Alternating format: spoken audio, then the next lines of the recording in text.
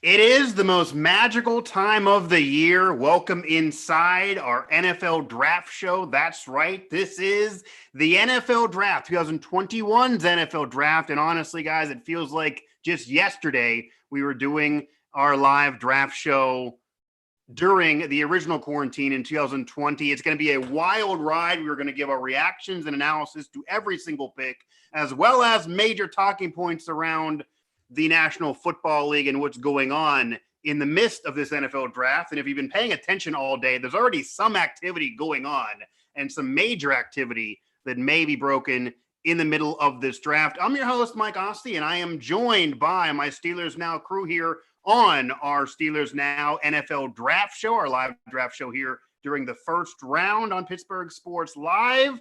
Mike Asti, Alan Saunders joining me, of course, Cale Berger and Nick Farabuagh, our draft analyst. And I will hype Nick by. He did hit on a draft pick last year in his mock. So you can also find his mock over there, SteelersNow.com. Guys, again, it feels like just yesterday we were discussing last year's draft. It feels like just yesterday we were doing this. I discussed with Cale before going live on the show that at least this year we're able to leave our houses in the midst of doing the show. So it's not, you can take a walk around the block if need be here. It's not like you're locked in as I was locked kind of in my studio basement last year during the quarantine. But we have a lot to discuss here, a lot going on in this draft, maybe a draft that actually has more conversation than maybe most as well, and a draft that is more important to the Pittsburgh Steelers than there has been in a while, an important draft to the present and future Pittsburgh Steelers, to say the very, very least. So, guys, Alan, just to get things started, are you expecting a crazy draft? Are you expecting a chalk-filled draft? We kind of know the early picks. We know some quarterbacks being taken early. We know Trevor Lawrence, obviously, being taken as that top pick in this draft, and that's been hyped up for a while. But what are your expectations going in as we're waiting for this fully draft to get underway here with a draft that's dealt with a lot of conversation to this point headed into this draft, but I guess we'll see how wild it gets. Yeah, I'm expecting there to be – I don't expect a very chalky draft for a couple of reasons. The first is that we had a weird draft cycle, right? There was no in-person scouting for these teams during the fall season. If they did get to go to games, they had to go to the stands. They didn't get to go to team practices. They didn't get that sort of off-the-cuff interaction with the athletes and the coaches and the trainers and all those kind of things. The medical evaluations were very difficult. They were done, in Indy, but only for 150 athletes. So there's a lot of guys that have not had medical evaluations done. Some of them had them over Zoom, which I'm not even sure how that happens. And then no combine. So there's no apples to apples comparison for speed and strength and agility for these players. And so I think what that's going to lead towards is a draft where, hey, we've got kind of a consensus of what we think in the sort of external world. But I think you're going to see teams with very different evaluations of these players, teams with very different feelings about, some guys may be near the top of their board and some guys may be off their board. I think you're going to see a lot of that. And I also expect there to be a lot of trades because just sort of the way this draft is falling, there's a lot of quarterback talent in this first round. Teams are going to try to come up and get it. There aren't a lot of quarterbacks that project to go early in the 2022 draft. So if you need a quarterback, you better come up and get one. There's 5 that are going to go tonight in the first round. I would be almost sure of, maybe more than that. Right. And so I just think it's going to be a draft where we're not going to see, I have a feeling that this is going to be the kind of draft where 10, 15 picks up in, we can pretty much rip up everybody's mock draft, because I think there's going to be a lot of things that happen that change the course of this draft, whether it's trades, whether it's teams going what we consider to be off the board because they have different evaluations of these players. And so with the Steelers sitting at pick 24, I think, for us, it's going to be really interesting because I think it's really hard to sit here and say who is going to be available when they pick right now. And there are several variables to that Steelers pick, and if they were even draft at pick 24. It is one of those drafts where the Steelers could go many different ways. So stick with us. They pick at 24 right now, and we have a while to get there. Again, Mike Asti, Alan Saunders, Nick Farabuagh, Cale Berger here on Steelers Now's 2021 NFL Draft Show, our live trek through the first round as The NFL draft is finally here and a little different this year. We're still doing it virtual. We can't be on location like a couple years ago, but Roger Goodell's not sitting in a basement somewhere. So that's at least an improvement. We'll see how many weird, we'll see how many weird places these people are at. We saw Cliff Kingsbury, Bill Belichick look like he was in a 1980s sitcom. We'll see where they're located this year for those who are going to be on their virtual. But Nick, Alan mentioned trades and mentioned expecting tons of trades in this draft, especially comparison to past years. You've been mocking up a storm for us over there at Steelers Now. You released your final mock recently for us over there at Steelers Now as well, which I certainly recommend to see where Nick thinks the Steelers are going to go. Has your thought process even changed today in terms of how many trades could be there? How many trades are you really expecting? And how many trades could impact the Steelers? This is Steelers Now. How many trades could impact the Steelers at 24 right now? But again, they could go many different ways, and a lot of it depends on what happens in front of them, and there's a lot going on in front of them. Well, I think there's going to be a lot of trades. I truly believe that. I think we're going to get a lot of movement. It's a very deep quarterback class in terms of the top of the board. Kind of there's those 5 guys there. And if Justin Fields starts to fall, which we've heard a lot of buzz of recently, the Patriots, the Washington football team, the Bears, we're getting the Saints now trying to come up to the top 10. We've heard that. Whatever happens with Aaron Rodgers, a lot of smoke between them and the Broncos right now. What if pick 9 goes to the Green Bay? I mean, that changes the entire complexion of how this draft works. I mean, there's so many variables. We've heard just with the Steelers, potentially that the Bills, the Packers also from 29 were looking to move up. So, the Steelers are certainly a candidate to move off 24 too. Again, they don't do it very often, but this is one of those years where it feels like the Steelers could be one of the teams that move off their spot. So there's a lot of stuff going on here. The Lions, the Panthers, all these teams that you look at that could move around the board. There's going to be a lot of trades. And today, I think it's just reinforced that the Aaron Rodgers drama has just reinforced how much parity we're going to see in this league, I think, over the next few years. And certainly, I think these trades are going to enforce that. We're going to see a lot of aggressive movement up and down the board.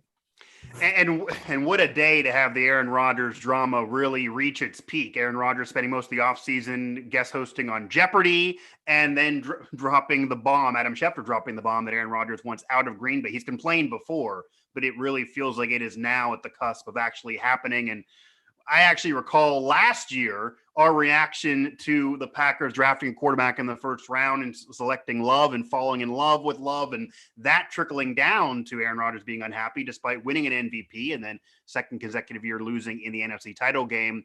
Cale, I guess it's the elephant in the room, and we're going to be able to touch on it again later because it may depend on what actually occurs and if that trade does go down. But how much does the Aaron Rodgers news? Because Aaron Rodgers has been unhappy for a while, but when you see Adam Schefter, who's rarely wrong, drop a bomb like that, a Woj bomb of sorts, a few hours before the draft, how much does that impact what occurs in this draft? Because there might be teams that thought, okay, I'd love to have Aaron Rodgers, but now it's a legit reality and it can completely change what we're going to do here tonight. Well, yeah, you're absolutely right. Everyone in the league, all 31 teams want Aaron Rodgers. Currently, the Green Bay Packers are unsure if they want Aaron Rodgers. But, yeah, you talked about Jordan Love and them taking him last year, and that was, we all reacted and were surprised by it. We thought it was a little disrespectful. Alan and I were kind of upset. I have some reaction video of Alan and I getting very mad. Exactly, yeah. Aaron Rodgers thought it was disrespectful as well. He was pretty adamant that he wanted a weapon on offense, someone to help him as this team. They ended up going back to another NFC championship game, but still he felt like they need another offensive weapon to help him out. And he's been upset with this front office. He has been cranky for quite a while. Yeah. And, I think it's all coming to a boiling point here right before the draft. There's reports going all around that his agent has been talking with the front office of the Packers. They've been asking for a trade. Then they've gone back on saying they weren't going to trade him. So many different variables in that whole thing. But, it's very rare that a player of Aaron Rodgers' caliber is ever available.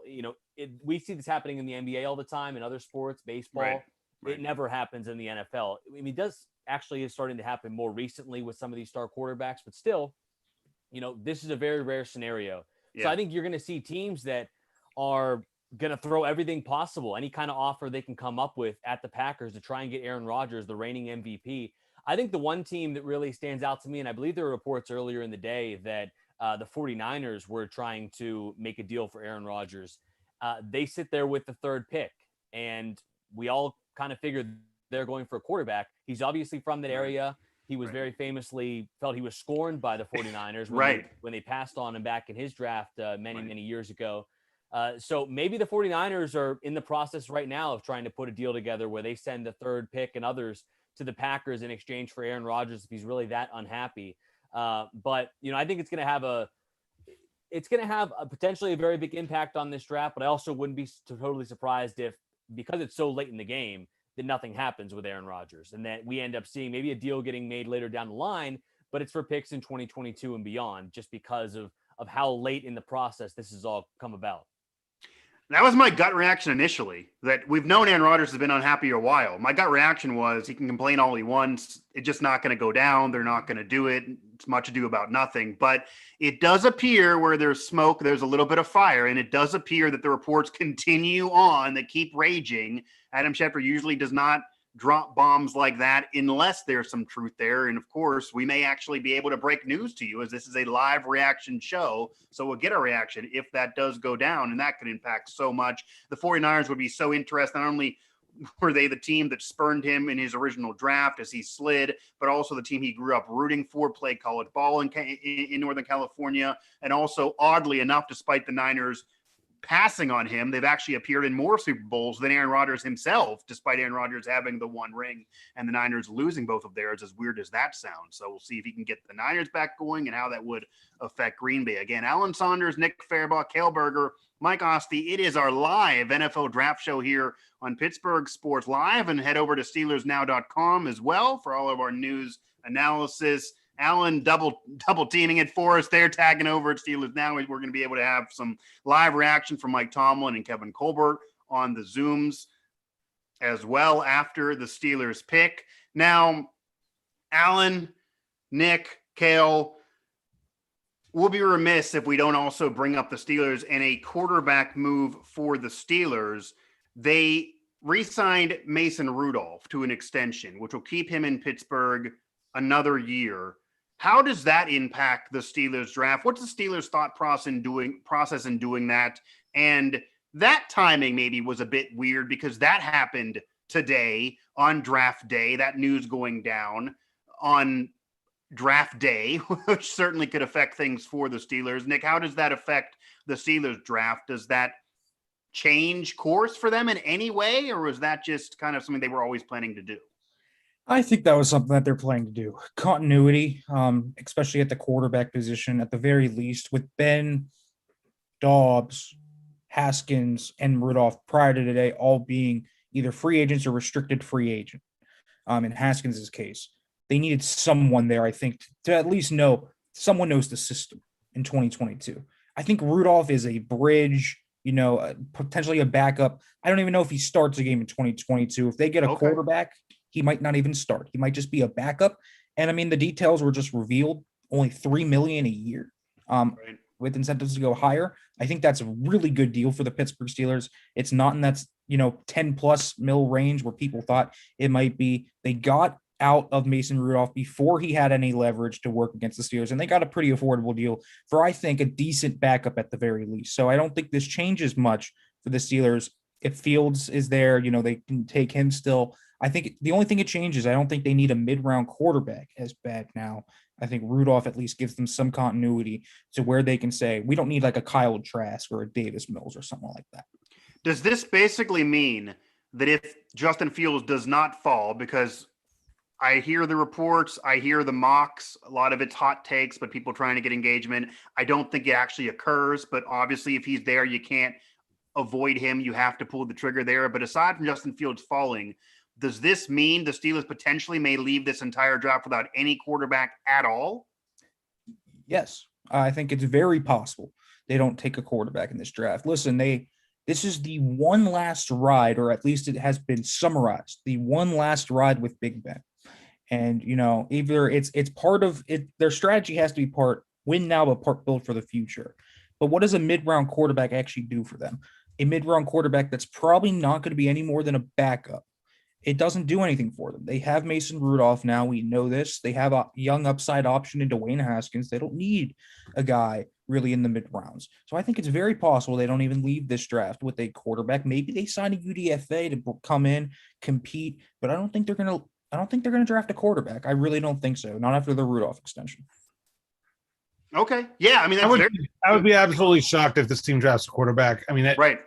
I don't think it's ever been in their plan. I don't think it's ever been something they seriously considered, and it certainly is not going to be now after signing Mason Rudolph to. I mean, listen, it's not a lot of money, but when you're talking about the team only has $5 or $6 million worth of usable cap space for this season, they just used half of it on their backup quarterback. Like, there's no way. And look, we can talk about Justin Fields all day long. Justin Fields might have the second highest upside of any player this draft. There is 0% chance he's falling to 24. There's no way.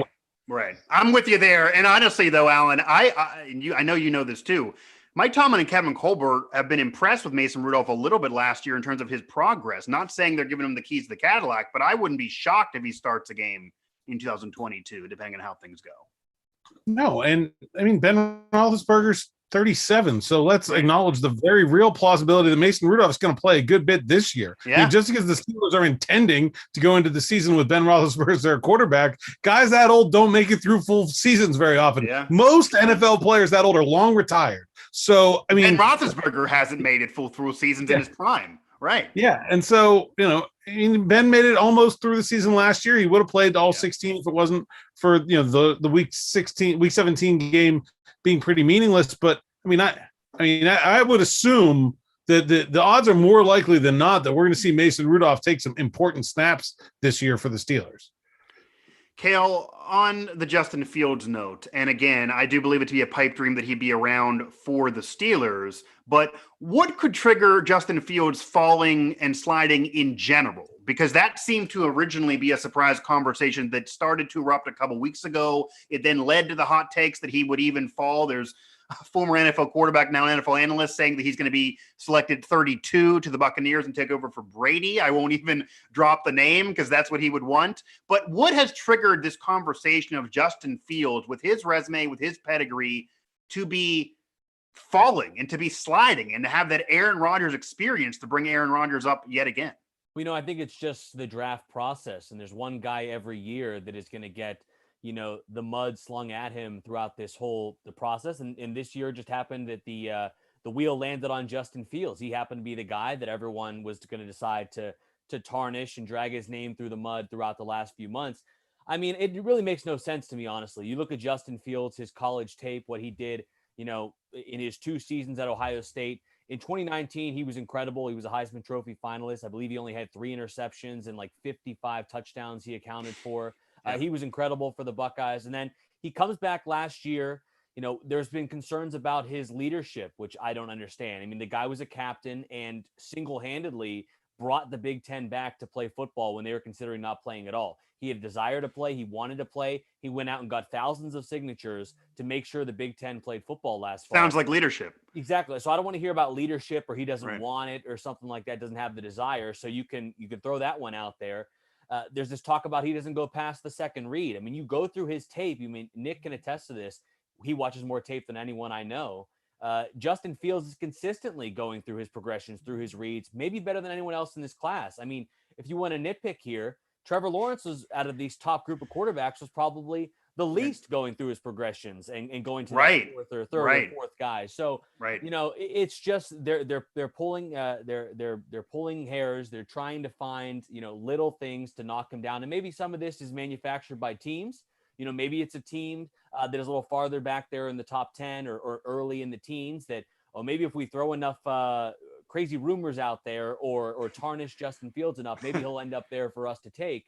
Or it's just, draft analysts and pundits, looking for a story, looking for a narrative, looking for that one guy that is going to be, the player that everyone counts out, the player that drops down the board, and then the player that 5 years from now ends up being the player that ends up being an MVP or ends up being a Pro Bowl or ends up being one of the prototypical quarterbacks of the future. So, like I said, you look at his tape, it speaks for itself. He was outstanding at Ohio State. I think he's clearly the second best quarterback in this draft, but the New York Jets, they seem to love Zach Wilson. And you know what? Maybe he just for his look and his demeanor, he's got that boy band kind of vibe about him. Maybe he just fits in New York or in East Rutherford, New Jersey. But, if I was making decisions for the Jets, Justin Fields will be the second quarterback off the board. But obviously that's not the case, even though I'm wearing green tonight. So we'll see how far Justin Fields falls. But, I think it's ridiculous. And he just happened to be the guy that drew the short straw in this whole draft process. And he just happens to be the guy that everyone's down on. And honestly, this could work out better for him because he could go later in this draft. Right. How the draft order works. The later you go, the better team you end up on technically. So this could end up working out in the long run for Justin Fields, that he's not going to a team like the New York Jets, the Jaguars, Atlanta. So in the long run, it could help him in his career and add to that chip on his shoulder he's already had. There's always a player, a quarterback in particular, that does get beat up on heading into a draft. Very rarely does that quarterback with tons of hype actually slide. Aaron Rodgers is one of those rare examples. Maybe Justin Fields will be another. I still don't think he'll be there for the Steelers, even if he would slide a little bit. But speaking about the Jacksonville Jaguars, who are on the clock and have that pick in already, and no surprise to anybody, it appears, Trevor Lawrence to the Jacksonville Jaguars. Cale, you're wearing kind of Jacksonville Jaguar colors there. I don't know, it's kind of that teal a little bit, but this could be for anyone out there.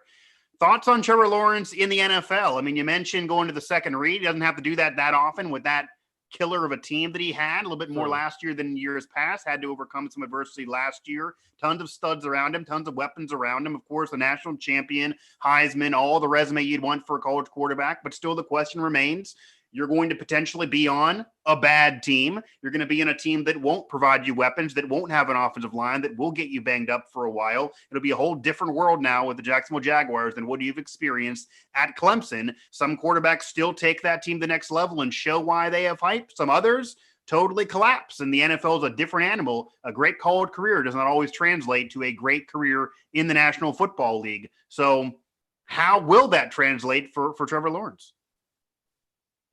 Yeah, I mean, listen, Trevor Lawrence is a guy that when you look at what he has, it's not just the arm talent. It's not just, what he does with accuracy. His ball placement it's elite for what he has with the tools. But he's also a really good athlete. And I think that's what people don't actually highlight about him a lot. This guy is one of the best pure athletes in the class. He's up there with Lance and near Fields, honestly, in terms of athleticism. He can scoot. He's good in the pocket. He moves really well there. But you did mention one thing. People don't really bash on Lawrence for his mental processing. I think that's very much so where he has to improve his progressions. He kind of locks onto one read a little bit too much. And I think that's where Lawrence could experience some first-year struggles, some rookie growth pains. But you kind of look at Lawrence and where he's going to Jacksonville. Jacksonville at least has some infrastructure for him. DJ Shark is a nice receiver. They have James Robinson, who's a pretty solid running back. The line isn't terrible. And I mean, listen, Urban Meyer at least knows his way around a quarterback. Right. Yeah, that's a fair point too. He has a college coach now with him. He has a coach that's experienced leading different prospects to this process. And maybe there's more around Trevor Lawrence than some would figure. That's a point. Yeah, exactly. And I think that's why you're going to see Lawrence here. I don't know if the whole generational thing is coined correctly. Right. I don't know if he's better than Andrew Luck was coming out, but he's a very good quarterback prospect. I think he's the best prospect in this draft. I think he has the opportunity, especially if Jacksonville just takes it like a normal organization would. They don't mess it up, but you never know in the NFL nowadays. They can just do what they do and just let Lawrence be Trevor Lawrence. I think they've got a top 10 quarterback on their hands. Not a surprise the Jacksonville Jaguars do go Trevor Lawrence. They just couldn't not. But I do think the word generational quarterback is thrown out there because you're talking Marino, Elway, that draft in 83. You're talking when Andrew Luck came out. You're talking Peyton Manning coming out. Those generational quarterbacks that were basically slam dunks and had Hall of Fame careers. Trevor Lawrence, who knows what his career eventually will be. We see Zach Wilson getting some hugs. Alan, thoughts on the New York Jets? They trade Sam Darnold finally. They're in a whole nother rebuild. Adam Gates is now gone. Looks like quarterback for them. They have less around their quarterback, it appears, than even the Jaguars do with Trevor Lawrence. But the Jets, what do they need and what could be put around, and how could this affect a quarterback they're drafting? Well, I mean, it seems like they're going to take Zach Wilson, and I guess Right. we'll find out here officially momentarily. But, quarterback from USC, he's mobile. He's got a great arm. But I think there's still some pretty significant questions about, how much his draft stock really took off this past year. It did. BYU was a good team. They went on a long undefeated run. Finally, losing that game to Coastal Carolina late in the year. But I mean, this past year, he threw for 3,600 yards, 33 touchdowns, and 3 interceptions. And you go, wow, right? I mean, like, that's impressive. And if you look at his past seasons, it's not that impressive, right? I mean, last year he played 9 games, so fewer games, but 2,300 yards, 11 touchdowns, 9 interceptions. That guy does not get drafted second overall. Right. Everything that Zach Wilson did on the field this year, and by this year, I mean in 2020, is what got him to this point. And when you look at that BYU schedule, it's rough. I mean, it is not. So let me just very quickly here, I'm going to run down who Zach Wilson played. It was Navy, Troy, Louisiana Tech, Texas San Antonio, at Houston, who would generally be a good team, but wasn't particularly last year. No. Texas State, Western Kentucky, did play at Boise State, Northern Alabama, at Coastal Carolina, San Diego State, and he played UCF in a bowl game. Look, I mean, that is a below AAC level. I mean, that is like a MAC level talent, maybe even worse, maybe like a Sun Belt level talent of competition. And listen, we've seen quarterbacks come out of those before, but BYU played a more representative schedule in 2019. So these teams are going to have to sit here and say, did Zach Wilson get a lot better, or did he just feast on some pretty weak opponents? And I think that is going to be the difference. What comes out in this is going to be whether he is I think he's a pretty good quarterback. I think if you look at his physical tools, he has everything he needs to be a pretty good quarterback. But is he the kind of quarterback that can drag around a miserable football team? Is he so good that he can take a team that's just a disaster and drag them to competence? Or is he just a good quarterback? Is the difference between, is he Aaron Rodgers and is he, Matt Ryan? Is he just a good quarterback, or is he a great quarterback? Because if he's just a good quarterback, I don't think this really works out for the Jets. I think they have so many holes in so many places that they can't just say, like, oh, we drafted Zach Wilson at number 2. Everything's good. We're all back on the winning ways. Next Namath. That's not going to happen. So if he's just good, they're going to need to hit on their other picks in this draft. And it's probably still we're probably talking about the Jets at the top of this draft again next year if he's just a good quarterback. Again, Zach Wilson to the Jets appears to be the Jets pick here. Alan Saunders, Mike Asti, Cale Berger, Nick Farabuagh on Steelers Now's 2021 NFL Draft Show here on Pittsburgh Sports Live. Well, it does take a special quarterback to drag a team that doesn't have much around him. That's a rare feat. And I think people eventually learned that it also takes a quarterback being put in the right system, the right situation in order to have success in the National Football League. Sometimes you can be a great quarterback. The situation is awful and it doesn't help your career. And then your career doesn't end up being what maybe it would have been. Sam Darnold maybe is that guy that some could point to. We'll see how the rest of his career goes. Had hype. The Jets situation clearly did not work out. Cale, is Zach Wilson a number 2 overall pick type of guy? And are the Jets as a franchise currently better off than with Zach Wilson in particular than they were with Sam Darnold, who is still a very, very young quarterback, even though some seemingly have already given up on him? Or maybe Alan, is Cale, you back with me, Cale? I think we lost Cale for a second. All right, well, back. Cale, if you heard me, did you hear me there? Just looking for Zach Wilson. Is he worth a number 2 overall pick? Obviously, it's a Dr. Jekyll, Mr. Hyde situation the last couple of years. The Jets, they're done with the Sam Darnold experiment, whether that's Sam Darnold's fault or the Jets' fault. I could argue the Jets' fault. It doesn't matter. That's over now. it's hard to drag a team that doesn't have much around you, and it is about the system for a quarterback. Is Zach Wilson that guy, and are the Jets as a franchise with now Zach Wilson, that pick is in, better off than they were with Sam Darnold and nothing else around him? Because to be fair to Sam Darnold, still a very young quarterback with plenty of years in front of him and nothing still around the Jets, no matter who's a quarterback. Yeah, I don't think that Zach Wilson immediately changes anything for the Jets from what they had in Sam Darnold, who's now with the Panthers, to who they are now. I think the biggest issue with their treatment of Sam Darnold was just the way they kind of let him hang out to dry and kind of figure it out on his own. And I think that really stunted his development. Right. Maybe he was a guy that wasn't fully ready to come to the league, but still they didn't do him any favors. It was a horrible offensive line in front of him, atrocious weapons. I mean, they had Le'Veon Bell, but he was obviously a shell of himself. Right. And part of that was, I feel like, also offensive line play that limited him, but they also weren't using him necessarily correctly. So they didn't give Sam Darnold a fair shake. Now you bring in Zach Wilson. I'm not sold that he's the second best quarterback in this draft, as I just talked about.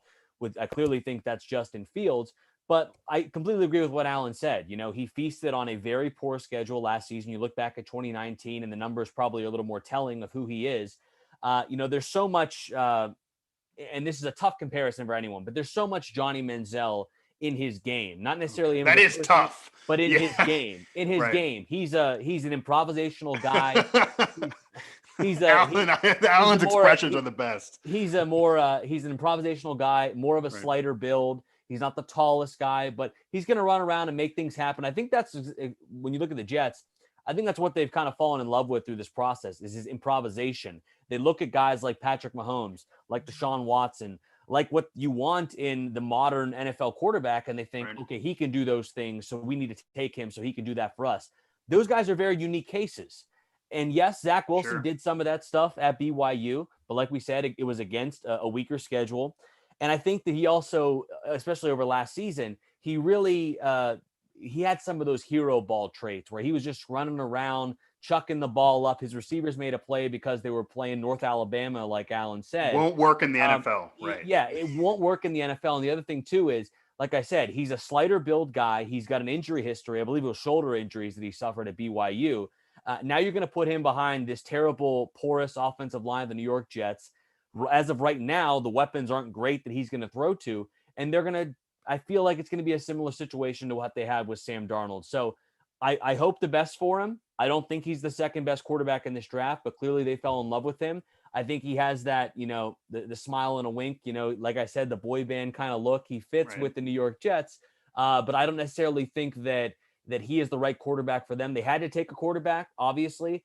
I just don't think it should be Zach Wilson for the Jets at number 2. When you trade Sam Darnold, again, regardless of whose fault it is, you do have to take a quarterback. There's many quarterbacks in this draft that are going to be taken, that some franchises are going to put a lot of faith and support in, but we'll see if Zach Wilson's really worth that number 2 pick. I will say this, he might fit in with New York. He does have the personality. Media is probably going to love him. He can slap high fives with the best of them. If you saw him on stage there, he seems to love this opportunity. Maybe like Johnny Manziel, he does kind of relish this attention. I'm not going to say he's going to go down the Johnny Manziel path, though, because, again, that's pretty rough to say. The 49ers, though, now on the clock. Nick, this is where we're going to potentially get interesting now and maybe gauge how the rest of this draft goes. They were already in conversations for Aaron Rodgers. There were rumors that Garoppolo and maybe this pick were potentially offered for Aaron Rodgers. That wasn't accepted. I guess if they're going to trade Aaron Rodgers, that sounds like potentially a solid deal, but we'll see what ends up happening with Aaron Rodgers. We'll see if the 49ers have fallen in love with somebody else as they're now clapping up a storm. Where do the 49ers go here? As I don't see the pick being in yet for me, where do the 49ers go here, and how much does this impact the rest of the draft? I mean, it's huge. It's huge. I mean, if it's Mac Jones, this is going to be very interesting to see where Trey Lance falls. We haven't really heard much about where Trey Lance would fall after this. I don't know where he would go. Could go as early as Atlanta, could go as far back. Maybe it's Lance that actually slides. I mean, that could be a possibility. If Mac Jones is taken, Then you have, that safety valve of a quarterback, the perceived QB5. I can't believe this is a discussion, by the way. This pick should be Justin Fields. Yes. No question about it. Right. Last pick should have been Justin Fields next. Right. Thank you. Should have been. Thank you. Yeah, Justin Fields is the second best quarterback in this draft. How did we get here with Justin Fields? Like for every slide, every quarterback slide, right? Like a Teddy Bridgewater, a Lamar Jackson. There's like things you can point to. For Lamar, it was like, well, he's not a great thrower. For Bridgewater, it was like, well, the physical tools aren't that great. But like for Fields, he's got the great tools. He's got great accuracy. He's mobile. He looks like Cam Newton when he's running the football. He's a leader. Leadership. Like what does he not have? What does he not have? Like, I don't get it. It makes no sense to me that how he's fallen down boards. Justin Fields should be the pick here 3. And it's unlikely that unless they, the 49ers create one of the greatest smoke screens of all time, he will be the pick here. But out of Trey Lance and Mac Jones, there's no question about it. This should be Trey Lance. He has the higher upside. He has the better physical tools. Yes, he didn't play this year. Him and Mac Jones have started the same amount of games. I don't care. And he's also won. He won a national championship. I know it's the FCS, but it's still a big stage. He won a natty. He was great at North Dakota State. No one asked him to do more than North Dakota State in pre-snap. The stuff he had to process mentally, protections, just all the stuff he had to do in that scheme. He had to do so much as a freshman, and he did it very well. This is a guy that should absolutely be top 5 pick, and I think that he should be the pick here for Kyle Shanahan. Mac Jones just feels like a lateral move from Jimmy Garoppolo. They're just essentially paying Mac Jones less than they were for Jimmy G. I'll go one step further. I just flat out don't believe in Mac Jones in general in the National Football League. To me, he screams like an overhyped great college player that's not going to translate to NFL success. And for him to go here ahead of Justin Fields, that would be absolutely incredible if that does go down. I don't believe in Mac Jones at all. I do think he's an overrated pick here. I do think he's been overhyped by many, and maybe you say intangibles and winning and all of that, and yes, it's good and that's a plus. But at the NFL, at a level like this, when you're an early pick especially, you're going to be in a rough situation. You're not going to be in the equivalent of an Alabama in college football, and I just don't see that working out. In terms of Trey Lance, though, Nick, how do you think he could translate to the National Football League? Because that's even less tape in terms of competition. We talked a lot about competition earlier. It's a different level of college ball. That's where some have concern on how he can translate to the National Football League. Lance is a risky pick. Let's be real with this. He's a risky pick, but so is Mac Jones. And Lance ends up being the pick. Yeah. And I mean, this makes sense to me that Lance would be the pick. Trey Lance has the better physical upside than Mac Jones. Mac Jones doesn't have great mobility, doesn't have a good arm, really. He doesn't fit it into the tight windows. Trey Lance can. And also, people laud Mac Jones for this mental processing. He's not a great mental processor. He was very much – Steve Sarkisian held Mac Jones's hand, told him, throw it to Devonta Smith, give it to Najee Harris, throw it to Jalen Waddle, throw it to John Mechie. We have these great players. You have your O-line, just stick in there and throw the football. And that's what he did. And he was very much a facilitator, not someone that they won because of. More, they just won with. He wasn't a guy that really elevated anyone. Trey Lance elevated North Dakota State. So while there are concerns with his accuracy, yes, he has spotty deep field accuracy. Yes, he has some post-snap processing issues. And although he didn't have any interceptions, he threw a lot of interceptable balls. Yes, those are all true.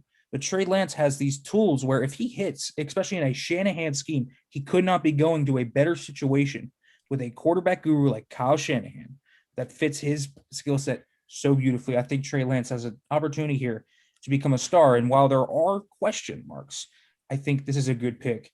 If it wasn't Justin Fields, obviously it should be Justin Fields. Right. I guess we're just going to have to get past that. Is this real life? To chime in here, I think the other thing, if the pick here is Trey Lance, it is Trey Lance. It's Trey Lance, yeah. I might be a little behind you guys. I was ahead last year. I do recall that, yes. You were actually giving us the picks last year. Right, right. For Trey Lance, I think the other thing you can factor in with him going to the 49ers in this Kyle Shanahan offense is we all know it's based on play action. Every play looks the same, but there's 5 different outcomes of every play that looks the same. But the big part of that, the big element of that is those rollouts, those boots off those stretch run plays, those play action. I think that adds another element with Trey Lance and his athleticism there that you wouldn't have with Jimmy Garoppolo. You didn't have with Jimmy Garoppolo, and you wouldn't have had with Mac Jones either. It adds another dynamic to an already very potent offense. And just look back to what this offense did with RG3 in his rookie season before he obviously suffered those injuries that really derailed his career. He was excellent. He was tremendous in that first season and really thrived in that offense with his athleticism.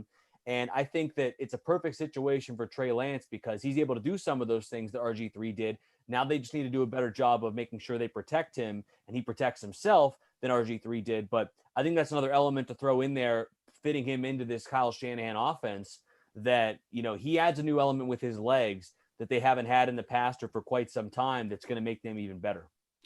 And our NFL draft show here on Pittsburgh Sports Live has become quarterback talk, but that's just going to happen early in an NFL draft. These quarterbacks are so important and so polarizing in particular. And again, Mac Jones, not the pick. Trey Lance is the pick for the 49ers. So they kind of do what many were fearing they weren't going to do. They actually do what kind of made sense as a player, even though the hype was around Mac Jones. Alan, the Atlanta Falcons are on the clock right now. What do the Falcons do? And how is this draft now impacted with Mac Jones still there, Justin Fields still there, Trey Lance being the pick of the 49ers? That also potentially means the 49ers, I would assume, are not involved with Aaron Rodgers, at least not now in this draft. Well, I don't think Lance being the pick at number 3 changes much. We knew 2 quarterbacks were obviously going to get this far. I'm not sure which of them. I mean, especially with, to me, I think the best of them still being there either way. I don't really think it matters that much. I still think you're going to see New England take a quarterback. I still think there's plenty of other teams that either will take a quarterback or will let somebody up to take a quarterback, like Bears or Washington or somebody like that.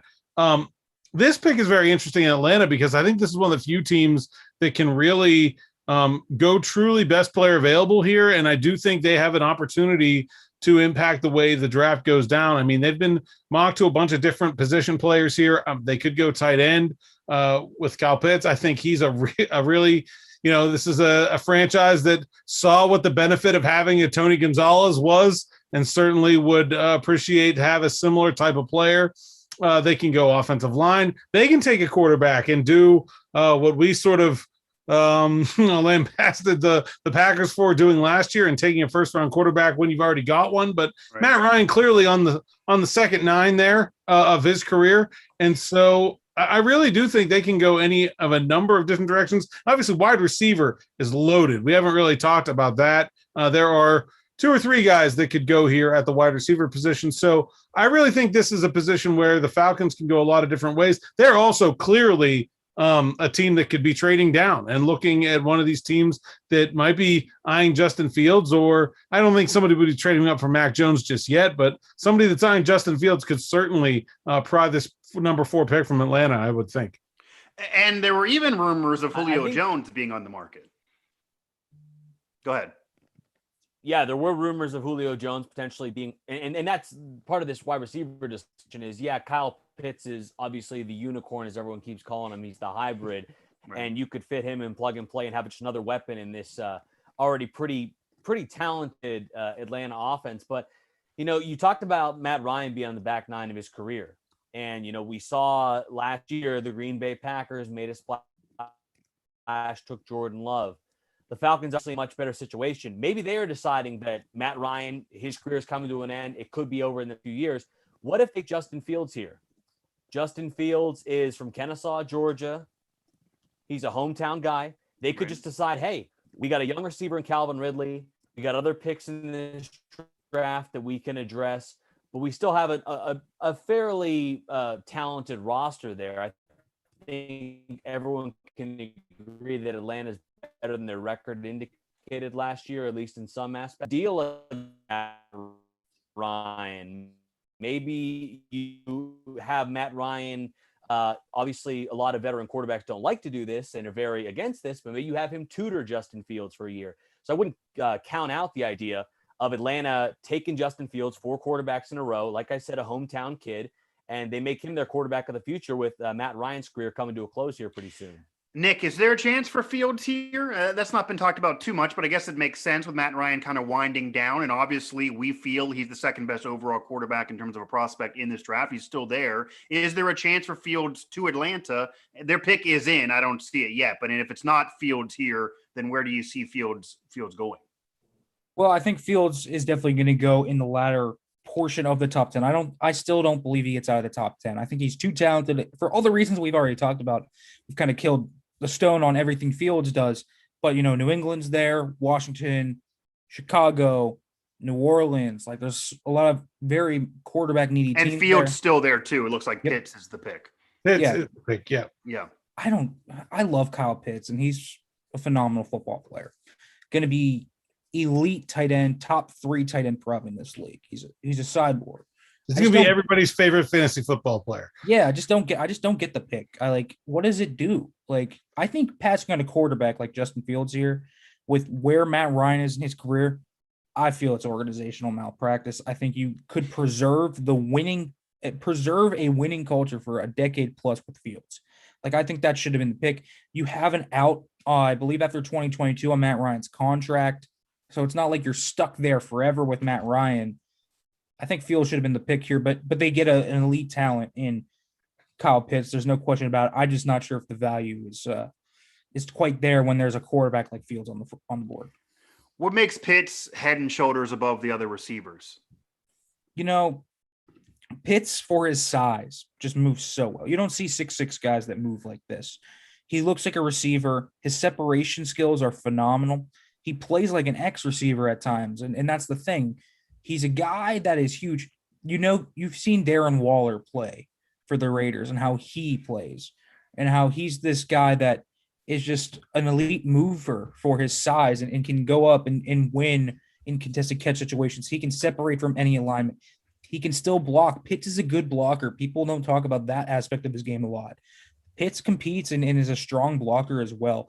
Kyle Pitts just brings the heat in every single scenario, and you just don't get guys that look like this, that are built like this, that move like this very often. So I think Kyle Pitts, what separates him is just his whole makeup, the way he sets up his routes with his releases, the way he just he turns 50-50 balls into 90-10s. I mean, he's phenomenal with that great body control, all that strong hands. Kyle Pitts has it all. One of the best tight end prospects in recent memory. Yeah, but I'll go from that. I mean, what Cale said, I think really stuck out to me is he said the Falcons weren't as good as their record. Their record was not indicative of their talent last year. I think that's been true for 5 years now. I just feel like that's a franchise that is, with a good quarterback, maybe not a great quarterback. Since losing the Super Bowl, since blowing the Super Bowl. And former MVP. And fair talent around him. It's not, I mean, he's got Julio Jones. It's not like he's throwing to me and Cale out there. Hey, I run some great routes. Feels like I don't know why you got to toss Cale on the bus. Nick can check out I do not have great routes. It doesn't feel like this, they've had Julio Jones and they've had one of the best receiving groups in the NFC for a number of years now. That hasn't gotten them over the hump. I'm not sure what one more really talented weapon, a great tight end. I'm just not sure what that does for this franchise.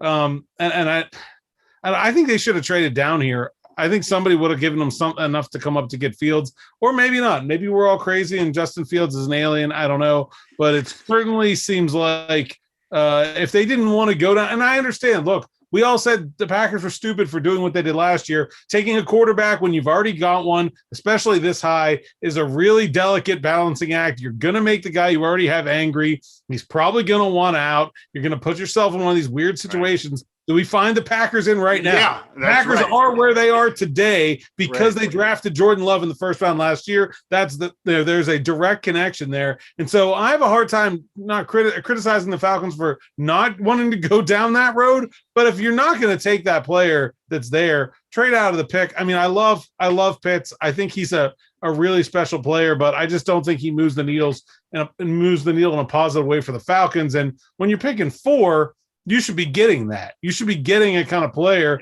that's going to change the outlook of your season. Whatever the betting line was on the Falcons for this season, it didn't move after this pick, at least to me. I think the Falcons also potentially, they could have traded back. I think that would have been a great decision for them if they weren't going to take Justin Fields. You talked about how they have all those weapons. But you look at this team, they were the worst pass defense in the NFL last year. They could have traded back a few spots and potentially taken J.C. Horn, the top corner on the board. They could have addressed something on the defensive side. They could have taken any defensive player they wanted in this draft and addressed that side of the ball because they're already in pretty good shape on the offensive side. So in addition to passing on Justin Fields, and having all these weapons already on offense that makes, Kyle Pitts just a luxury, they could have taken any defensive player they wanted and bolstered really what was the Achilles heel of the team last year. Was they had injuries on the defensive side, and the guys that filled in those spots for injured guys were terrible. And they had the 32nd ranked pass defense in the league. Right. I think you hit the nail on the head. They drafted a luxury, not a necessity, for a team that has so many needs and is trying to rebuild and trying to get back over the hump that they have not been since blowing that Super Bowl. Kyle Pitts actually ends up as the highest drafted tight end since 1960. That's a wow factor. Of course, a great pass-catching tight end that really has it all with the body, the size, and the hands. But again, he's still a tight end. You already have Julio Jones, just more weapons for an aging quarterback. That Matt Ryan's not Aaron Rodgers, even though he's a former MVP. How much he can elevate a team that doesn't have a defense that's been struggling there. Falcons still seem like a ways away. It's a typical Falcons pick, but doesn't seem to be a pick that makes too much sense there in terms of what they need now. I do think they probably should have traded out of that slot. They could have got a lot for Fields or somebody else or something that maybe would have benefited them, because if they have several needs, they didn't love a player, and maybe you're reaching for Pitts, maybe then you trade out. The Bengals are now on the clock right now. Where do the Bengals go? This is a team that, while record-wise, they're not where they want to be. They're dealing with now having a franchise quarterback in Joe Burrow. They believe in him. He was the first overall pick last year. He has the pedigree, was good, went in last year, and of course has the injuries, so rebounding off of that. There are some weapons on that team that don't appear too far away, certainly in comparison to some other teams drafting in front of them. What do the Bengals do here? What is their top need right now in this draft? Well, I would think the top need would be offensive line. I mean, after what happened to Joe Burrow, I think you just need that right tackle, that left tackle spot solidified. Now, they also need an interior lineman, but Jonah Williams is there, so they have one of the tackle spots down. And I thought the line played better down the stretch, but I do think they need another tackle. I think Penei Sewell makes a ton of sense here for them. A very good tackle prospect who could really solidify that O-line. But I mean, listen, I think receivers also a need. They need an alpha dog there. They do need an alpha receiver. They have Tyler Boyd, they have T. Higgins, they're good football players, but they don't have a number one receiver. If you can get a number one receiver here, I also think that's of worthy value. And I mean, there's three guys there, but most notably, I think Jamar Chase to Joe Burrow. I think that's obviously the intriguing one for the Bengals here. I think that's one where you could probably get I think it's a really good fit for Chase. He's a guy that needs a quarterback that can trust him to go up and get the ball. Chase is the pick, yeah. Yeah, and that makes sense to me. I think Chase was personally maybe not the correct pick. I would have taken Pitts here. I mean, not Pitts. I would have taken Sewell here, but I think Chase is also a very good pick for them because, quite honestly, I just believe that the fit is so good. Yeah, I 100% agree with Nick. I would have gone offensive line here as well. And this is probably something we'll talk about the Steelers as the night goes on. Protecting your quarterback and getting your run game going is, I think, more paramount than anything. And you look at Joe Burrow, he was having a tremendous season as a rookie. And then he takes that knee injury against the Washington football team, and it derails the whole thing for them. A very optimistic season for Cincinnati. Obviously, they weren't a very good team yet, but very happy about his progression he showed. He was playing great in his first season, all derailed with that knee injury. So I think you really needed to address offensive line here. You need to protect your investment, and you take Penei Sewell, and he is there for the next 15 or 10 years, along with Joe Burrow there for the next 15. He is going to protect his blind side for the next decade. Would have been a safer pick. Yeah. It would have been a safer pick. And, you have Tyler Boyd, you have T. Higgins. T. Higgins really came on big down the stretch for them. And Tyler Boyd, I think he is the Bengals' Juju Smith-Schuster in a way that he is dominant in the slot. He has sure hands. He's going to move the chains for them. But like Nick said, you also need an alpha dog. You have your Juju Smith-Schuster. You need an Antonio Brown to make things work for Joe Burrow in this offense. And I think that's what they've found in Jamar Chase. He's explosive. He's got speed to burn. He can go up and get it in contested catches. He's a great route runner. He is clearly the best receiver, I think, in this draft. We saw what he was able to do with Joe Burrow, and I think it's also a great story and great marketing for them as well. You get to pair one of the most prolific quarterbacks in college history with the receiver that helped him do it. I think those guys being able to play with each other for the next decade as well is a great story. They already have the chemistry. You don't have to worry about them getting together in the offseason and we got to throw routes 3 days a week. They know each other. They're going to respond to each other's texts. They are. Correct. They are. They already have a great relationship. So that's going to be that's a perfect situation for them. But like Nick said, I think offensive line was the pick. They had their pick of the litter, and they obviously chose to go with the sexy pick, which was Jamar Chase. But I still feel a solid pick for them. But now Penny Sewell still on the board, and I think Miami next might be eyeing him. Well, you know who loves this pick? This pick is the favorite pick of TJ Watt and Myles Garrett. That's who really likes it. Yeah. Because those two guys, I mean, that Cincinnati offensive line, when I was down, I covered that game in Cincinnati last year against Steelers. That's maybe the worst offensive line performance I've ever seen in a winning performance in an NFL game. Maybe ever. That's big words. They're so bad. Yeah. And they had Finley in there just running for his life, and somehow some of it worked. Picked on Alex Highsmith a little bit, missed a couple reads, but man, that offensive line is terrible. Even the guys they have that are kind of their better players, I don't think are particularly good. And I think, Joe Burrow is not the world's most mobile quarterback. He is not one of these guys that we're talking about, these kind of run around and hero ball quarterbacks. He's a pocket passer. Right. They need a pocket for him. So, I mean, and then the second favorite pick of that guy is whoever is in the Steelers' offensive war room right now, who's been spending the last 2 months banging the table for them to pick a tackle, because this was definitely a place Penny Sewell could have gone, maybe should have gone, and now him falling down to another team will push Rashawn Slater and an Elijah Vera Tucker and a Christian Darrisaw back towards the Steelers at 24. I think the Bengals not taking a tackle and instead taking a receiver, which the Steelers don't need, certainly helped out their divisional opponent. So, I think everybody in Pittsburgh should be good with this one.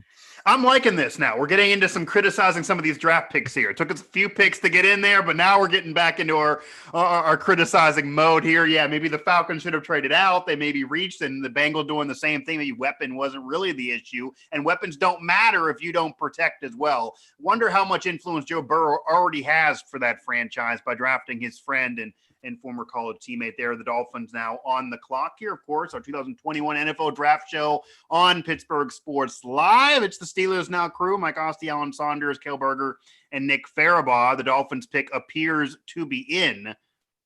Where do the Dolphins go? What do the Dolphins need to do here? This is a Dolphins team that could go many different ways and be very active in this first round. Obviously has a lot to handle in terms of rebuilding this franchise, and drafted a quarterback last year. Well, I think the Dolphins were already ahead of schedule.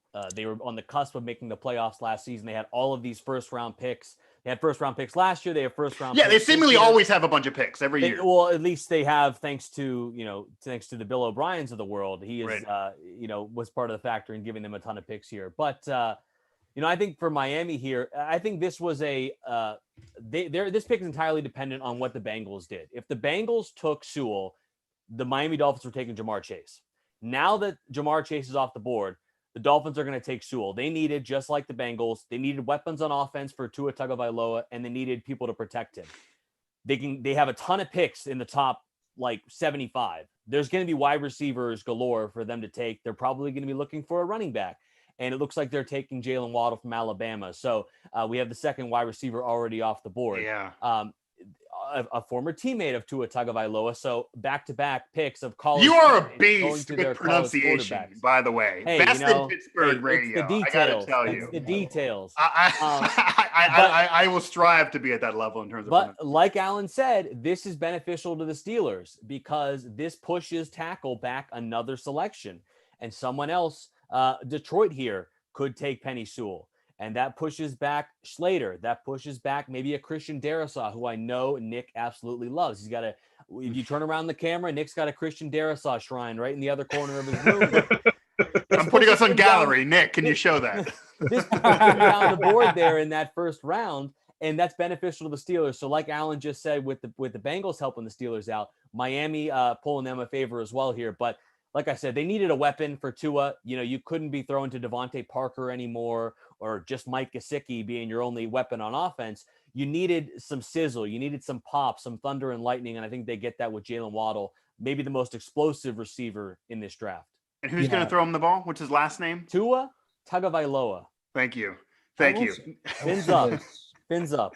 I will say this. I'm not sure how much I love the fit of Waddle with Tua.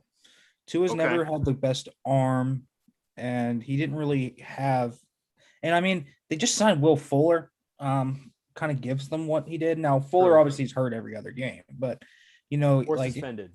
Yeah, that too. But, like, Waddle with him doesn't make a ton of sense to me because I don't know how much he can unlock. Do you like Tua in general, though? Because that was even a debate of last year. Ryan Fitzpatrick gaining some starts and taking over. He's now gone. It's now the Tua show. It's Tua time. But is that going to be successful for the NFL? I didn't love what I saw from Tua last year.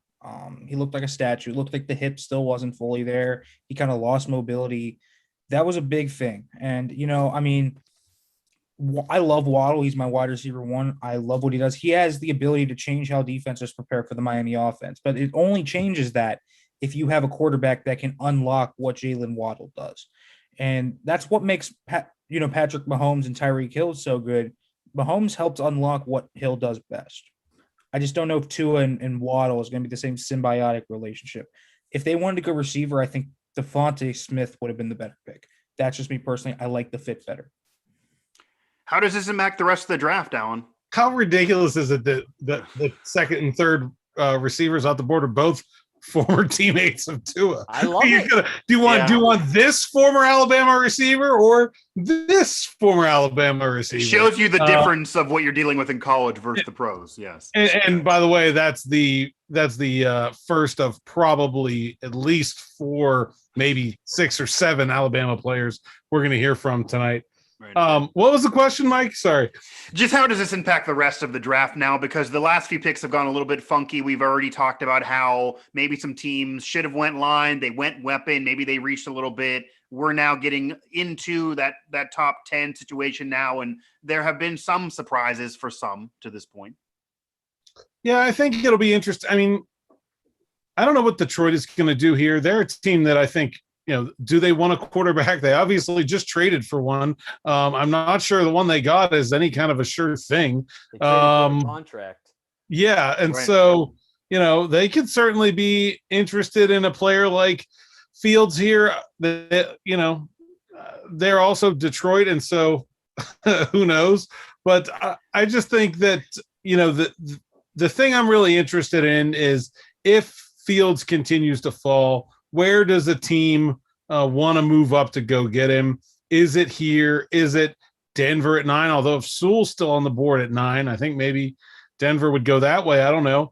And then, and so that's to me where this draft, it's going to be the trades that make this draft go sideways more than any one pick. I think Waddle, I mean, I'm not a huge fan of the pick, but I think that was within sort of the list of reasonable picks for the Dolphins to make there. And I think Sewell falling this far already is a little bit unexpected, maybe not totally crazy, but I definitely think, Nick, I mean, let's talk about these tackle spots. I mean, is it starting to look to you like it is to me that it's starting to become possible now to see one of those top 4 tackles fall to the Steelers if Sewell goes much farther?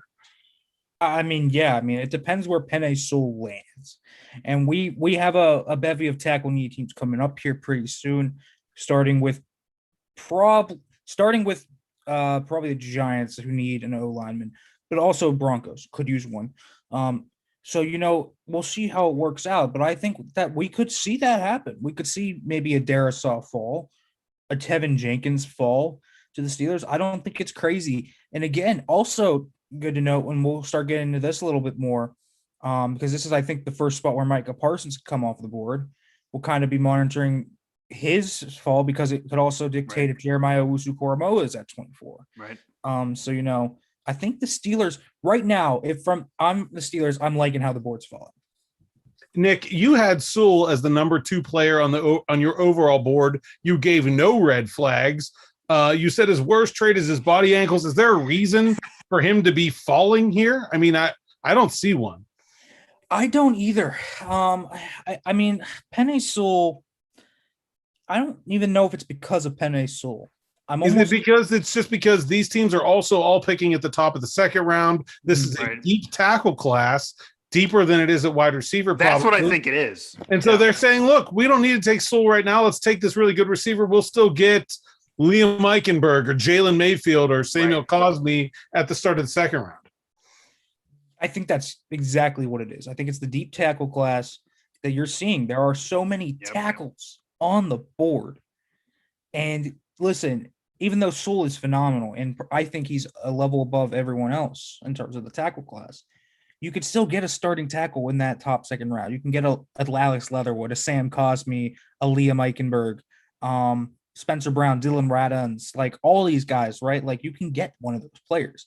So I don't think there's going to be an issue for those teams finding tackle. And I also think that's why, a team like Cincinnati, who obviously needs O-line, they could afford to do it. Like that, they could take a chase. Like in other years, they would have to take a tackle, but they could take a chase here as a bit more of a luxury pick. So yeah, I think Sewell is just falling because of the tackle class is so deep, but I wouldn't be surprised if he comes off the board here. We have Detroit, Carolina, and then Denver here, our 2021 NFL Draft Show on Pittsburgh Sports Live and, of course, SteelersNow.com. Head over to SteelersNow.com as well for all our coverage during the show, during the draft, after the show, and then all throughout the weekend and beyond. Of course, Nick, we talked how there were going to be trades, there were going to be activity. Sewell does end up going to Detroit, so that kind of makes sense, getting him off the board there, kind of resetting back to your draft board from the craziness. But now where do you see that first trade maybe happening? Because now we're getting deeper into the draft.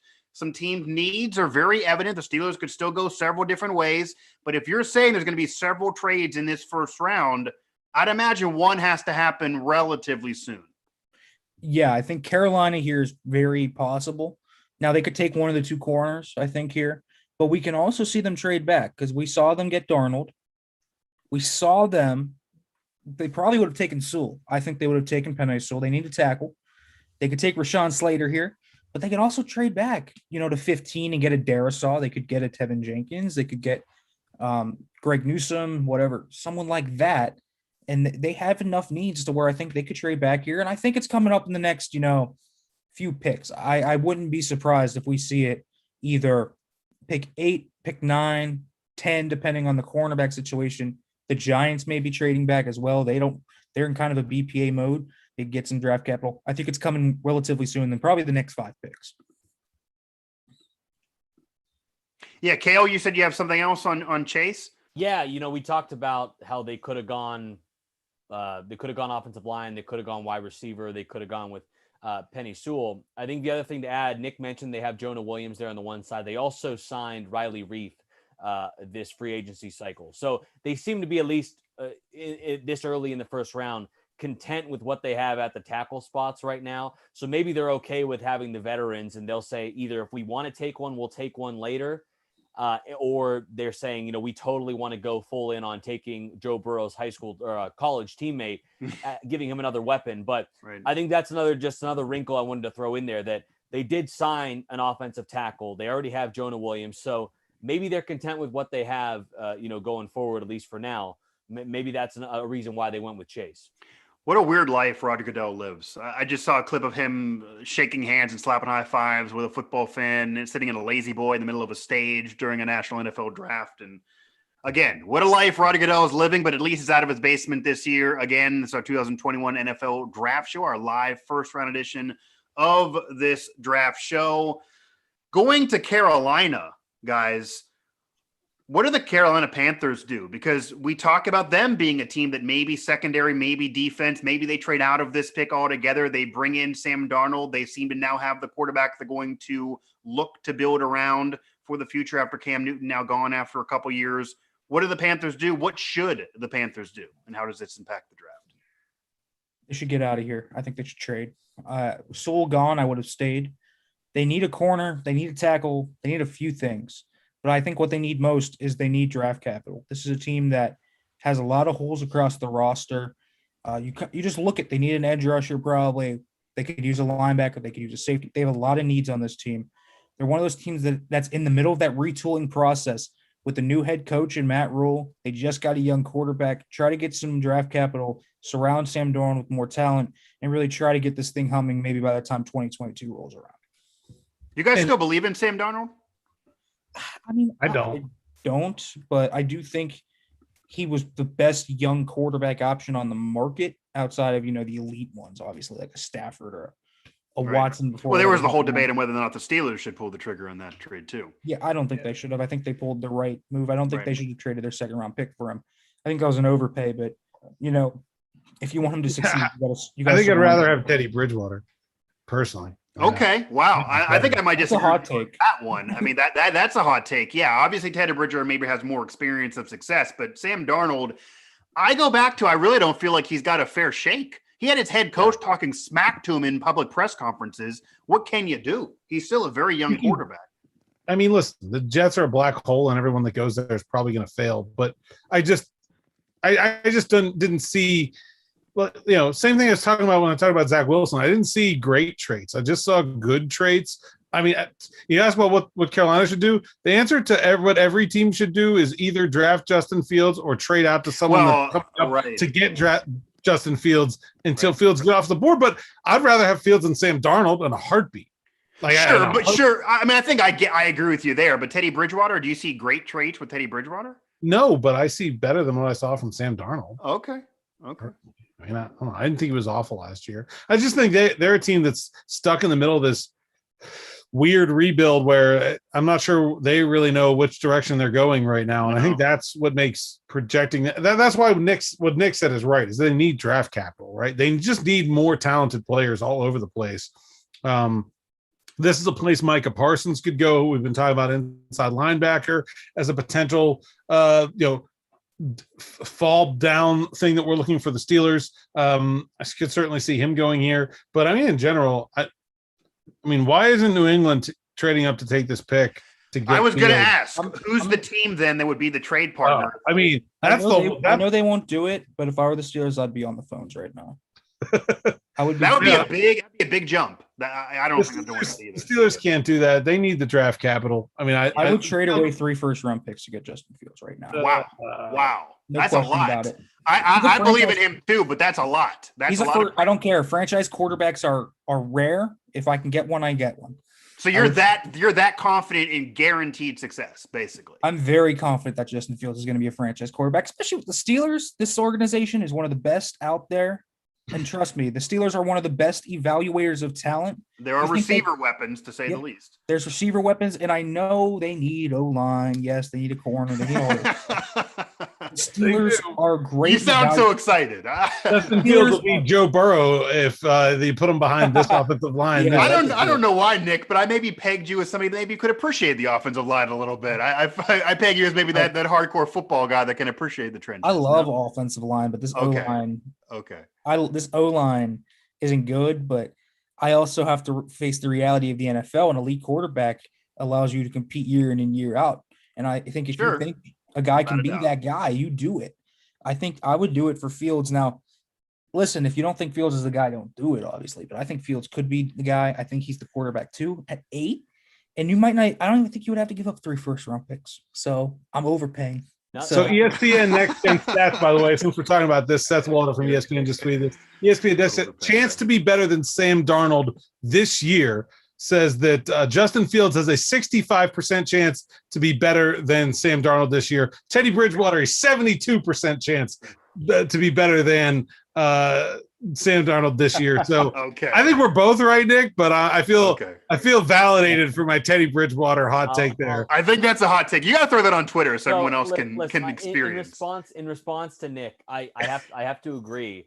I think if you have a shot here, if you're the Steelers and Justin Fields is on the board, make a call, see what you can do. But you would be forfeiting, obviously offensive line potentially here for the Steelers, but also nothing would bring me more joy than seeing Justin Fields taking snaps from J.C. Hassenauer. I mean, it would just be a beautiful sight. And if there's anyone in this draft that is tailor-made to run for his life, it's probably Justin Fields for guys that are left on the board. But that is just a sight that is I can't get out of my head right now, that mental image of that happening. But and we see Horn being Horn is the off pick the board. here. I mean, It's a good pick. It's also a hometown kind of guy too. He's right in that area, coming from South Carolina. And but I think this would have been a great opportunity for the Panthers. That's what the Panthers do. Will Greer. The Panthers love the hometown feel. They don't shy away from anyone around the area. His dad played for the Saints and the Falcons, though, so that's a little weird, right? Yeah. I guess he can have that weirdness.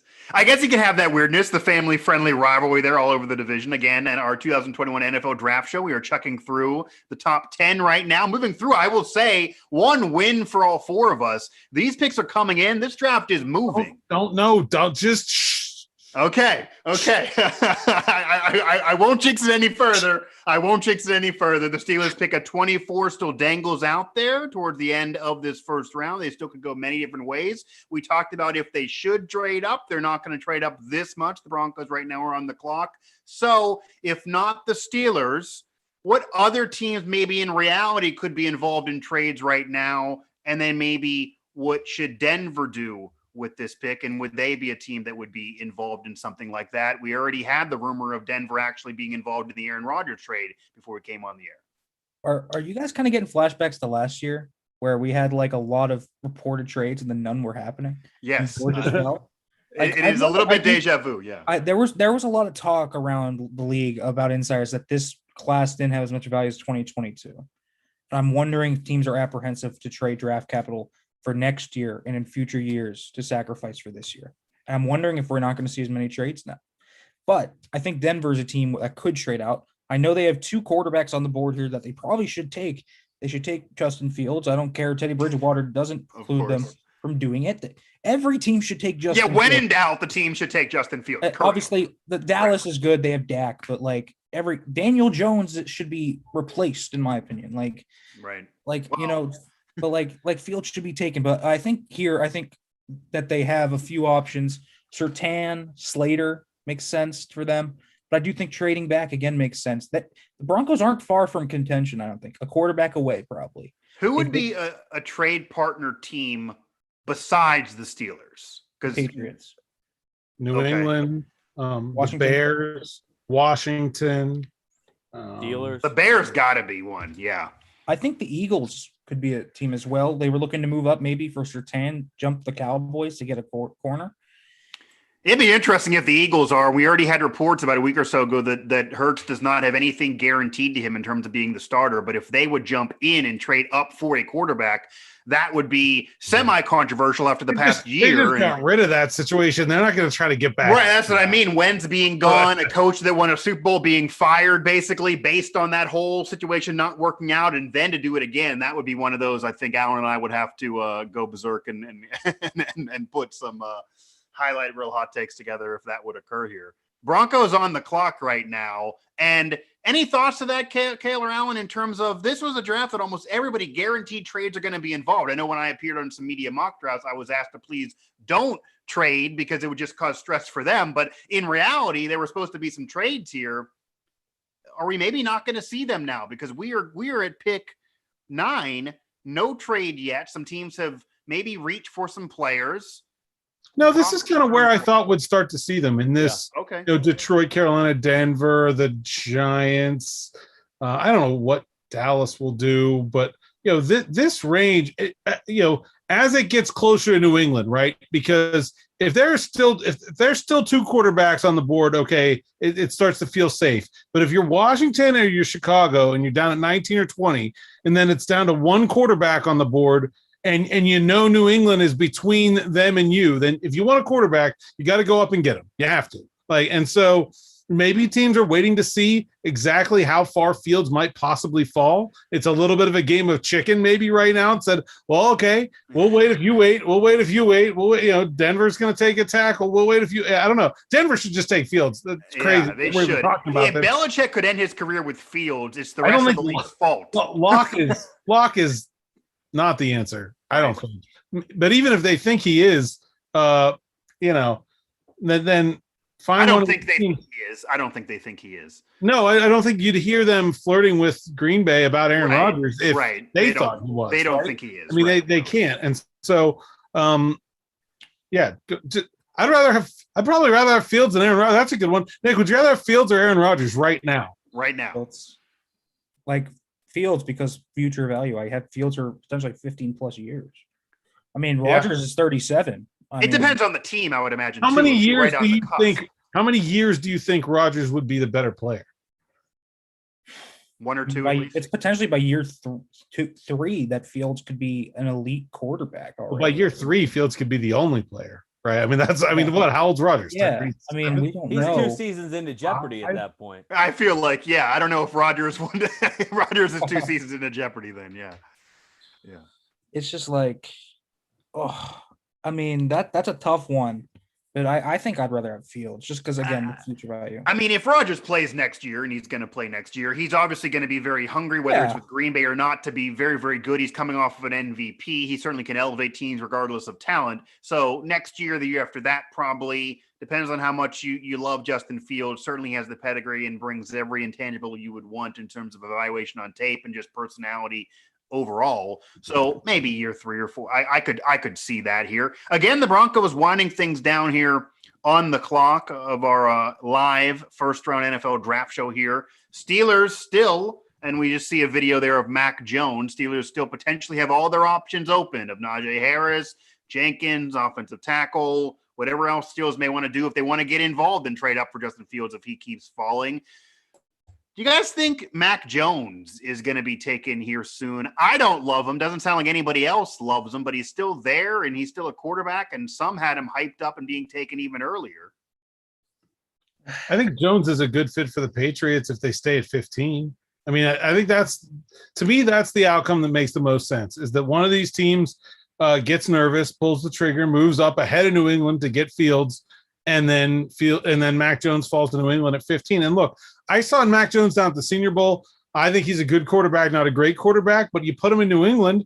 I mean, that's a team that has been very consistently really good. They struggled a little bit last year, but I think that's a pretty much ideal situation for him. I think if you put Mac Jones, I think if you put Mac Jones on a good NFL team, he can be successful. He's not going to be some kind of franchise-changing player that's going to turn some train wreck into a successful team. But if you put him on a team that's already proven to be successful, I think he could be very good. And so, to me, I think that's what that looks like the most likely scenario right now, is either a team like Denver or one of these teams in here, maybe Philly taking Fields, or one of those lower teams moving up to get ahead of New England, or New England themselves saying, "Oh, we don't want you to move up ahead of us. We're going to pay to come up to get Fields." The Patriots also trade their picks constantly, so they're always a good. If you just want to guess who's going to trade first, pick Bill Belichick, because you'll be right most of the time.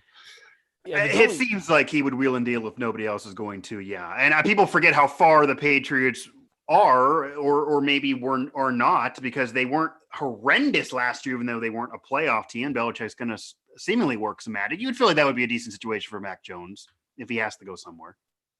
Yeah, we're running out of options here. I mean, there's really legitimately what the Broncos pick is in.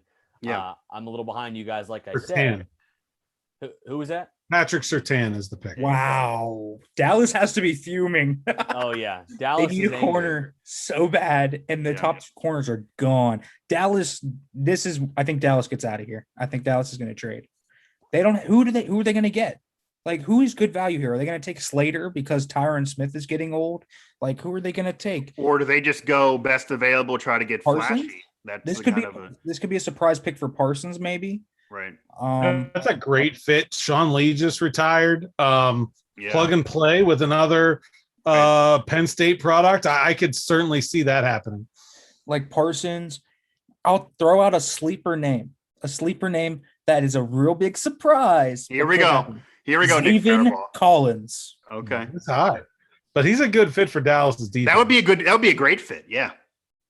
Yeah. There's been rumors that Jerry Jones loves Stephen Collins. But when Jerry Jones falls in love with a player, all hell be damned, it's going to happen. Is Dallas looking for a linebacker, though, when they have Jalen Smith and Van Der Esch? Well, Van Der Esch's future isn't set in stone, right? Aren't they in the middle of working on his next contract? I'm not sure, but I think Parsons is more of a straight inside guy, more exactly what they had in Sean Lee. I think he's a really good fit. And has that ever mattered to Jerry Jones before? I mean, he's somebody that definitely would be prone to draft. No, I somebody. mean, he could take a wide receiver here, even though he definitely doesn't need one just because he's Jerry Jones. Like last right. year. That's what I'm saying. He doesn't. Jerry Jones is not necessarily a need guy. He'll take, if he falls in love with a player, he believes he's best available, even if he has the need set. He's certainly somebody that wouldn't be terrified. The Dallas Cowboys are right now on the clock as the clock counts down on the Cowboys, who don't have to go looking for a quarterback, which maybe was a conversation at some point in the offseason, but Dak Prescott has been re-signed. He will be back. That drama does end. And the Cowboys are just that team that they have the talent, but it just seems like they just never can get over the hump. What do the Cowboys need, and what should they do here? Because we've talked a lot about what they're going to do.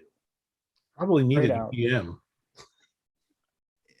Besides that, Barry to sell the team. Because you can't do either one of those. Well, unless you get in Jerry Jones and somehow take over his body like Xavier from X-Men, I don't see that happening. Or if we see a Dateline episode with one of the sons breaking the law in some respect, I don't see how that occurs either. But aside from any of those examples,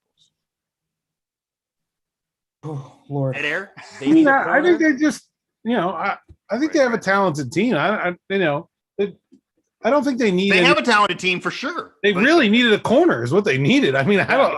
And they need Dak Prescott to be healthy. They should be trading down here probably to go down 10 picks and get Newsome or Farley at a more reasonable draft position instead of reaching for one of them here at 10. But I don't know. I mean, why aren't the Bears trading up now?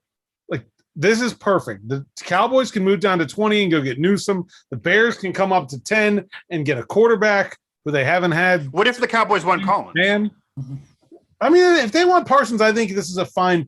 10 is, about where I figured Parsons would go. I think he's a fine value. There's been some weird character questions about him that I don't.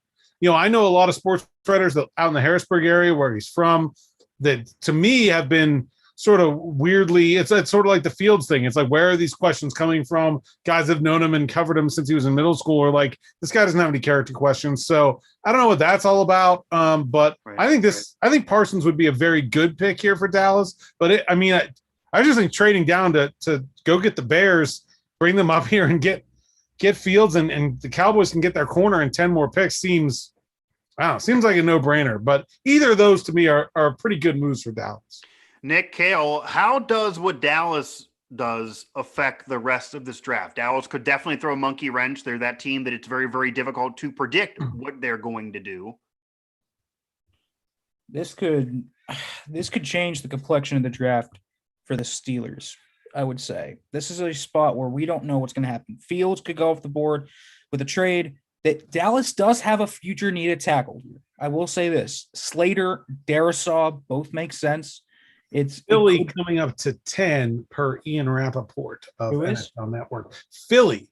Okay, so that's two. It's only trading up 2 picks. So clearly, there's a player trading with the divisional rival interest. Yeah, that's also very, very odd. They don't. That's not too many trades throughout history between the Cowboys and Eagles. But yeah, so the Eagles will be trading up from 12 to 10. The Giants in the middle there. What does that tell you? I think this might be for Devonta Smith to jump the Giants.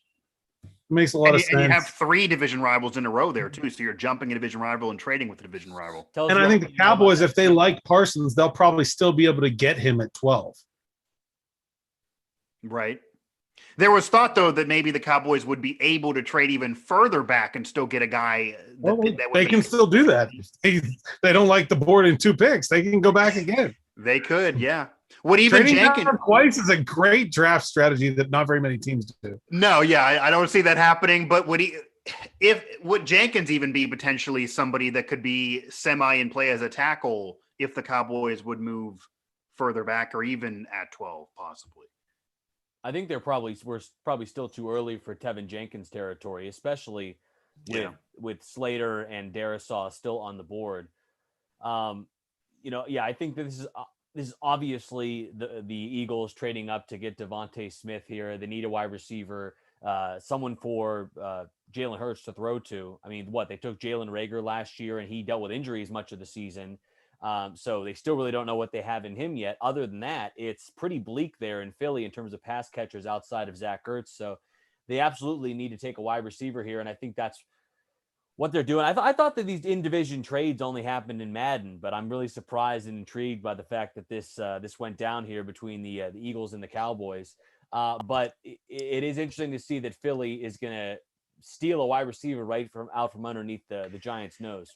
And it gives the Heisman Trophy winner off. It gets the Heisman Trophy winner off. And a former teammate of Jalen Hurts. Yep. Yeah, those college connections just keep on continuing on. Yeah, it almost makes you think how much power these young college quarterbacks have even before having success, or do these teams just want to marry the relationship that they already knew was successful in college? Yeah, I do wonder. We think it's Devonta Smith, but there's been a lot of buzz recently around kind of the Eagles and the Giants about Kwity Paye. Could be a surprise pick, and we talked about surprises. Maybe the Eagles jump the Giants for Kwity Paye. Not a foregone conclusion that's Devonta Smith. I will say that.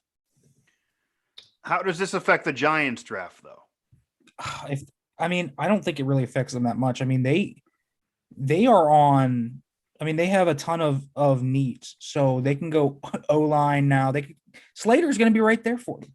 They can just take Rashawn Slater and be okay with it, or they could take a linebacker. I mean, they're not going to take Justin Fields. They have Daniel Jones. We can think what we want of him, but they're not going to go. They're not going to go quarterback. Yeah, no. I mean, they don't. Yeah, they might maybe have liked Devonta Smith, but they have options here. They can go Slater. They can go Vera Tucker. They can go Parsons. They can go edge if Paye is still there. We'll see kind of how that works out. They could trade back. I think they're another candidate that could trade back. They have options here, I think, to pick as they choose. So I think while maybe they wanted Devonta Smith, I don't think it's going to be bad for them. Rashawn Slater is a heck of a consolation prize. That's all I'll say. Looks like the Eagles pick is in as well here. Nick Farabuagh and Saunders, Cale Berger, Mike Asti, our NFL draft show, our live NFL draft show. Gotta love this. It feels like yesterday we were doing last year's draft show. We've already had some surprises. We now have some movement. Steelers pick at 24. How all of this will affect Pittsburgh, of course, a focus for ours at SteelersNow.com and here on Pittsburgh Sports Live. Hit that subscribe button if you're watching along with us. And if you like what you hear and see. And, of course, follow at PGH Steelers Now and at PGH Sports Live on Twitter and all of us as well. Cale, thoughts on Justin Fields now and where now he could go, because now it does not appear the next few picks are going to even have a chance at being him. This now could be the Justin Fields slide that was being predicted by some. Yeah, and this is what we kept talking about and hearing about as a potential situation where the Steelers trade up into the late teens. Yeah, is the pressure on now? Yes. Because you look at the teams that are still on the board here. I mean, like we said, Dallas is not looking for a quarterback. The Giants won't take a quarterback. The Chargers are good. Minnesota's got Kirk Cousins, even though maybe some of us agree that we would rather have Justin Fields than Kirk Cousins. And Devontae Smith is the pick for the Eagles. But you got the Cardinals, Kyler Murray. Vegas has Derek Carr. Miami. I mean, all of these teams. The only team right now. Well, Vegas is a wild card because they don't love Derek Carr as much as they don't love Derek Carr, but Derek Carr had a good season last year. I don't get the hate of Derek Carr. It's not the teams in the order that you have to worry about taking Justin Fields. It's somebody trading up to get him. Exactly. Maybe Minnesota, I guess.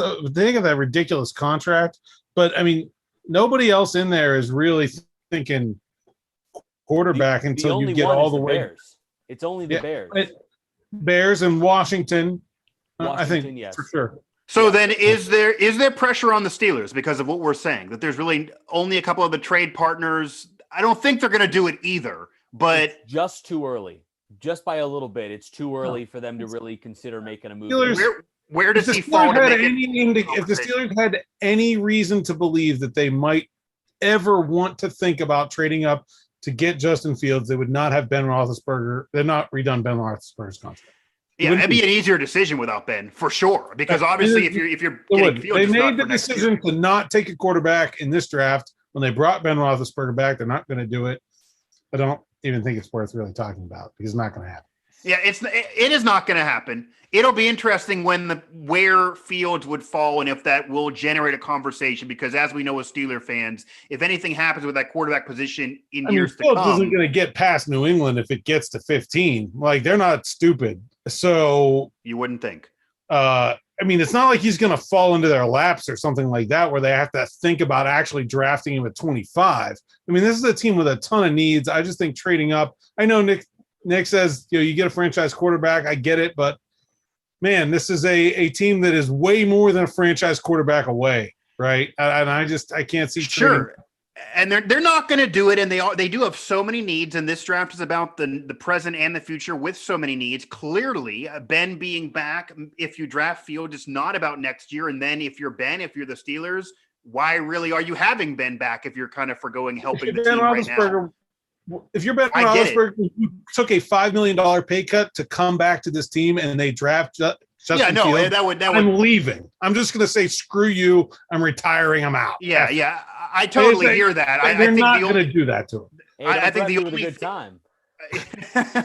No, I think straight up for him, but I mean, if he's there at 24, I think they're going to have a hard time. He's not going to be there at 24. Now, maybe Mac Jones might be there at 24. Oh God, please don't speak that into existence. Oh, that would be Beetlejuice 3. I'd rather have Najee Harris. That would be polarizing. Feels much more plausible to me that.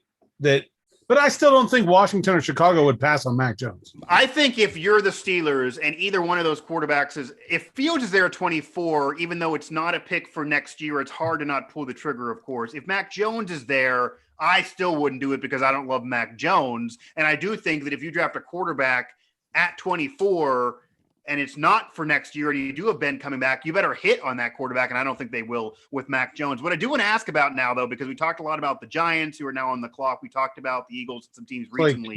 Chicago's coming up to 11. That's for Fields. Got to be. Yeah. Has to be for Fields. Yeah, that there it is then. That I was going to bring up the Chargers, but the Bears moving up to 11, that has to be for Fields. So that ends the conversation right there. And they kind of fix what would have been a Steeler fan's nightmare potentially of always bringing up, they should have done this if the quarterback position was in flux. But I think the bigger nightmare was Fields getting to New England at 15. I think that would have definitely also been a nightmare. How does Fields fit in with the Bears then? Because this is a Bears team that certainly needs weapons as well. This is a Bears team that has never been a team that has been predicated on successful offenses when they win, but Fields certainly brings that. He could be the most dynamic quarterback the Bears have had in a long, long time, and this includes even successful years. How does Fields fit in with the Bears? How is that fit, assuming Fields is the pick, and that's why the Bears traded up? Well, I don't like Matt Nagy very much. I don't think he's a very good coach, but I do think that Andy Reid type system that has a good deal of RPOs and it allows Fields to kind of do some ad-libbing as well. You've seen Mahomes do that. It kind of just lets Fields be Fields, and I like that about that system. And I think Justin Fields fits in well. They needed a quarterback that could push the ball vertically. That's something that Matt Nagy's wanted to do for a while. He's really tried that. Mitch Trubisky just wasn't good at it. Nick Foles surely wasn't either. So you get a guy with Justin Fields, one of the best deep accurate throwers in the draft. I think this is a really good fit. When's the last time the Bears could do that in general? Yeah, exactly. I mean, Rex Grossman, maybe Grossman wasn't even good. Jay Cutler probably. You kind of look. Let me just Fields. I think he's not. They don't have a great system around. They don't have a great O-line. Allen Robinson wants out. I mean, it's not a great fit overall for a team picking 20th, but I think the system fit is good. They give up a lot. 3rd round pick this year, 2022 first and 4th to move up to get Fields. I don't have the chart in front of me, but that feels like a bit of an overpay. Although 9 picks is a lot in the 1st round, but that's a hike to give up the 2022 first, especially. Doesn't sound like overpay for Nick.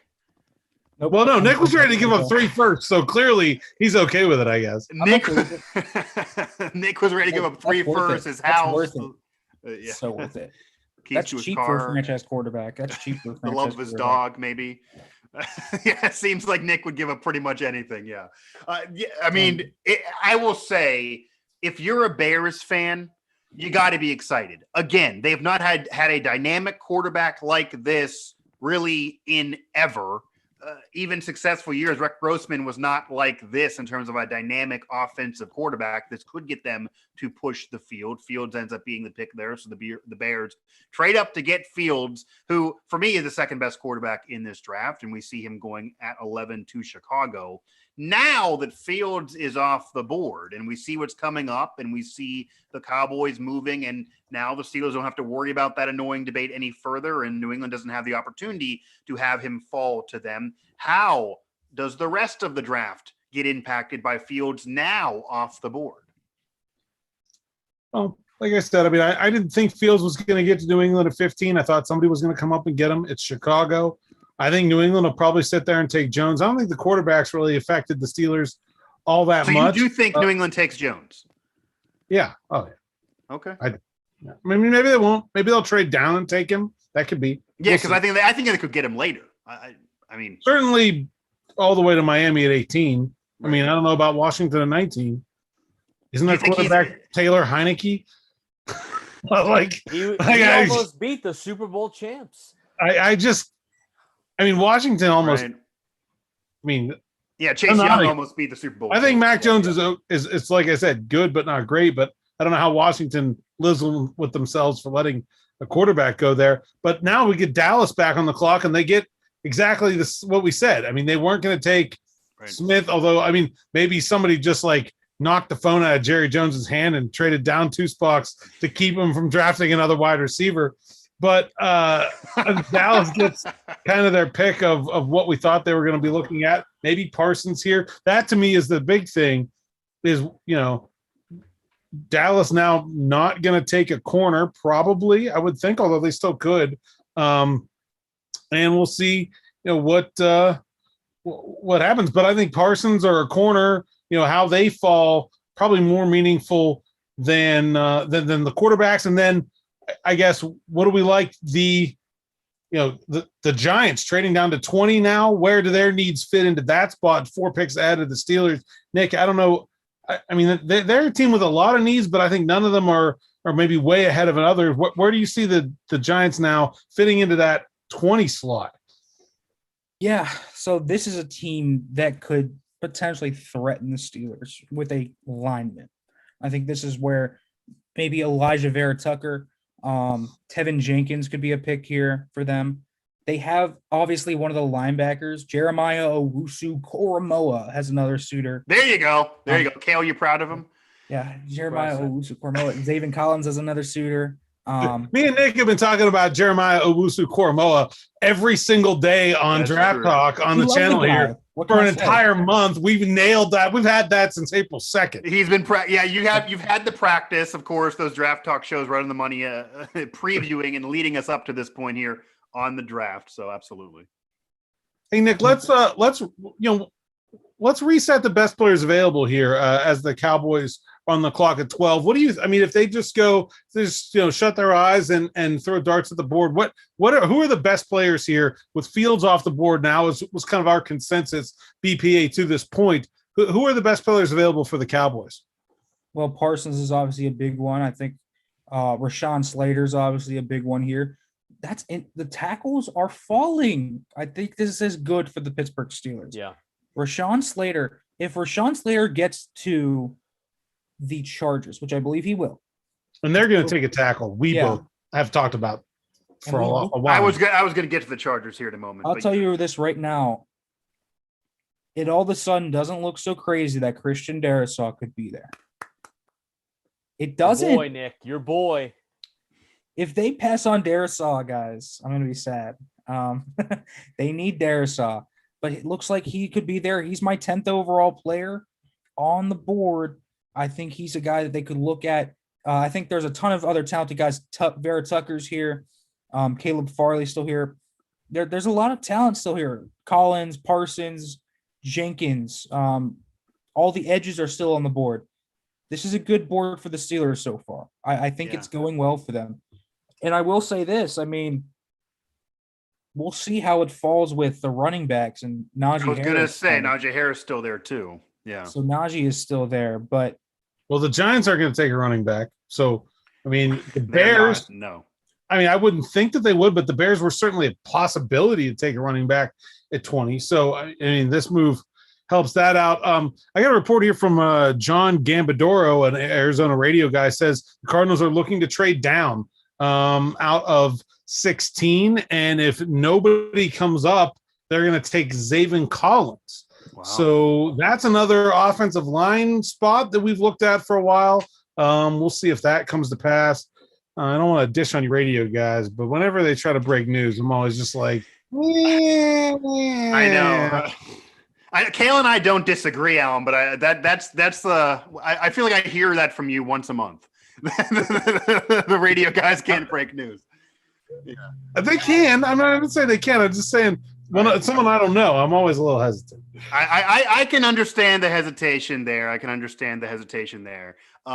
Cale, what does Minnesota do? We've talked to pretty much every team around them. We did bring up Kirk Cousins' contract. I can't imagine that's not something they're still dealing with here in the foreseeable future. They do have needs around. They aren't far from being a playoff team.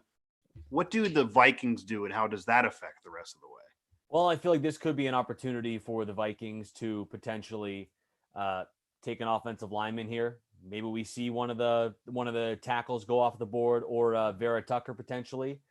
But I feel like Minnesota's a team that has a lot of different areas they can address, a lot of different directions they can go here. Or, even potentially we could see another trade back here from Minnesota. As I look at the board, as it's kind of laid out right now, I mean, they could use help at linebacker. So maybe potentially we see, Parsons, if he's still on the board, or Owusu-Koramoah as well. See, I can say that as well. But we also haven't seen a defensive Parson lineman. to Dallas, by the way. Parson to Dallas. Okay. Right on cue. We also haven't seen a defensive lineman off the board yet. And Minnesota could, yeah, you're right. I mean, it's not a very good class. Maybe if they want Christian Barrymore from Alabama, we get another Crimson Tide player off the board. But they need help at defensive line. So maybe they are the first team to take a defensive lineman. It's really strange, but if they're going to do that, don't you just trade out? Probably, but I think it's really to come up now though, with Fields being gone. What's the big impetus for somebody to want to come up right now? I'm not sure. Sure. We were just breaking down the best players available. I don't see somebody there that's having people jump, to stand in line to go get them at the moment. No, because offensive tackle being the safe position. And I think that's a really good fit. Like I said, I really think that's a great pick for the Cowboys. It fits a need. It fits their defensive scheme really well. He's a really versatile player. And Nick and I have been, talking about these inside linebackers. I think this is about where we thought Parsons would go. I don't think that's a big slide, but it's not super discouraging either. If you're hoping that a guy like Owusu-Koramoah falls to the Steelers, that Parsons made it all the way to 12. I mean, I think that's feasible right now, although there are some teams in between that could certainly take a linebacker. Dallas needed defensive help. I mean, the worst defense in franchise history by the numbers, which is insane to say. And of course, that held the team back. Dak's injury also held the team back. But with Dak coming back healthy, they needed that defensive help to have this team with tons of talent yet again have a chance. They're going to be talked about every day on the national networks. But will they ever seize the day and actually have a run, be part of the Dallas Cowboys conversation again? And that'll be predicated on defensive help. So we see that actually happen for the Cowboys. The Chargers, Minnesota still coming up here again, our 2021 live first round edition of our NFL draft show here on Pittsburgh Sports Live and Steelers Now. Chargers are going to run to go pick Slater, right, Nick? Yeah. They got to. Good. They got to. There. I don't. They have their quarterback. Do you think do you think they expected him to be there? I don't think they did. What were they going to do if he wasn't there? What would they do otherwise then? Darisaw, that or Vera Tucker, whichever they like better. Right. Yeah. So now again, that's kind of the thing. Like they have the ability to kind of do what they want, and for the Steelers, it's huge because Darisaw now, if he gets past 14, I mean, there are teams that could take him, but it's no guarantee the Colts pick him up. It's no guarantee the Raiders take him. It's no guarantee that the Dolphins take him. I think there's a real path that Vera Tucker or Jenkins or Darisaw gets to 24. I really do.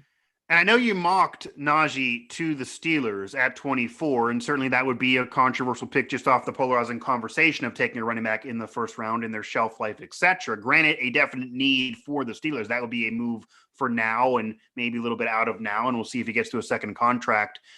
Has the likelihood of that coming true increased? for you based on this draft stayed the same? Obviously, there are offensive tackles still around, Jenkins being one of them that also has mocked Steelers often, but it feels like maybe they could have a few different options at that position, whereas if they're going running back, they clearly have one, it seems. Yeah. I mean, listen, I don't think we can tell kind of with Najee. I think there's two spots he goes. It's Miami or New York. I think that's kind of his two spots. Other than that, I can't see him going off the board unless, a team trades up. We've heard the Bills maybe trading up for a running back. ETN was apparently their target, but I think we're gonna have to find out. And the buzz has grown over the past day about 23 about Najee Harris to the Jets. I now think they're a bigger. It would just be funny to me, honestly. Yeah, it would be a dumb pick. I totally agree. I think that you kind of look at it more and more. I think the Jets are a bigger threat than Miami. I think Miami, they look at what you kind of look at. All the edge rushers are on the board for Miami. It feels like they need pass rush badly. I feel like they would get more value going pass rusher here and then like a Javonte Williams at 36 or Michael Carter at 50 or something like that than going Najee Harris. So we'll see how it works out. But I think that you look at the Jets and they're definitely the biggest threat to a Najee Harris. Why are the Chargers still on the clock? Why is that pick not in yet? It might be because this has to last till 11:30 for television purposes. I was gonna say, did I jinx things? Am I the reason with the vibes I threw out there? Because we are still before 10 p.m. Eastern Standard Time as we're moving through the draft, getting midway through the draft. We might have a winner for hug and reaction by Roger Goodell there with Parsons going, the Penn State product. And, of course, go over to Nittany Sports Now amongst our Pittsburgh Sports Now family of networks with Corey Geiger leading up Nittany Sports Now for the coverage of that draft pick, I would imagine. Alan, you still think this? You thoughts on the Steelers to this point? I mean, we talked about Najee. What do you think the Steelers are doing? What do you think they're thinking right now? Is their board moved around? I don't think anything's really changed for the Steelers. I think the tackles falling is the biggest thing that could change their board. I expect them to take Harris if sort of he's there and maybe the typical lineup that we've seen is available 24, but a guy like Darisaw falling to them could certainly change their mind. I think it would for me. I'm not sure if it would for them, but to me, I think going away from tackle or running back, I think Parsons went about where we expected. I think Horn and Surtain went about where we expected. It feels to me like linebacker and corner are not going to be spots that are going to really fall to the Steelers, but it certainly seems like tackle could be. And so that's something to keep watching. And, we're not really going to know about Harris until we get to a lot later. And I think that's the pick that the Steelers are mostly focused on right now. I mean, if somebody falls down to them, they will certainly take him. But I do think that Harris is the player they're leaning towards taking. And I haven't seen anything that really should change my mind. I mean, listen, I don't think it's a great pick for them. I think it's okay, but I don't see anything that would have changed their mind at this point. Cale, if the Steelers go Harris and somehow he is there and they go Harris, and I certainly have been somebody that hasn't been promoted of drafting a running back in the first round, but I could see Harris being that dominant in the rough. Would that be a pick you would support for the Steelers? What are your thoughts on drafting a running back in general now in this NFL era, even knowing the need the Steelers have in the first round at that value? Would I be in support of it? Absolutely not. I think it would be a terrible pick. But that was the question, the opinion of Cale Berger. That being said, I think that everything is pointing to that. I think we saw that in Nick's mock. Alan just said it too. I think we all know the writing is on the wall.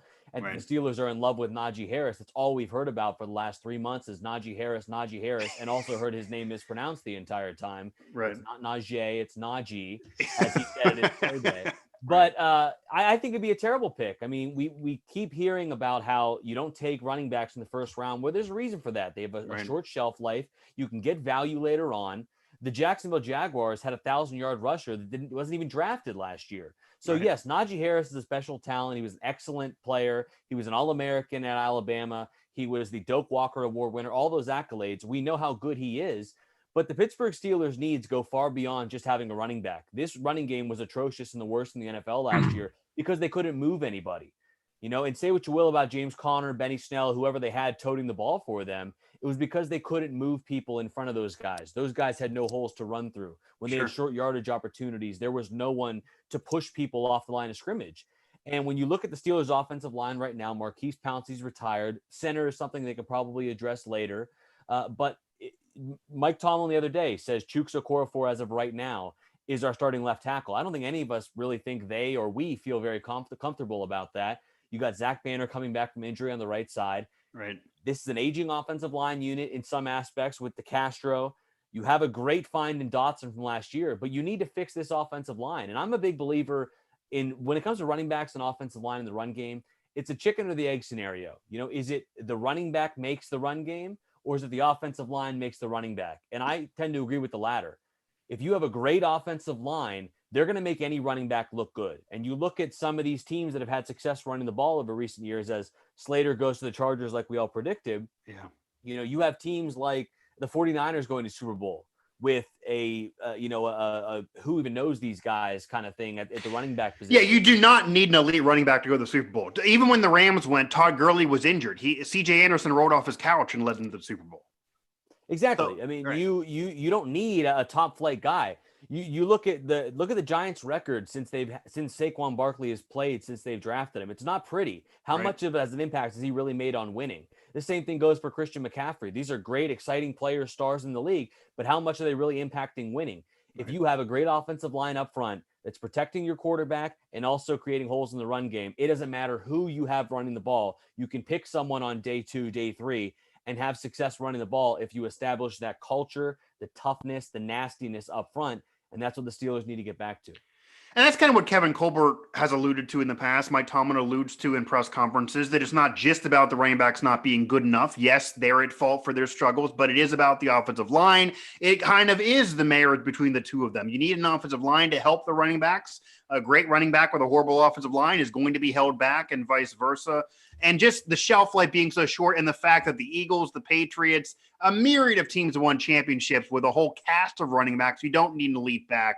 It just would be. The Patriots are the poster child of that. Yeah. Yeah. The major running back of the Tom Brady, Bill Belichick era for 15 plus years is Kevin Falk, who's certainly not. They're winning Super Bowls with Kevin Falk. Certainly not going to the Hall of Fame. Right. You do not. And that was even before this current era. That was more early 2000s, but that kind of segued into now. Lawrence it's great. Maroney.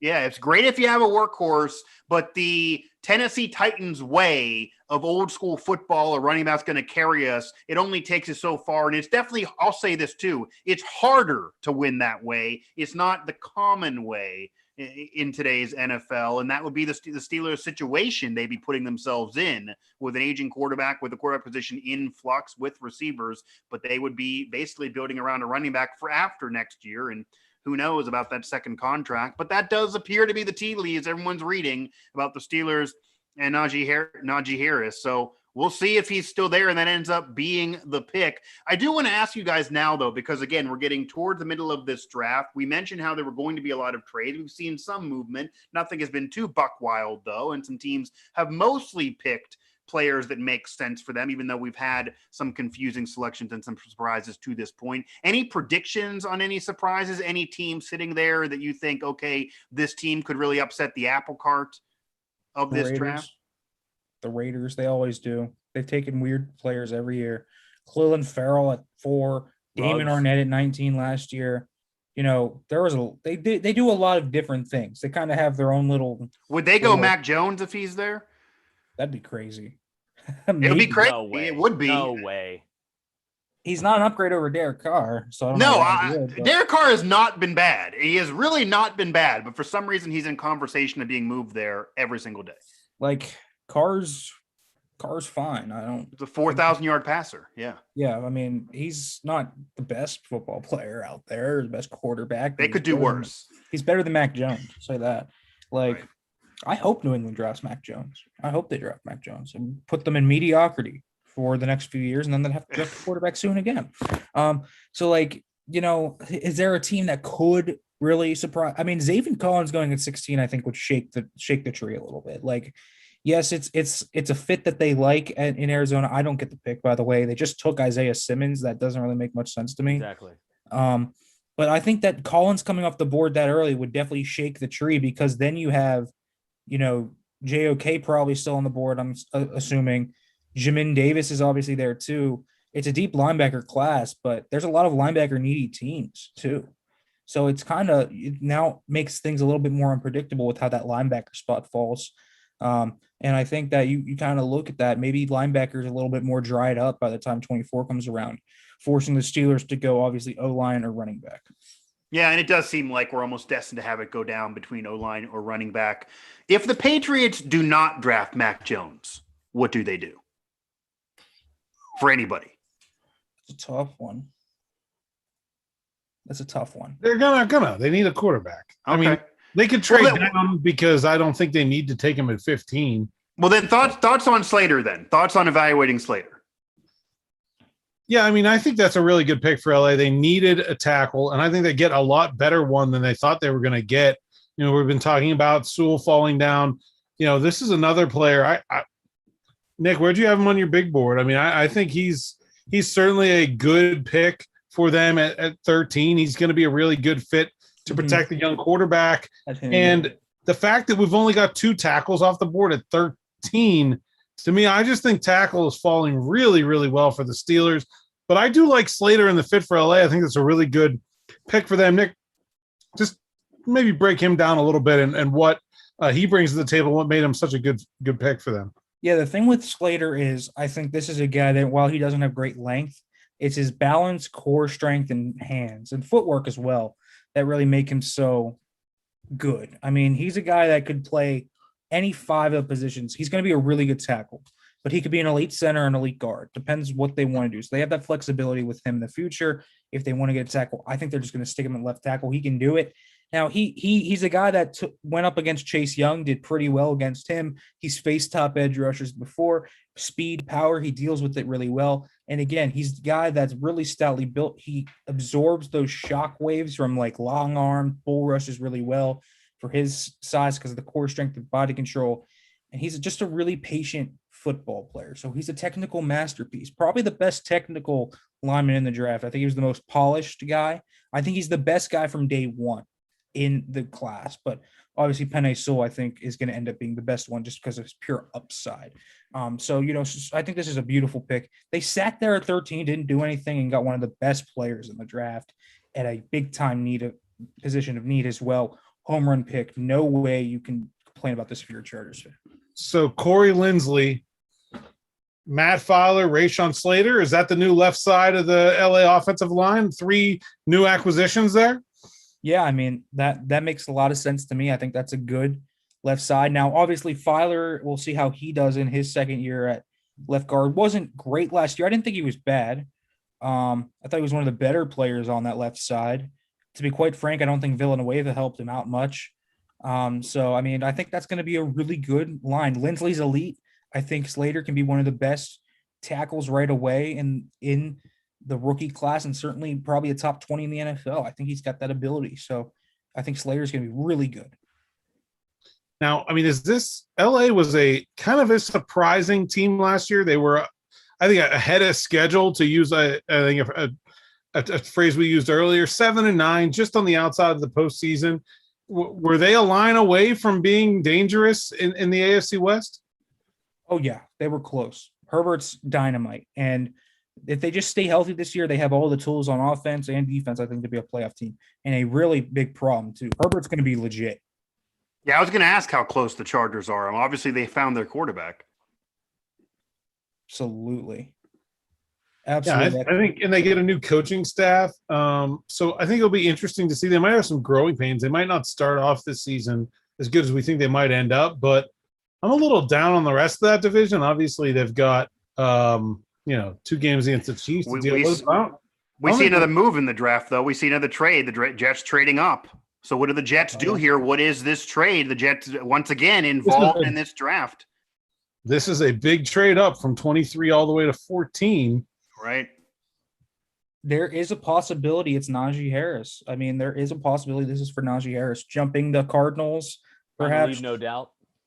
Yeah, I mean, listen, I thought New England was like a sleeper place for Najee Harris because they draft sometimes very weird picks. I think he was a sleeper, but they jumped Miami too. Guys.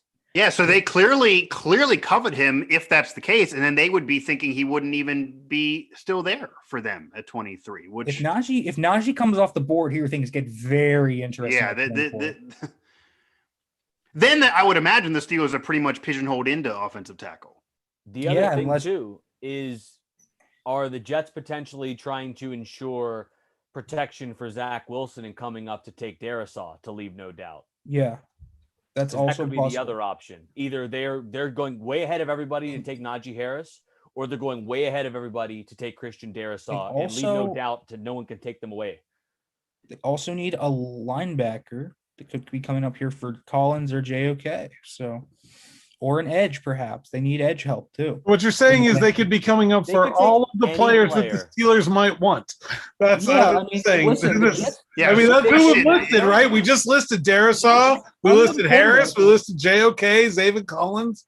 Is the draft no longer breaking for the Steelers, right? Well, it seems like the Jets could throw a significant wrinkle in this. Now, obviously, the Jets at 23 were ahead of the Steelers anyway. So if they, assuming the Jets take a player that they liked at 23, and I believe here the pick is Elijah Vera Tucker from USC, offensive line. So Darisaw stays on the board. Probably the player I liked as a better fit to the Steelers. We know Nick liked him as a better fit to the Steelers, but offensive line going back to back here probably puts it closer to on the pace that we expected from that position in the draft. Yeah, and now that Najee Harris has cleared this hurdle of the Jets, if he clears 18, he's going to be there at 24. I can't see any way he's not there. This is huge, I think, for the Steelers in terms of what they do at 24. And I think the board is falling right now to where it looks like Najee Harris should be there. And I think if he's there, he's the pick. So looking like Najee Harris is going to become a Pittsburgh Steeler. It does look like he's the pick, and it does look like he's going to be there for the Steelers. What would that affect the Steelers after that? Well, we certainly got to wait to see what happens with Miami, because I think they're very. You think there's just that would be the only other option for Harris. I mean, I think New England's an option. I don't think it's wrong. If they trade back, right? That would be hypocritical to what Cale and I just talked about, though, the last 20 years. We talked about them having Mac Jones and not, maybe they trade back and they don't like that pick. I don't know. Washington needs everything. So, like, they're kind of I don't think it's. They don't need running back. No, but but I'm saying could they move up, 4 spots to come get something? I don't know. I just think Miami at 18 is certainly the big risk of Harris not being there, but there's certainly other teams that could take him. And also we talked about Buffalo wanting to come up. There's the possibility that teams below the Steelers make a move up ahead of 24 to go get him. So I certainly wouldn't put him in ink in Pittsburgh, and certainly not until we've seen what Miami does at 18. But I think the Jets coming up to go offensive line instead of running back certainly makes it more likely that it's Harris and not a lineman for the Steelers at 24. Was this a necessary trade up for the Jets? To get Vera Tucker? Probably. Yeah, probably. I mean, he was going to go by Arizona, I think. So, yeah. I mean, if that's the guy they were really keyed in on. But I think it's a weird draft to be trading up for an offensive lineman. Well, that's kind of what, right. There are so many good ones. I mean, if they really, really like Vera Tucker, and maybe they like him more at guard than tackle because he's a kind of in-between guy, and if he's a guard and they want him at guard, then he's probably the best guard in the class, I would say. But there's lots of good tackles that would have been there where the Jets picked at 23. So I don't know. It feels like the Jets could have filled these needs without this trade up. I mean, it seems like the Jets that have, a bunch of needs, it seems like weird fit to be trading up. But I think if they really wanted Vera Tucker, they needed to get him. Absolutely. And they needed an interior O-lineman bad. I think Mekhi Becton now with Elijah Vera Tucker, both of them presumably on the left side of the line. That's a pretty strong left side of your line. I would be very, very happy with that if I were the New York Jets. This also puts New England on the clock, and we see now video of Mac Jones on a cell phone. So that very much could be what's happening there. Again, our 2021 NFL Draft Show here on Pittsburgh Sports Live and Steelers Now. Feel free to chat along with us as well. It's hard to keep track of that, but feel free to chat along with us. We'll maybe get to you there or hit us up on Twitter. And, of course, all of our coverage over there at SteelersNow.com, as well as we aren't far. We're inching closer to the Steelers pick right now, still at 24. Any thoughts on anybody trading back trading out of their selections. Well, I thought it might be New England, but it looks like they're going to take Mac Jones here. Yeah, so it does look like they're taking Mac Arizona Jones. reported that they could be looking to trade down. I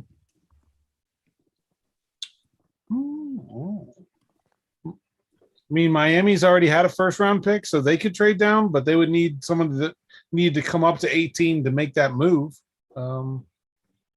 I mean, I will say one thing. We let in the show with the pre-show news of Aaron Rodgers drama erupting, and that has not really been a conversation to this point. Some teams that potentially were in those conversations have made other moves that would lead you to believe that's not going to be their focus. Absolutely. And I think that it's pretty apparent at this point. I think by this point, I think Aaron Rodgers is probably going to be a Green Bay Packer. Yeah. I personally believe so. Yeah. Unless we see and he's going to suck it up and play for the Packers too. I don't reluctant hiring. I think they're just going to appease him and get a receiver. I think that's what's going to end up happening. Or he's going to go to Jeopardy. That too.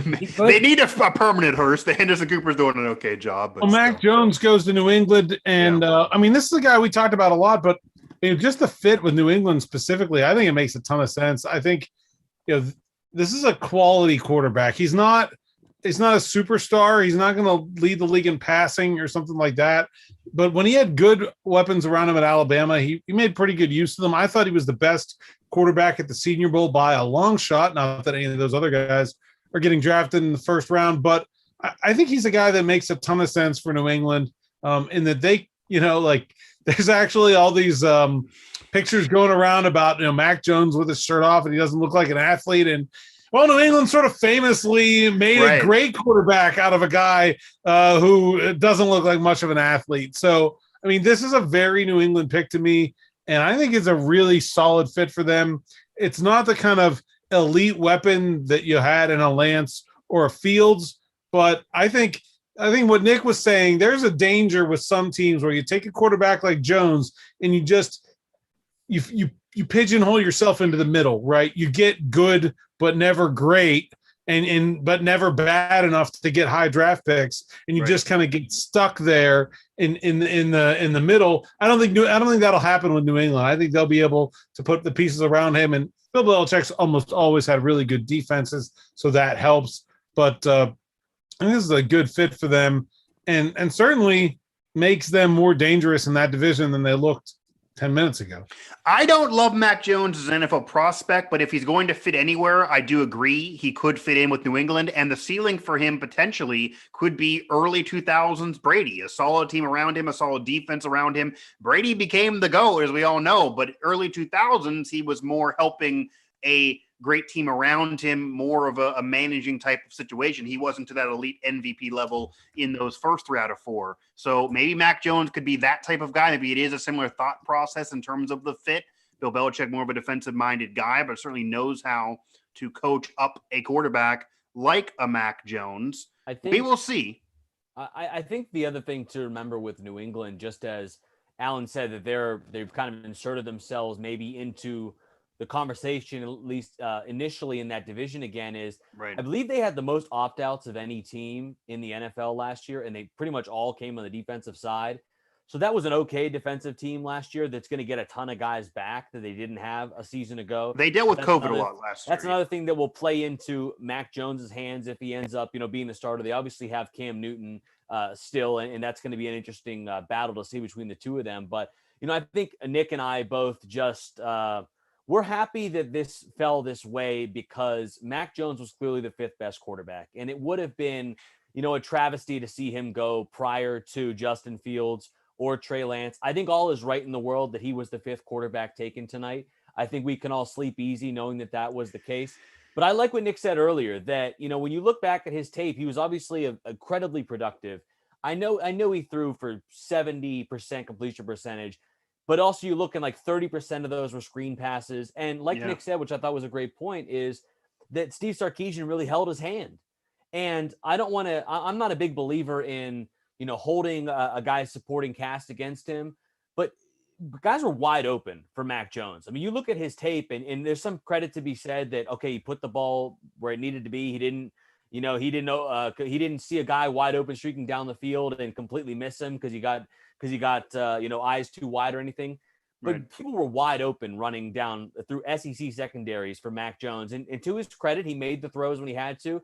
But I think, there's a difference between, and I think Nick used this earlier too, there's a difference between a facilitator and what I call an elevator. An elevator being a guy that elevates everyone around him, that makes the rest of his team better. And Right. a facilitator being a guy that makes sure all those playmakers around him get the ball and they're put in a position to succeed. And I think that Mac Jones is the latter. I don't think he's a guy that made Alabama necessarily better because of his play. I think he looked better because of Alabama. And he just happened to do enough and do the job adequately that Alabama won a national championship. You look at other guys in this draft, other quarterbacks that he was considered better than, a Justin Fields, a Trey Lance. Those guys elevated their teams. And I don't think Mac Jones did that. But I have to agree, if there was anywhere where he was going to be a great pick, it was going to be New England. And like I said, I think all is right in the world, and we can sleep easy tonight knowing that he was the 5th quarterback taken tonight. And there was a time where people thought Tom Brady was more of a facilitator than an elevator. And of course, he became a legendary quarterback that he now is. Mac Jones does fit in New England. I don't believe he's a chance to be an elevator. I don't think he's elevating anybody. I do think he had the advantage of tons of talent around him. But the same could be said about Trevor Lawrence and others. If you look at the tape, though, Trevor Lawrence certainly appears to be able to elevate maybe that Mac Jones does not. I would not have been able to sleep tonight if Mac Jones went 3rd overall. That would have kept me up. So I'm glad I am eventually able to sleep soundly because, yes, I do think all is right with the world. He is the 5th quarterback, and I do think that's pretty clear he's the 5th quarterback. But a quarterback-loaded draft, certainly in these top 20 of this first round. Arizona now on the clock right now. Arizona does not need a quarterback. They've made some moves this offseason. That's a sexy team that many are predicting to go far next year. That's a team that James Conner is now a part of, that J.J. Watt is now a part of. They already have Hopkins there from a year earlier. What do the Cardinals do? And is this a Cardinal team that is on the precipice, for a term out there, of a championship run? Could be, but Kyler Murray has to play better football. He hasn't played very well recently. I think that's been a big thing. Also, though, they obviously haven't gotten the production on the defensive side of the football, haven't gotten a lot of turnovers. Right. It's been an issue for them. The pass rush hasn't been consistent. The defensive secondary, right when it seems like they get a playmaker like a Budda Baker or a Byron Murphy, Patrick Peterson falls off. Like, it feels like nothing lines up for them. So I feel like they could be there, but they just feel like a team that with Cliff Kingsbury, they seem to be in kind of limbo where they're, mediocre 8-8 type team. That's kind of where they are right now. Shocking. Cliff Kingsbury, an offensive team, and the defense falters. That's different than his whole career. That's kind of maybe what you would expect here. Any other thoughts on what the Cardinals maybe would do here and how this could affect the rest of the draft? The Raiders coming up. The Raiders are that team that they're always a wild card in the draft. Many years in the past, they've just picked the best available, regardless of need. A lot of Steelers-y picks that could go to the Cardinals here. They could go corner. They could go tackle. They could go linebacker. Zaven Collins is the guy that I think we've heard was and we see the sort of linked to them, and there it is actually. Zaven Collins, a linebacker from Tulsa, is the pick to Arizona, and man, that's a little higher. I want to hear his evaluation. I want to hear his evaluation from Nick then, for sure. Zaven Collins, man. Wow. 16. I mean, look at the competition. You look at the level of competition, that schedule, look at him coming out of Tulsa. It doesn't have the cachet as many of the other programs. Does that hold him back? But if you look at him on tape, he can wow you. He's a big dude, 6'4", 260, weighed as much as 270 recently. I mean, that's rare for a linebacker to weigh like that. That's an edge frame. So this is a guy that could play D end. He did a little bit of edge rushing at Tulsa. He's super twitchy and explosive and fluid for his size. He's really good in coverage. Like, he shouldn't be able to move the way he does. That's the thing about Zaven Collins that makes him so intriguing. Now, my thing is with the Cardinals, how does he fit in? I mean, they just had Isaiah Simmons, who was supposed to be this do-it-all, Superman. Now, they lose Hassan Reddick, obviously, and this is probably who it's trying to replace, but did they really need to go a linebacker here? Could they not have gone, cornerback there? I think Greg Newsome was value here. I think he would have been a good pick. They had Darisaw right there for them. I feel like passing on Darisaw, they could have used a guy at tackle. I mean, they added Rodney Hudson at center, and really all they needed was another tackle. I mean, I don't think linebacker was great value here, but Zaven Collins is certainly intriguing. I just don't know how he's going to fit in the scheme. I think he clearly replaces Reddick. I mean, that's got, even though he can play either. I mean, I think that's pretty clearly what they're going for here. I think adding a Steelers connection to this too, as we talked about Darisaw. I mean, a former Steeler, Marcus Gilbert, just retired for the Cardinals, who opens a hole there on the offensive line at tackle, and Darisaw was right there for the taking, and they passed up on him to take a guy who, by all accounts, is very similar in terms of being a Swiss Army knife to Isaiah Simmons. Raiders now on the clock. So Raiders team that has a quarterback that can throw for 4,000 plus yards, despite him always in a conversation about the team moving on from him. We know the drama that they've been in the last couple of years with different players. How close are the Raiders to being a contender? Because they flirted with it last year for sure. And what is the Raiders' number one need? I mean, listen, they have a few needs. They need a safe. I think safety is their number one need, but is there a safety here? Would they take Trayvon Moehrig this early? Like, that feels like a reach to me, but they're the Raiders, so it's possible. Right. I think JOK makes a lot of sense here for them. They need a linebacker bad. They need coverage help bad in the middle of that defense. They got shredded up the middle of the defense, up the seams. I think that JOK would help that immediately. I think he makes sense here. They could use a tackle, Darisaw Jenkins. They massacred their O-line for some reason. Trading Trent Brown never really made sense to me. I mean, they could go Barmore. They released Mo Hurst. They have a lot of needs. They could go a lot of different places here. We'll see. And they're weird. Yeah. They're going to do something weird. Though I really like the idea of JOK. He seems like the kind of, versatile, unorthodox player that John Gruden is just going to salivate over, to having a guy like that in the middle of his defense. And like you said, they need help covering the seams. I don't think there's a better guy in this draft to be in that area of the defense than JOK. Robert telling us in the chat the draft is so nerve-wracking. Okay. Go ahead, Alan. I think Greg Newsome is good value here. I don't know. He's a slot guy if you want him to be, I guess. I mean, that's kind of under selling his skill set, but I think that could be a fit if they're looking for slot help. I mean, the Raiders obviously have, they've got they've got some highly drafted corners in Mullen and Arnett, but I'm not sure that it would be totally crazy to go pick a third one. They're a team, though, that I think is closer than some would have realized prior to last year. They certainly were competitive last year, to say the least. And again, I wouldn't move off the quarterback situation. I think Carr certainly could still be a successful quarterback on a good team, but there's so much they need around him. I could really see them taking Moehrig just because. Okay. Well, that'd be picking over Carl Joseph for the second time at strong safety. They had him, drafted a first-round pick to play over him, then got rid of that guy, bring him back to come do it to him again. That would be very interesting. But I do think that is a big hole for this team. And if you're, I don't know, like, they're in a good best player available spot here, but if you get focused in on your needs, they're not a team that I think has a ton of real, just blatant, obvious ones outside of safety. I think that's a solid pick for them. The Raiders love best available, though, so this seems like a great situation for the Raiders to be in. They're kings of best available, so why not just go best available? Nick, could you kind of reset your board for us, though? Yeah, I mean, listen, some top players. Top player on the board is still Darisaw at 10. Then JOK is right there at 11. Newsome at 13. Najee then at 17. And Leatherwood going to Vegas, by the way. Wow. I did not see that coming. Yeah. That's surprising. I'm telling you, we said it was going to be surprising. We got a surprise. I get the surprise reactions I've been hoping for. We got so much of last year. Wow. Is it a little shocking? Darisaw is falling down the You board. said you were going to be mad. So are you angry? Where are you on a 1 to 10 angry scale?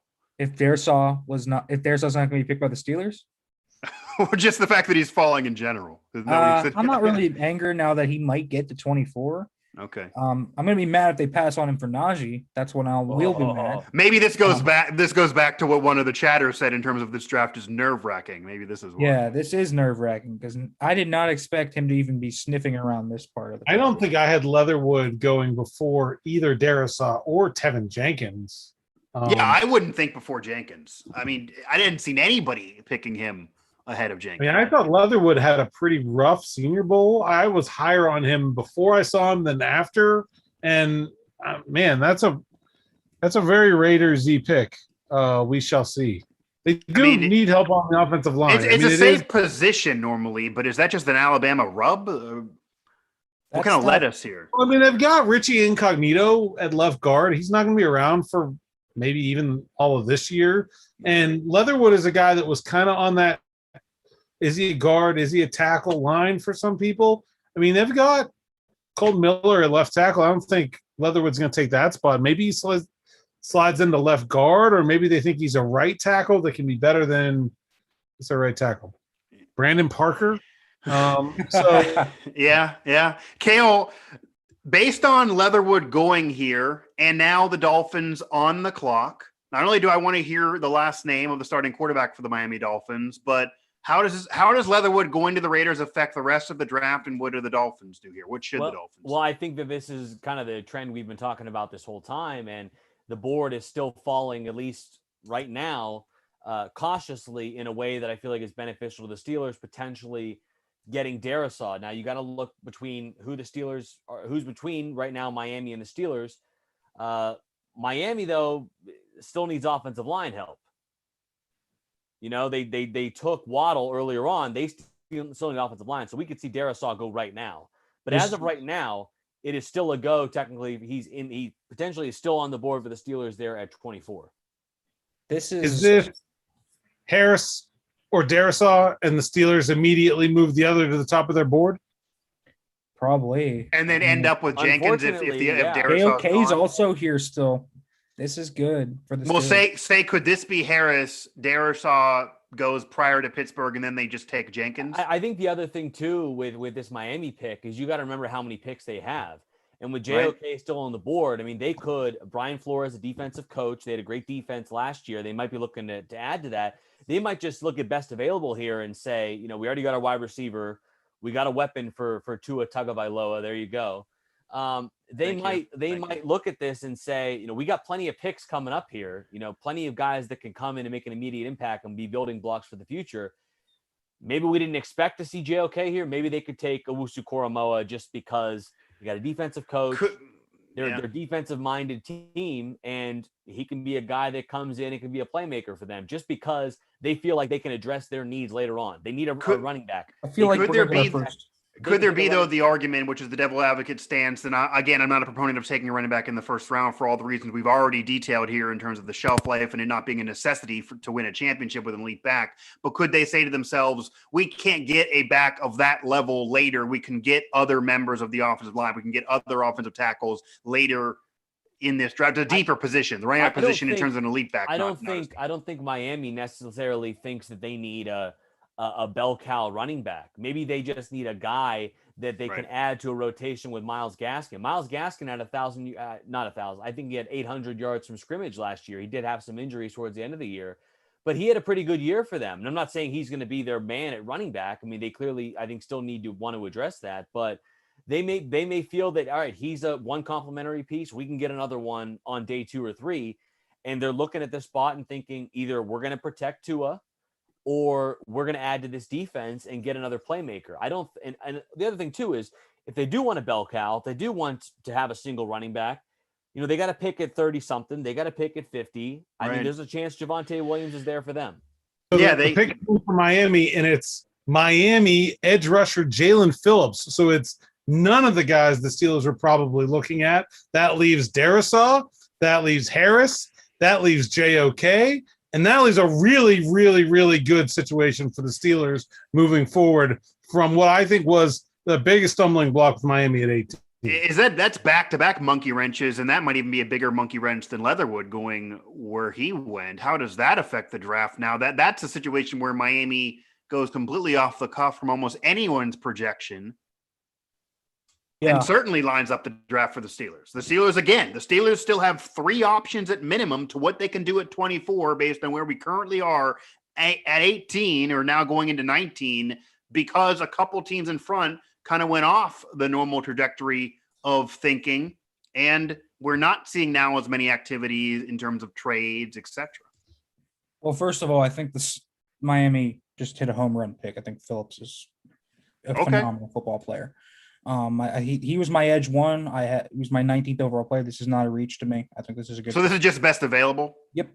They need an edge rusher, and there were no edge rushers off the board. I like Phillips a lot. I think he's going to be good there in a Dolphins uniform. But the Steelers are in a beautiful spot here. Najee, Jenkins, Darisaw, JOK, as you mentioned, Newsome on the board even.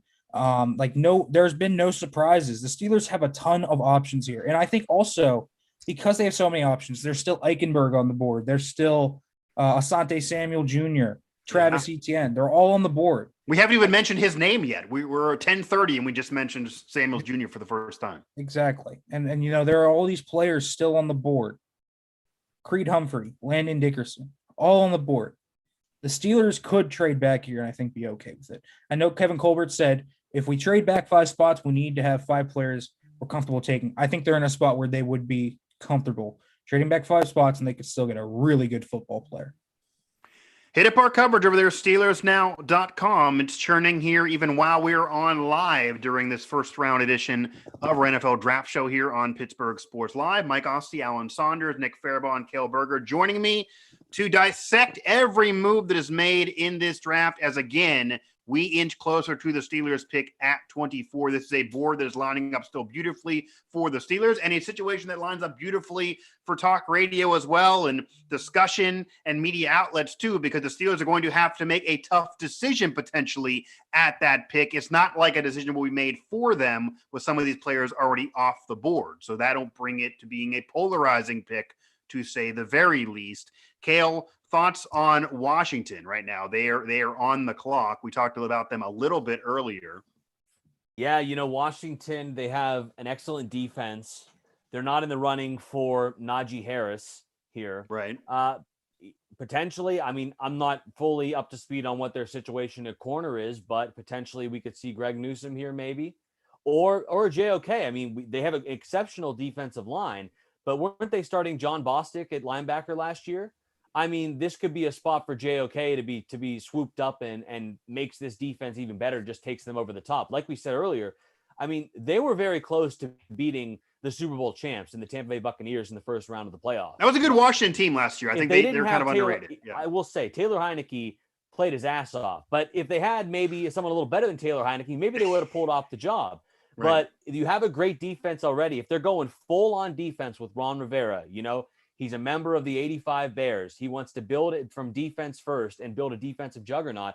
They have an exceptional defensive line. Maybe they decide here, okay, let's get an exceptional playmaker and upgrade our linebacker spot. Someone better than John Bostic last year. Yeah, I think that's a possibility for them. Wide receiver, I think they could also go really shore up that receiving core. Just sign Curtis Samuel. They have Terry McLaurin, but they could use a third option there. Maybe Rashad Bateman here would be an option for them, I think. Elijah Moore.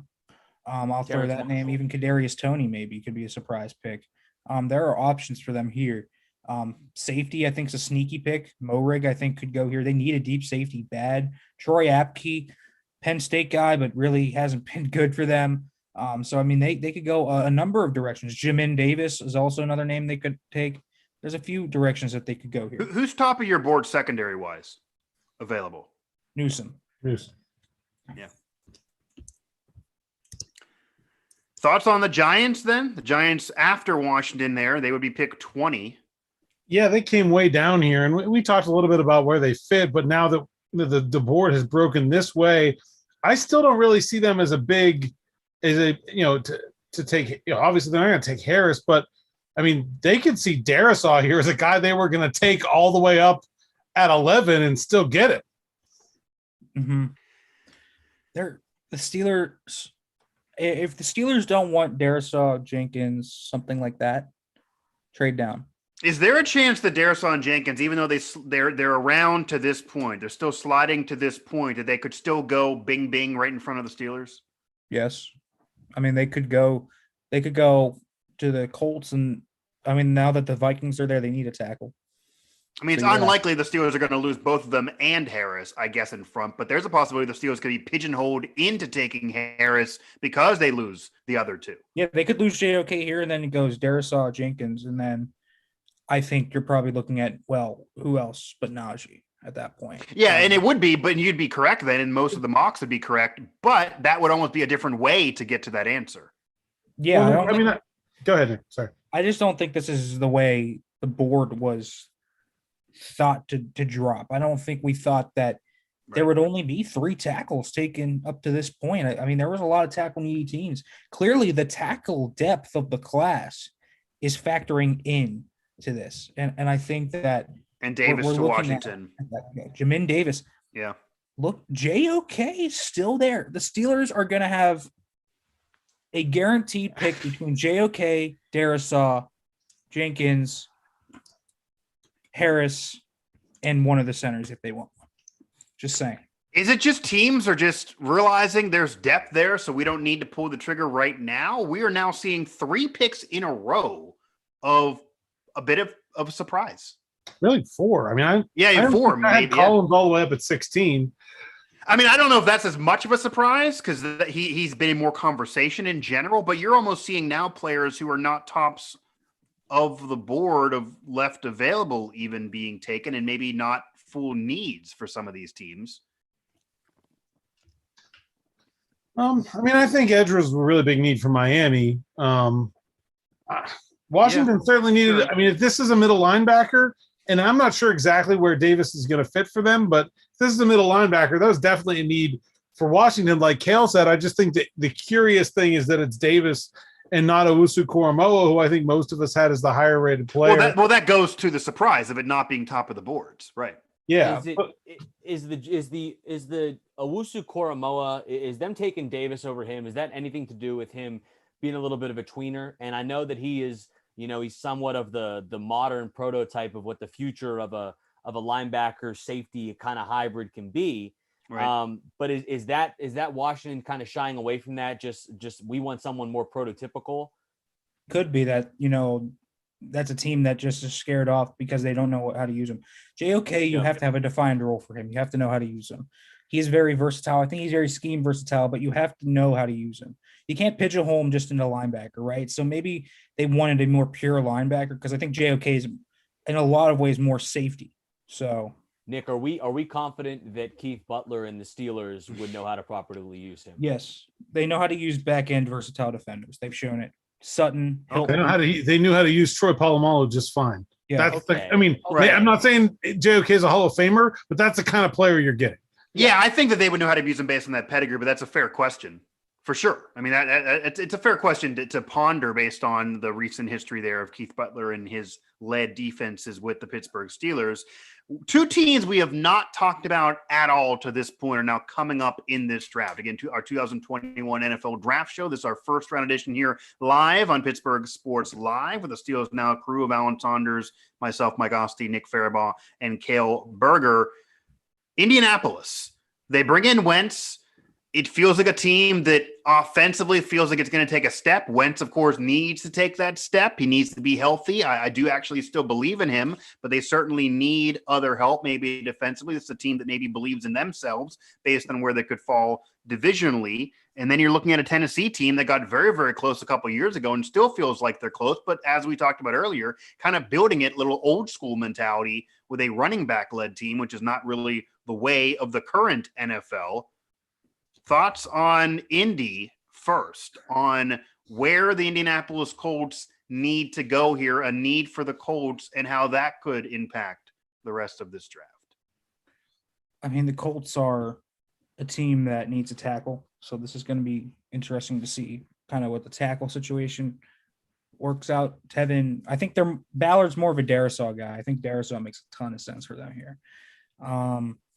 We could see a surprise tackle also slip into the first round. I know there's been a lot of buzz on Spencer Brown recently this high, so it's possible he could slip in here.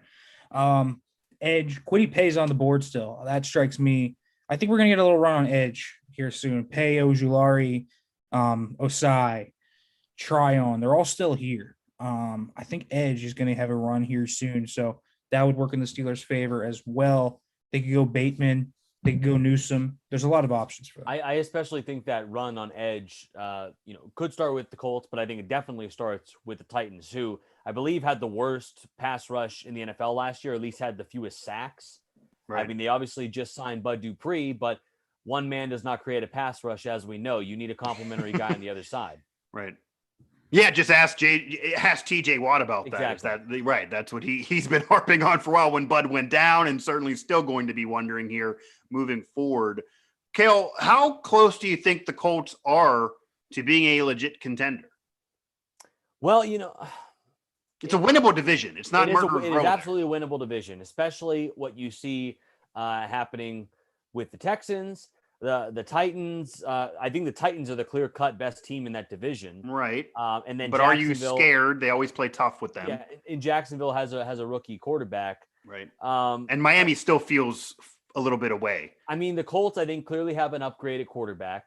I think Carson Wentz is going to do very well with a change of scenery and being back with absolutely the coach he was an MVP candidate under, or as his offensive coordinator in Frank Reich. I think what Nick said, a wide receiver would not be out of the question here. They're a team that runs the ball very well. They're pretty good along the offensive line. Quentin Nelson, especially, the one that stands out. They just took Jonathan Taylor last year. They're a great running team. I think they need more weapons for Carson Wentz. And it looks like we have Kadarius Toney to the Giants. Yeah, there you go. That's surprising. Wow. Another surprise. So we're going 4 in a row in terms of surprises. Toney. Wow. I mean, it doesn't make he's the type of receiver they need, so I'm not surprised that they took Kadarius Toney. But this early, dang. I mean, with the guys still on the board that they could have taken Pay, all those edges, corner, Newsome. I mean, I don't know, man. I mean, weapons for Daniel Jones, and they're a team that's not just built off a running back who was hurt last year. I'm sure that's the thought process. Oh, it definitely is, but man, that is where is Toney for you amongst your overall board positionally? Even not just best available, going into this draft, where did you have him? 65th overall, my wide receiver 10. This is a big reach. That's what I was looking for. Yep. Nick, which is a bigger reach? Leatherwood to Las Vegas or Toney to the Giants? Toney, I feel like Toney is. I didn't love Kadarius Toney. I thought he was very raw. He didn't have a lot of production. And listen, I'm not gonna belabor analytics, but it can predict some things. And he had a bad profile on that end, and he's just very green as a receiver. His routes aren't very sharp. He has really cool base basketball style crossover releases, but he can sometimes trip over himself. He does that a little too much. Spotty hands, doesn't really process zone coverage well. He's a gadget player right now, and that's kind of what he is, and you have to develop him. I just don't think, after seeing what we've seen over the past few years with those gadget type guys and kind of the instant impact they've had, it's been inconsistent at best. I wouldn't take a gadget guy like a Toney in round 1. And I'm not. I will say this, relitigating their trade, right? I mean, so the Eagles come up, jump ahead of them to get Smith, and then they bail, right? To take. Listen, he's not the same player, but the same kind of player and a lesser version. But they got, it's okay. They got the Eagles got the guy they probably wanted, and then they move down 10 spots and get 90% of the productivity, maybe. I don't know. I like Toney. I thought he was really bouncy, and he really showed that at the Senior Bowl. I think this is a solid first round, but for the Giants, even though it's a weird fit for them at 20, they're not going to trade down again. Just take the guy you got. They already got a nice return for moving back to let Chicago come up to take Fields. What does this do to the other receivers available? I mean, just looking at my receivers, Elijah Moore's my wide receiver 4. He's 22 overall. Bateman's 24. I mean, there are receivers. Terrace Marshall is above him. I have a ton of guys. Amon-Ra St. Brown. Well, before their quarterback tried to mutiny, I thought Green Bay would be coming up for a wide receiver. So maybe if there are more wide receivers available, then it's less likely that Green Bay tries to come up at least all the way up in front of the Steelers. They're sitting down at 29. I actually think that's a good trade fit for the Steelers to trade back with Green Bay. But we'll see. I mean, I don't know. Well, Cale was bringing up receiver for the Colts, maybe. Maybe. I mean, it's not a – right. I think this should be Kwity Paye, probably. Yeah, I mean, he's a good value pick for them at a position where they could use an impact player that they don't really have. I think that they should go Darisaw. Yeah, I mean, that's probably fitting their needs a little bit more, too. Yeah. Comfortably. I feel like Darisaw makes a lot more sense. But that's me personally. And I feel like Darisaw kind of just fits when you kind of look at the mold that they look for at tackle. I think he makes a lot of sense. If not the Colts, where do you think he goes? And then where do you think Jenkins maybe goes if he's taken prior to Pittsburgh? Not the Colts. No, not the Colts, no. No, maybe. Because it's a power-oriented offense. I could see him fitting in Tennessee. Minnesota? Could they take and that's the next team. That's the next two picks right there. I mean, not that he's, just not an athlete, but that's a zone running team. I don't feel like when I watch Jenkins, I don't think zone runner or zone scheme blocker. Like, I think he fits in Tennessee, but I mean, I love his fit in Pittsburgh. So yeah, I think Jenkins would be the safest pick and maybe even the best pick for the Steelers if he is there at 24. It doesn't appear that's. I think they're going to have a better player than Jenkins the way the board's falling right now. I mean, maybe. Yeah, I guess that could be the case. But it still feels like they're taking Harris, though. Well, I don't know. We'll see. I don't think they would have expected this board when Harris kind of became something of a consensus for them. So I'm not sure you can use that logic to apply it to now, right? I mean, this is not what they thought they were going to be looking at 4 picks before they came with a couple of guys who are probably top 15 talents in Darisaw, Newsome, and JOK still on the board. Like that wasn't supposed to happen. So what do you think the Steelers' current board looks like based on what did occur? No, I mean, so still, you think they have Harris ahead of all 3 of those guys? I'm not so sure. I would be flabbergasted if they didn't take Najee Harris. I wrote my prediction. I think they will take Darisaw ahead of Harris if they're both there. Okay. Cale? I agree. Speaking it into or they'll trade down.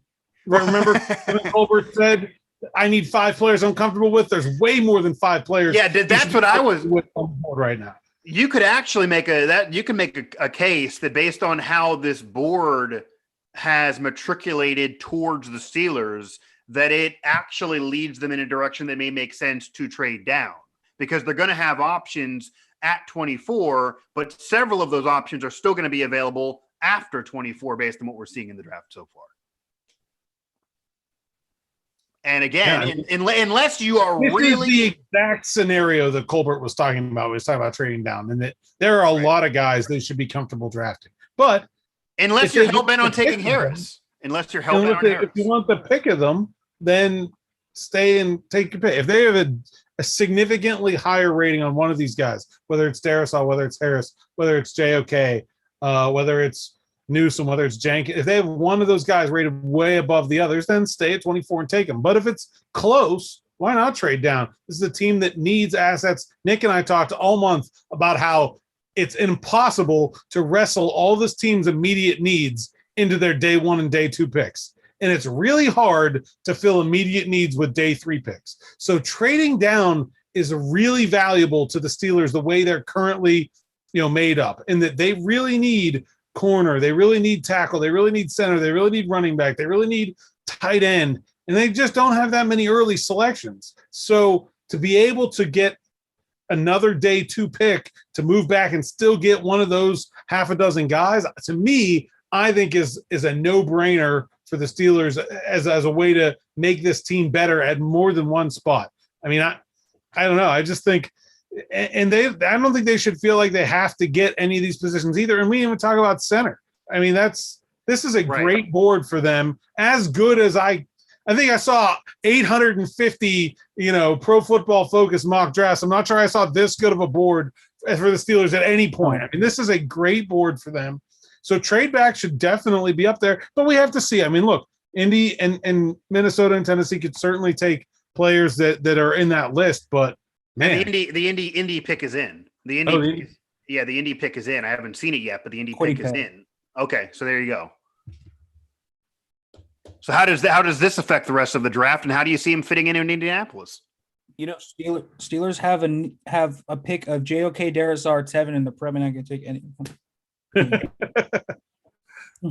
I think that this, like we keep saying, this is falling beautifully for the Steelers, a perfect scenario here at 24. But I think that, as much as we think they love Najee Harris, as much as we want them all to take Darrisaw, I think the best move right now for the Steelers is to trade down. Better than take Darrisaw, better than take Harris, better than take JOK. The best move right now is to trade down. I agree. Trade back 5 picks, trade back 6 picks. The best move they can make right now with the board as it is. I know all 4 of these guys are outstanding, and the Steelers would be happy to have any of them. The best move they can do is trade back and accumulate assets. Once you're in a situation where you're top of your board and the players that you want and all your options, that amount of people actually exceeds the amount of picks until you are picking, it definitely leads you in a direction to really think about trading down, because you're going to still get one of your guys in potential likelihood. You're still going to fill that need. You have so many needs. You're going to fill the position there. And I will say the only way there's a negative for the Steelers and how the board has moved towards them is they're going to have they're going to have a lot of questions to answer on these post-draft Zooms, and Mike Tomlin and Kevin Colbert are going to really have to answer for whatever decision they make. Certainly if they take Najee Harris with everybody else that will then be available. They will have a polarizing decision. There's something to be said that maybe a decision could have been made for them if the board went a different way. It's now going to go away. They are going to have to make a decision, and the decision they make will be scrutinized for the next 10 years, good or bad. Totally. It's not going to be easy for the Steelers to pick here. I'm hoping listen, it's notable today. This was a similar scenario. JOK, I don't believe, was on the board, but Daniel Jeremiah's mock this morning had Darrisaw, Jenkins, and Harris all on the board, and DJ is plugged in. So I'm just going to throw this out there. All 3 of those were on the board, and the Steelers took Tevin Jenkins. I was going to say, it seems like the conversation's leading away from Tevin Jenkins being the selection and being kind of the 3rd or 4th option amongst those players, but I saw a lot of mocks with people taking Tevin Jenkins. Would that be potentially a safer pick for the Steelers? It would be very safe.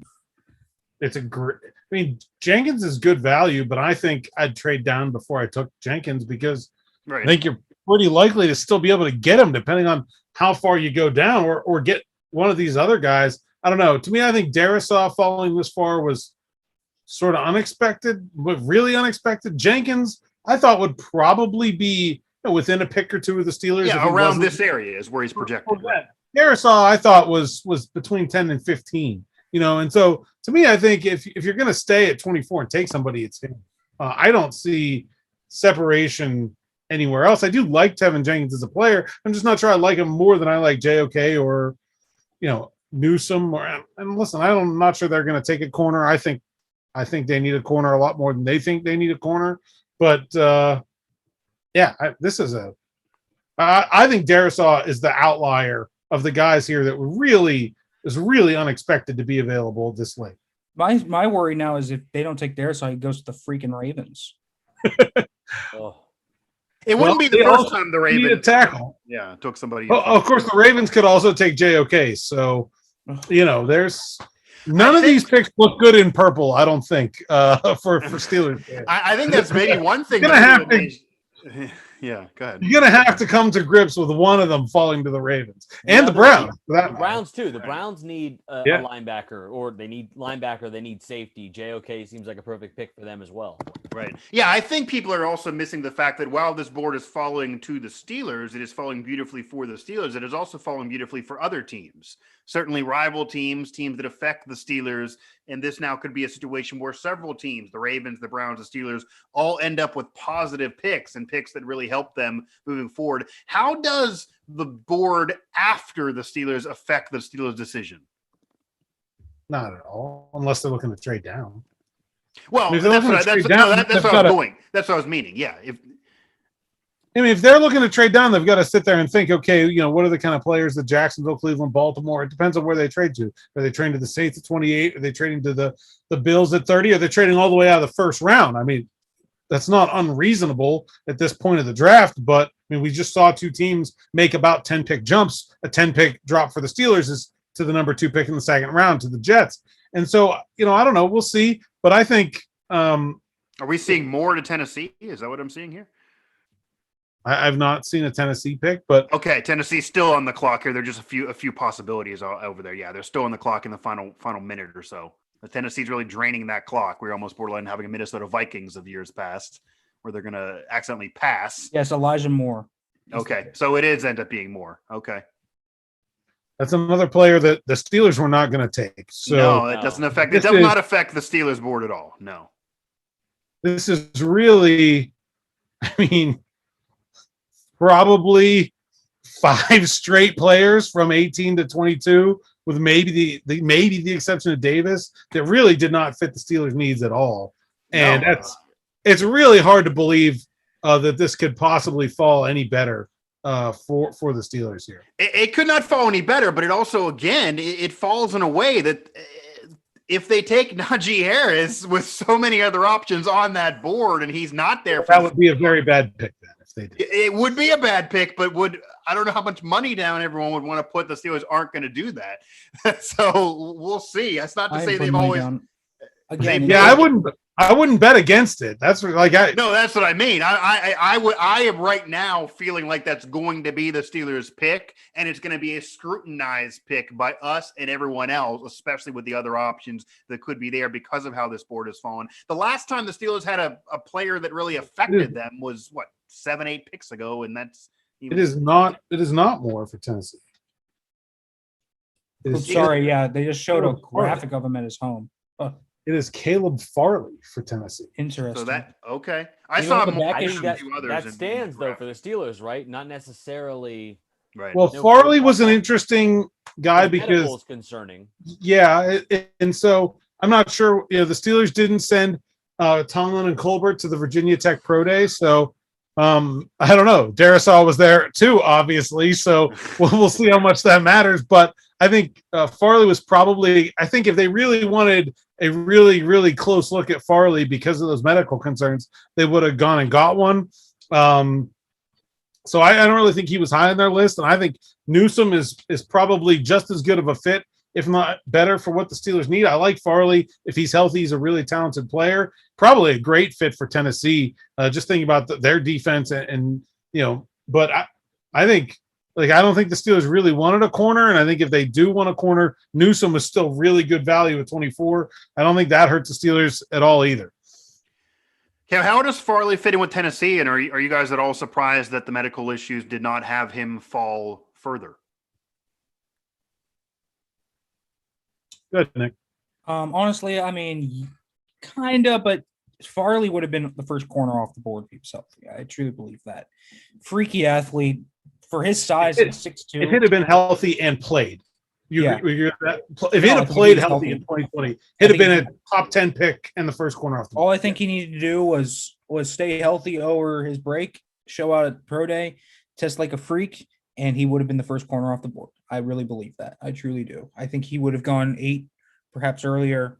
I think he would have been an option for I think Atlanta at 4. I think he would have been that high. I think this is a guy, if he can stay healthy, and that's tough because he suffered a torn ACL, 2 back injuries. This is a guy, if he can stay healthy, he's going to be phenomenal. All pro potential for Caleb Farley. Fluidity at his size. He's 6'2". It's unreal. He runs routes for guys on tape. It's absurd. And he's still got some things to work on, but this guy has a limitless ceiling. So, and this worked. This worked for them last year when they took, or maybe 2 years ago when they took Jeffrey Simmons. I think this is a great pick for Tennessee. I mean, you look at their pass defense last year, they allowed the 4th most passing yards in the league, the 2nd most passing touchdowns at 36. Part of that was they had no pass rush. They've semi-addressed that with Bud Dupree. They still need some ancillary guy or complementary guy to him, but they needed to fix their pass defense. That was really their Achilles heel. They're an excellent team offensively, but they needed someone to cover people. And that was a great pick by them to take Farley. I think it's exactly what they needed and continues to keep them as one of the, I think, premier contenders in the AFC. Minnesota on the clock at 23. And if you've been with us this long, maybe my condolences, but if you've been with this long, we do appreciate very entertaining show, Mike. I'm gonna step in here and say I think we've been doing a great job. We have been doing a great job for sure. No, we can pat ourselves in the back there. I will give the Nick Farabuagh a clap circle that we gave him last year when he hit on the Heisman pick. It's been a great entertaining show, but Steelers now 24. They're a pick away. So if you've been here to this point, you might as well stick around a bit longer. We are right there. Are we now ready? And this certainly goes to Nick because you already mocked it, but make a prediction. We talked Minnesota a little bit before. We certainly can go back to them, but is it Najee Harris, whether we like the pick or not? Who are we predicting to the Steelers? Najee Harris. If there is no more consensus pick among analysts that we've seen over the past 2 weeks, it was Trevor Lawrence, Zach Wilson, and then Najee Harris to the Steelers. I'm sorry. It's too many people saying it. And I got to go Najee Harris. And it's very rare to have that kind of consensus out there. Cale? I can't bring myself. Am I ruining the mood? We just talked about how the show was doing well. I went on that whole diatribe earlier about how I thought taking Najee Harris was a terrible pick. Right. I'm going to manifest that doesn't happen. And I'm going to say, they take Darrisaw. I'm going to say they take Darrisaw. They do what they should do. They make because of the board. Right. Because of the board. They did not expect him to be here. I'm 100% sure they did not expect him to be here. He is too good to pass up. Like I said, chicken or the egg. The offensive line makes the running back. They'll get someone later. Trey Sermon would look great in black and gold. But the Steelers need to address offensive tackle, and Christian Darrisaw is their guy. How does that affect the second round then for the Steelers? Does that move to where the running back becomes a real critical issue then earlier in the draft? I don't think so. I think next round you can go center, you can go. It seems a lot of people are saying center, but it is a center, corner, potentially running back with Javonte Williams if he's there. But based on the way this draft has fallen, I mean, Javonte Williams being mocked into the first round because people thought that Najee Harris and Travis Etienne would already be off the board at this point. And obviously no running back has been taken. So there's a very real possibility then that the Steelers could take Javonte Williams at 55. I mean, listen, the running backs haven't come off the board yet. And I'm interested to see when they do. Well, there's a reason why. I mean, look around the last 5 or 6 representatives in the Super Bowl in terms of, again, not having an elite running back, not needing an elite running back to get there. This not being a running back league in terms of money, in terms of contract, in terms of Le'Veon Bell situation, in terms of the Todd Gurley situation. The writing is on the wall. It's not great to be a running back and trying to get paid and trying to be an early round draft pick in today's National Football League. And we're seeing that. We're seeing that now, and Harris might be that diamond in the rough that kind of bucks the trend. Maybe he bucks the trend because of the Steelers. Do you feel like it's because of if they would take Harris hypothetically, would it be the love of Harris as a player? And he's certainly been evaluated as an A-grade type of running back, as an elite running back potential, or because of the situation they are in? And we even heard from Colbert recently that, yes, the offensive line is part of it. Yes, it's not just the running back group. And he tried to dance around in saying this, but we're talking about Anthony McFarland, Jalen Samuels, Benny Snell. No one really believes any of those guys are bell cows. Not that you need a bell cow, but the running back group last year with James Conner included was so bad that there's an argument the Steelers currently have the worst running back group in all of football. And maybe they're just thinking we can't go into the season with that situation. So we have to go running back. And this is our guy. But that's the thing is no one's saying they have to. Because I think everyone and their mother knows that you can find a starting running back over the next 2 days. You don't need to spend the 24th pick to make your running back room not the worst in football. I agree with you, Cale, but then why, like Nick said, is it a rare consensus of analysts the Steelers going Harris? Or are they just going to, or everyone just saying the Steelers are making a wrong decision? And the Vikings go Darisaw, by the way. All right, I'm changing my prediction. So is it Jenkins or Harris then? I think they're going to go outside the box and take Owusu Koramoah. Have a dynamic linebacking core with Devin Bush for the future. Throw him in the slot, at least for this year, if you bring back Vince Williams. Put him in there on passing downs. I will not concede that they're going to take Najee Harris. So I'm switching my pick to steal for JOK. Minnesota. But I also still think that the Steelers should still trade back here. I think trading back for the Steelers makes absolute sense. You have the Saints For there. sure. You have the Bills, who was reported want to get up there and take a running back. I think the Bills need a running back as much as the Steelers need help along the offensive line. And the Bills feel like they're so close. They feel like Bills they're feel like they're away. close. They are much closer than the Steelers. They're in a different stratosphere, closer to winning a Super Bowl than the Steelers are right now. You would think, And yes. what they need is a running back. They have a solid offensive line. They've just been handing it off to Devin Singletary. To his credit, he was a great player at FAU, and he's been a solid player for them. But they need someone in the backfield with Josh Allen. The Steelers are the opposite. They need an offensive line if they want to keep contending this season, one more run at it with Ben Roethlisberger, and for the next 10 years. But I think it would be hard to pass up JOK. I asked you guys earlier, would they know how to handle him? Would they know how to use him properly? It was a consensus, a resounding yes.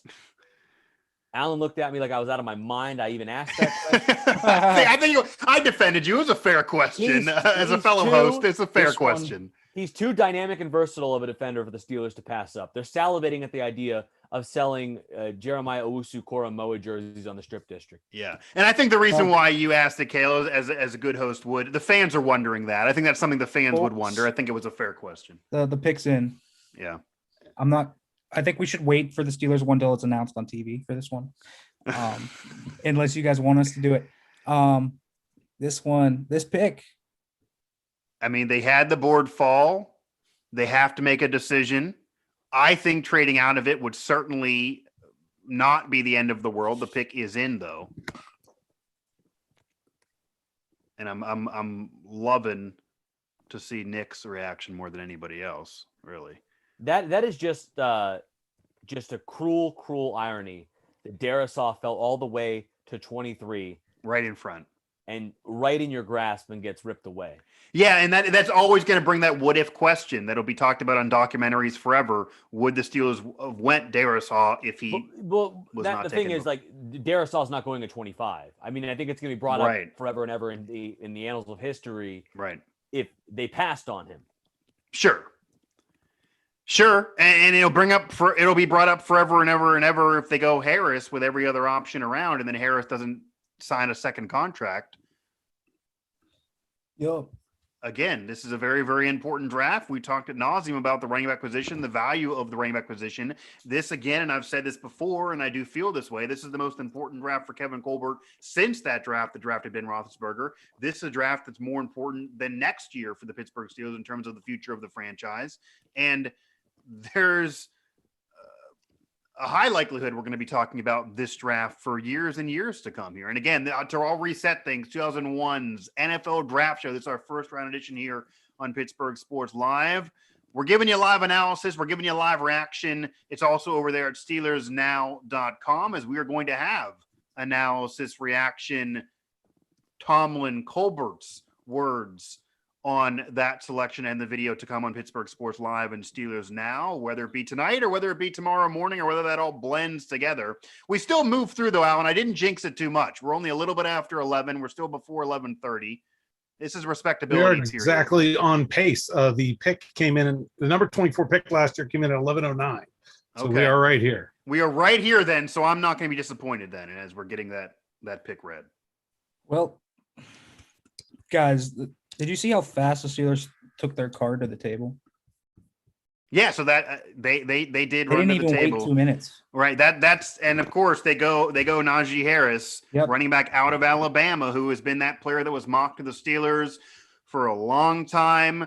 It appears to me, as Alan throws it up on Steelers Now, the Steelers realized they needed to fix their running back position. They clearly do not love the running back group. The running back group was a problem for the team last year. You could say the offensive line was also part of the issue. They have said that before. It held back the team. They're trying to improve themselves for next year in a true need position as well as the future. Again, I don't love drafting a running back, even an elite one, even with that pedigree in the first round, the shelf life, the fact you don't need an elite one to win, and that second contract being so rare. They go Najee Harris, and they do it despite the board falling in favor of the Steelers. They have to make that tough decision that now will be scrutinized. So, Nick, Alan, Cale, are you going to scrutinize? Yes. Who wants to scrutinize first? Here's the thing. We talked about this for 3 months. Like, we scrutinized this. We figured this would happen. We have litigated this already. Yes. Like, it's prepared. Like, it doesn't hit hard because we thought that they were going to take Najee Harris. Everyone knew it. Everyone knew this. That Najee Harris was going to become a Pittsburgh Steelers, the worst kept secret in the NFL, bar Trevor Lawrence. Yeah. Becoming a Jaguar. So this board falling almost didn't matter. As long as he was there, this appears that he was the pick. It didn't matter otherwise. They ran it in. So would he have been the pick even with Darashaw was still there? I think so. Yeah. How crazy would that have been? I'm telling you, man. You know, Najee Harris, let's get this out of the way. The Steelers are going to improve their running game in some aspects with Najee Harris. Sure. Running backs don't improve everything. Lines are more tangible than a running back, but an elite running back can help your running game. And more importantly here, Najee Harris is going to give them a receiving back they have not had since prime Le'Veon Bell. He's an elite receiver. I think that might have been a bigger thing for them too. I think they needed another pass catcher in some manner, whether that was a tight end or something, or a running back. I think they're going to get another option here. It's going to give them a more efficient passing offense. They don't have to feed Deontay as much. They don't have to feed Juju. They can now go to a safety valve in Najee Harris. And you're kind of appeasing Ben and the quarterbacks in addition to providing a running game, which helps for play action and just the team in general. Yes. It could still even be pass attempts. It could still even be a passing part of the game because he could take it from there. Correct. And listen, Najee Harris is a very good football player. I had a first round grade on him. He was my 17th overall player. Right. He wasn't the top player on the board, but he was the second best player on the board for me, behind Greg Newsome. And that's just because I love Greg Newsome. I don't think many teams did love him. So listen, this was a good football player. And if you're talking about true talent, he probably was BPA here. I mean, JOK is up there as well, but Najee's right there. So, I mean, it's tough passing on a positionless player like JOK that could have given you a slot corner option, or a Jenkins that could have been the starting right or left tackle on day one. Mm-hmm. But Najee Harris is going to have a tangible difference. It's just not what I would have done. And again, we've talked about this ad nauseum for the past 2 months at this point. Seriously. So, yes, again, running back is a position that's dependent on more positions. It's the only position in football that is more dependent on other positions than any other position. It depends on the O-line. It depends on the quarterback. It depends on the passing game. It depends on the OC more than any other position. I was going to say it depends on the coach. Yeah. Yep.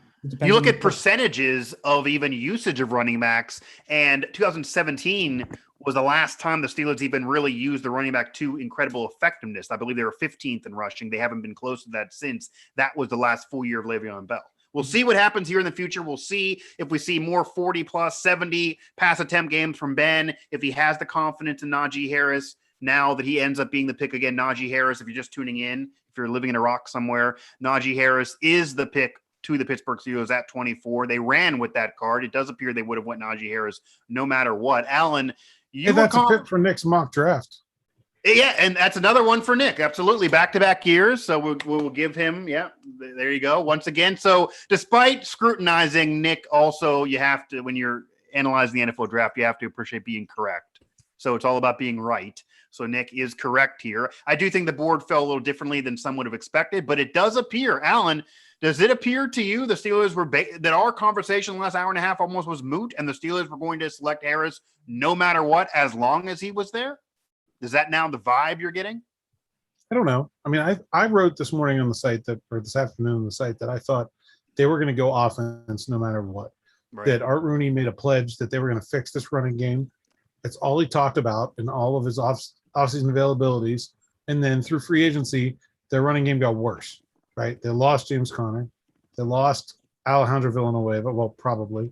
They lost Matt Filer. They lost Marquise Pouncey. They lost Vance McDonald. They're a worse running football team before this pick than they were at the end of last season, and they were the worst running football team in the NFL last season. So it was a significant issue and one that Art Rooney pledged to fix. And Mike Tomlin was very adamant on Monday that he's the boss, that Art Rooney's the boss. And at the end of the day, what he wants is what the Steelers are going to get. So I was pretty sure they were going to go offense. And I think what it comes down to is I think Harris is the player that fixes their run game the most of the guys that made sense to take right here, right now. If Darrisaw was still on the board, I would not agree with that. And I think Tevin Jenkins is a really good run blocker. Don't get me wrong, but you should still be able to get a really good tackle in round 2, whereas I'm not sure the Steelers are going to get the same kind of quality running back in round 2 right now. And the really good players, the players that I think they're going to feel like 5 years from now they missed out on taking, are on the defensive side of the ball.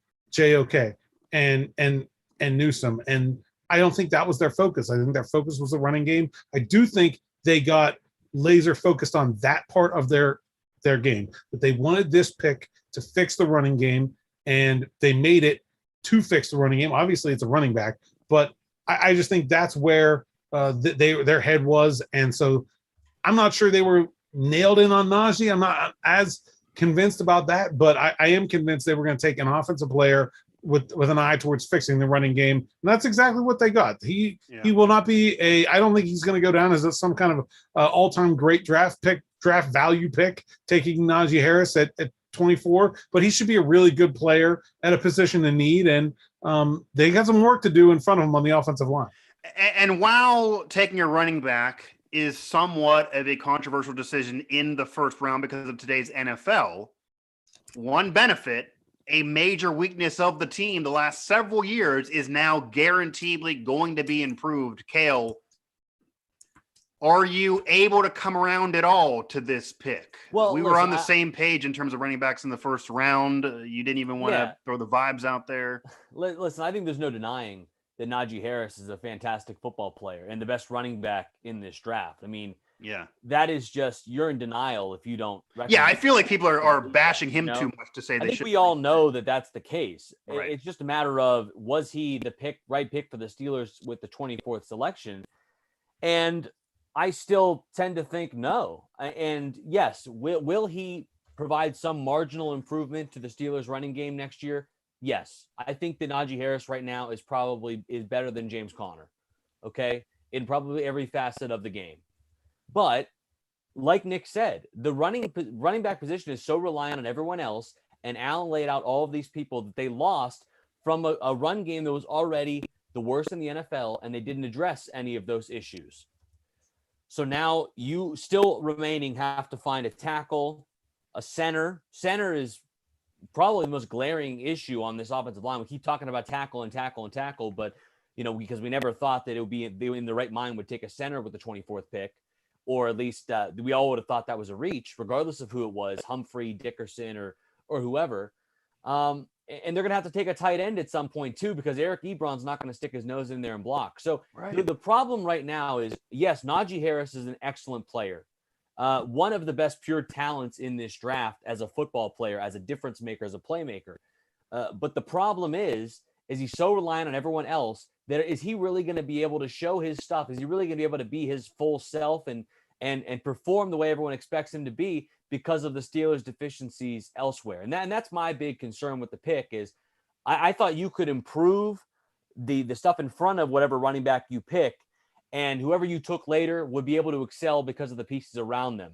And I look at the Steelers' offensive line and the offensive front as currently constructed, and I'm not certain that Walter Payton could get positive yardage behind this line if we're looking at it as it's currently constructed. So I think the odds are stacked against Najee Harris because he's going to be fighting off and having to evade. I'm glad that he's light on his feet. He's agile for his size.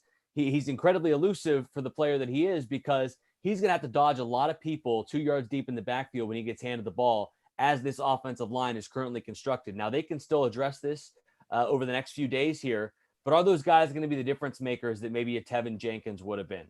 Or if you wanted to take Creed Humphrey there at center. I think the other thing, too, with Najee Harris is, are we so certain and convinced that Ben Roethlisberger is going to commit to, okay, I'll throw the ball less, and we're going to let this running back carry it 16, 17 times a game? I'm not so certain that he's going to do that. I know that he's coming back for one more year and one more go at it. He did it for Le'Veon Bell. He did it for Le'Veon Bell, but we saw last year, the Steelers were on a roll through the first few games of the season. They were doing all these Matt Canada jet sweeps and intricate things. And then they kind of tossed it out the window because clearly the real shadow offensive coordinator on this roster, Ben Roethlisberger, wasn't too sold on doing that. And now Randy Fichtner's gone. You have Matt Canada, but is Ben Roethlisberger going to fully buy into what Matt Canada wants to do? And that's my other concern is, did you take a running back that is only going to touch the ball 10 times a game? I don't think they did. The ball 12 times a game because Ben Roethlisberger is not going to commit to that. That they're not going to fully commit to letting him be the workhorse, the bell cow that Mike Tomlin loves so much. We all know that Ben Roethlisberger. That's my other concern with this pick. Yeah, we all know that Ben Roethlisberger likes to throw the football. He jokingly said that he would throw it 70 times a game if he could, and I think he was dead on serious. And we saw that towards the end of the season. We saw that in the playoff game. We saw the result of that situation. We've even seen through his entire career, he gets that many pass attempts. It's not usually a recipe for success for the Steelers, despite, of course, him being a Hall of Famer. This team would be better suited to have a running game. I do feel like the offensive line being improved could have helped the rest of the running game. You could have got that elsewhere. The only benefit here is you guarantee to help the running game in some aspect, and that was a major weakness to the team as we stand, probably the worst running back group in football. But if the offensive line's not getting done, it won't matter. I will say, though, I imagine there had to be conversations with Ben to this point, especially when he did take less to come back, about adding the running game. I'd imagine Najee Harris is that one guy that they feel is elite enough that Ben would be comfortable sharing some of the limelight with, especially because Ben coming back one more year wants to go out on a better note. It's not even in Ben's best interest to chuck 70 passes a game. He may think it is, but obviously it is not. Yeah. Listen, Ben can pass that many times, but it clearly showed last year it wasn't going to be tangible for the next year. If he was going to come back and you weren't going to improve the run game, there was no point in him returning. I mean, straight up. Now, listen, my personal feelings towards the pick right now, I think, are going to largely depend on what they do tomorrow in round 4. If they come back and attack the O-line position, we've talked about the deep O-line class. If they can attack the O-line position and improve the O-line, still get Najee Harris, it's not as bad of a pick.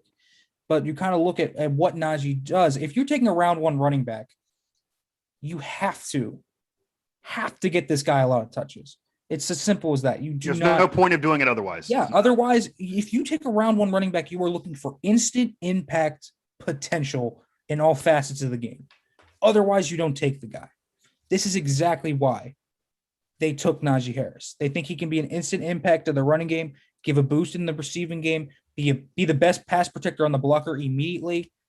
All of that is exactly why they took Najee Harris. And I think Najee, he could be a catalyst next year, but again, I don't love it. We'll see what they do in the next 2 days. That's going to really depend upon how the board falls. The centers are there. And as we just saw, it looks like Etienne's gone. So yeah, I was gonna say you see the Steelers have picked, but also the Jaguars picked after Pittsburgh, and now the Browns here look to be on the clock. This is a Browns team that beat the Steelers in the playoffs. I call it the most embarrassing loss in Steelers franchise history in the postseason, and we're a good team, certainly better than most people remember Browns teams being, but certainly have some ways to improve themselves as well, and weren't perfect last year by any means, despite beating the Steelers' doors off in that wild card round game. Yeah, I think the ETN pick is, first of all, weird and dumb by Jacksonville. I mean, they have a really good running back. What are they doing? But also sort of shows the danger of trading down, right? Because I would not have pegged Jacksonville at all for a running back. So let's say the Steelers had traded back to, say, Green Bay or Buffalo, and now, okay, one of the running backs is gone. Now they got to sit here, and if they really wanted a running back, now they got to sit here and sweat 4 picks to decide whether or not they're going to get one. Yeah, because you have to imagine the Jaguars would have taken Harris if he was there. Yeah, I mean, if they took ETN, I don't know. Well, I don't know, because we've talked about this trend of pairing college teammates together. Oh Lord!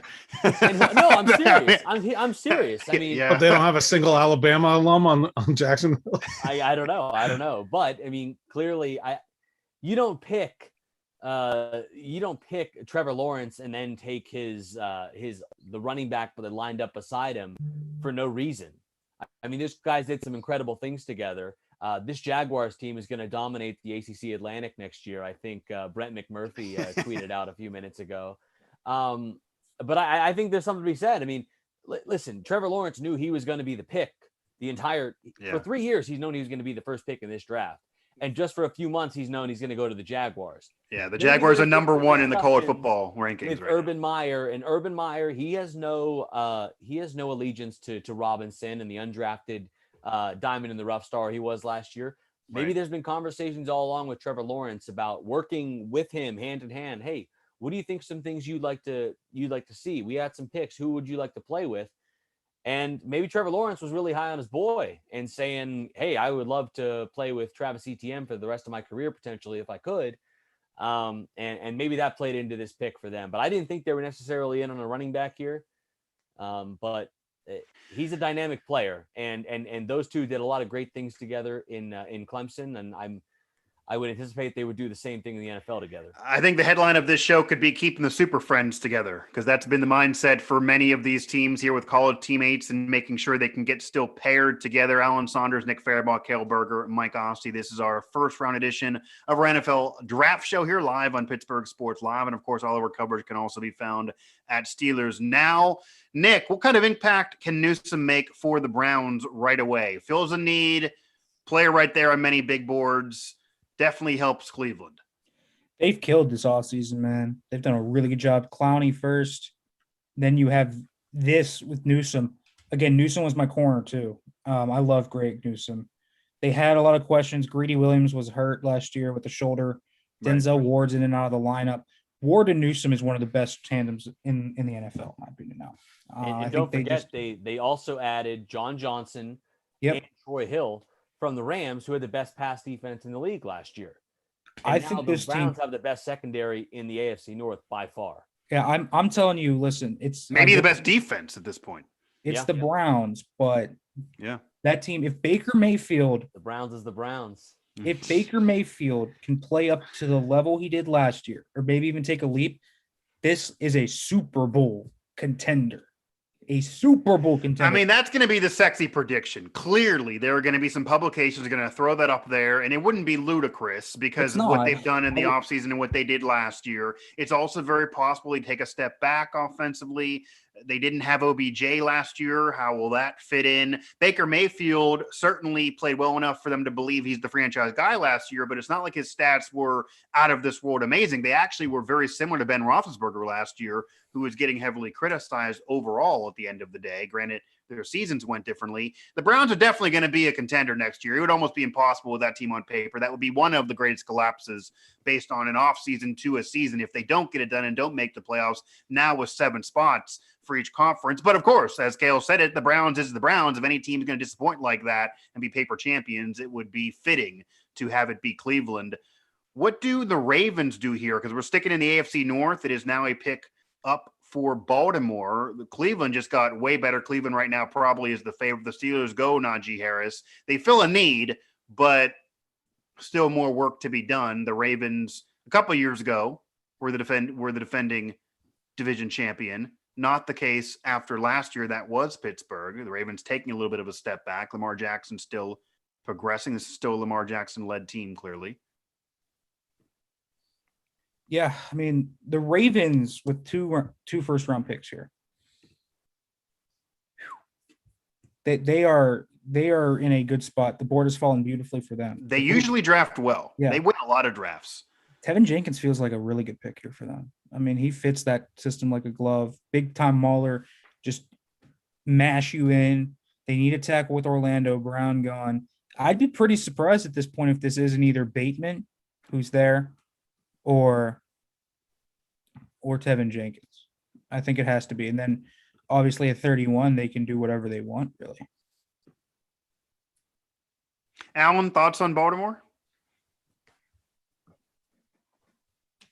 Or maybe Alan's actually hitting up the Mike Tomlin, Kevin Colbert Zooms right now. Still see him with us, but might be on those Zooms. We are getting reaction. We will have reaction here on Pittsburgh Sports Live. And, of course, Steelers Now with Kevin Colbert and Mike Tomlin. And they got some questions to answer. I'm happy to be hosting this, but they got some questions to answer. I'm almost a little jealous that I'm not a part of that as well, because I hope Alan answered that email that we got earlier in the day that said, I got a question. I want a question, because we got some questions for those two based on the eventual selection of Najee Harris, how they did run up there to Roger Goodell, one of the quicker selections of this entire day. A lot of these teams taking it down to the wire. The Steelers did not. Would they have acted the same depending on what happened right in front of them? Was that just reactionary? Was that the plan all along based on how the draft went?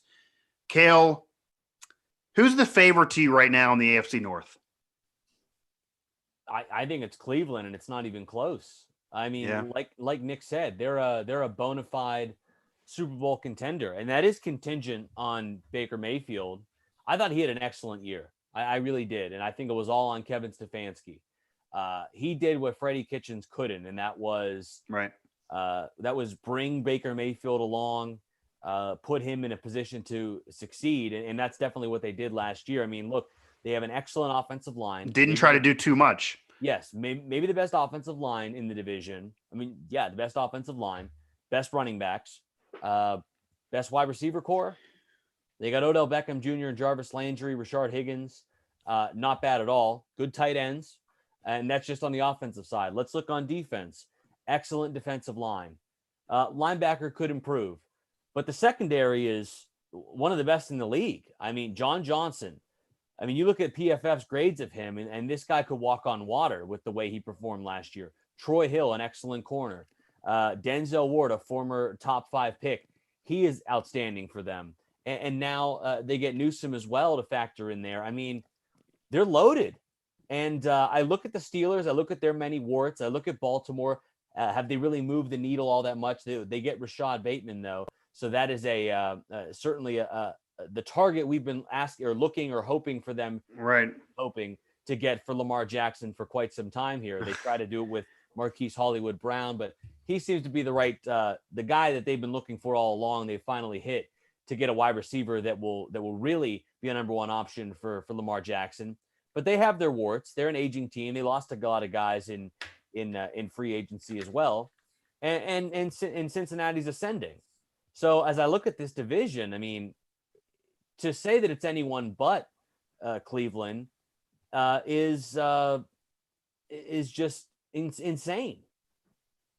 It's disingenuous to reality. Disingenuous is the word I was looking for. It is disingenuous. It is disingenuous to reality. The Browns is the Browns. When you look at the moves they've made, you look at the roster they've assembled, that's disingenuous to try and detract from what they've done this offseason, because it's really been incredible. No, and last time they were overlooked, we saw what happened in that playoff game. Not to say they were overlooked by the team, but some fans I don't think thought that was going to happen, and it eventually did. And yeah, it would be disingenuous to not say the Browns are the favorite right now based on the offseason. Baker Mayfield didn't try to force it into all pros like he did a couple years ago, making too many mistakes. He played basically perfect football for them offensively last year. To be fair, he didn't force it to the all-pro after the all-pro got hurt. And that might be I'm not saying there's any indictment on Odell Beckham Jr. He's an excellent receiver. But that offense opened up, and he almost seemed to have a weight lifted off his shoulders, a pressure, a valve let loose, a pressure released once Odell Beckham got hurt. And obviously, you never want to see someone suffer an ACL injury or any injury. But, what I've thought about throughout this offseason is for the Browns that, maybe they deal Odell Beckham Jr. Maybe they try to get some more draft picks. It's been talked about quietly. They were better without him, simply. Flat out. Yeah, they exactly. Were. And you can, and they were great without him. They went and handled the Steelers in the postseason. So what I'm saying is, you might be able to flip Odell Beckham Jr. and acquire more draft capital, just get a marginally less receiver in return from a team. They have options, but it is something to be said that he really took off and had an excellent year after Odell Beckham Jr. was out of the lineup. Yeah, absolutely. The Browns were a team that when OBJ went down, the thought process was maybe they were in trouble, but they weren't. Offensively, it actually opened things up. A valve was released for Baker Mayfield, maybe mentally as well as physically. It changed the playbook, but it certainly ended up being a benefit. Certainly losing OBJ did not hurt the team, did not end up becoming a problem to the team. And again, the Cleveland Browns, the Browns is the Browns, but right now the Browns is the favorite in the AFC North. The Saints on the clock right now. And the reason why the Saints are an interesting team for me is because the Saints have been in tons of conversation in recent weeks and recent days about what they're going to do. There were even rumors they were going to trade way up in this draft. Taysom Hill seems to be somebody that's being forced down our throats to be the future of the franchise and be taking over for Drew Brees. Sean Payton seemingly loves the man. I'm not sold on him leading that franchise to the promised land that they've been close to in recent years.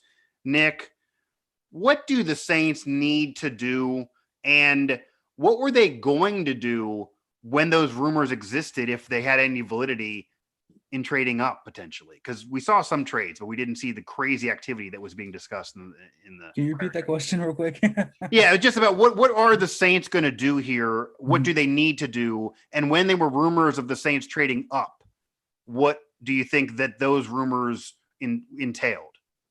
I think they were probably trying to come up for maybe a quarterback, maybe a Fields, and then, teams just didn't want to move back all the way to 28. But that just seemed odd to me. I don't believe in Taysom Hill, but Sean Payton does. He's publicly said it continuously. How were those rumors even going on, or were they just fake rumors? They could be fake. They could have been coming up.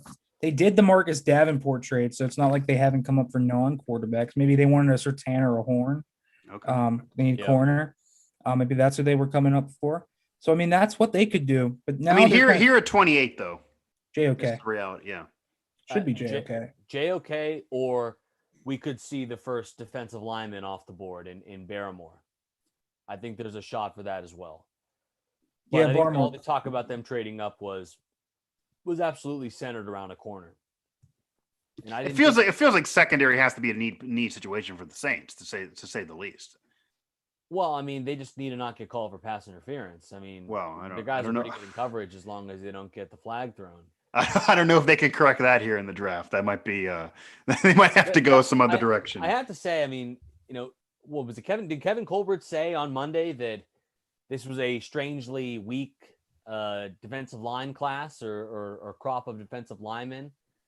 And I think we're seeing that come to fruition. Sure, he wasn't lying. He wasn't trying to throw anybody off the trail or anything. He was telling the truth. He wasn't trying to sugarcoat anything. That clearly, defensive line. We usually at this point of the draft have seen 5 defensive linemen off the board, 5, 6, 7. They're highly coveted, but this is just one of those years. It's an anomaly.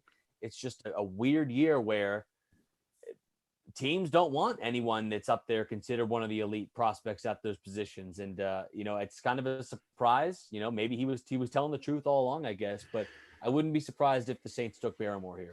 Alan, I see you're back with us here briefly. Did you catch anything from either one of those pressers? Did they start yet? What's that schedule actually going on? I got the email. Yeah, so we just had Kevin Colbert and Mike Tomlin.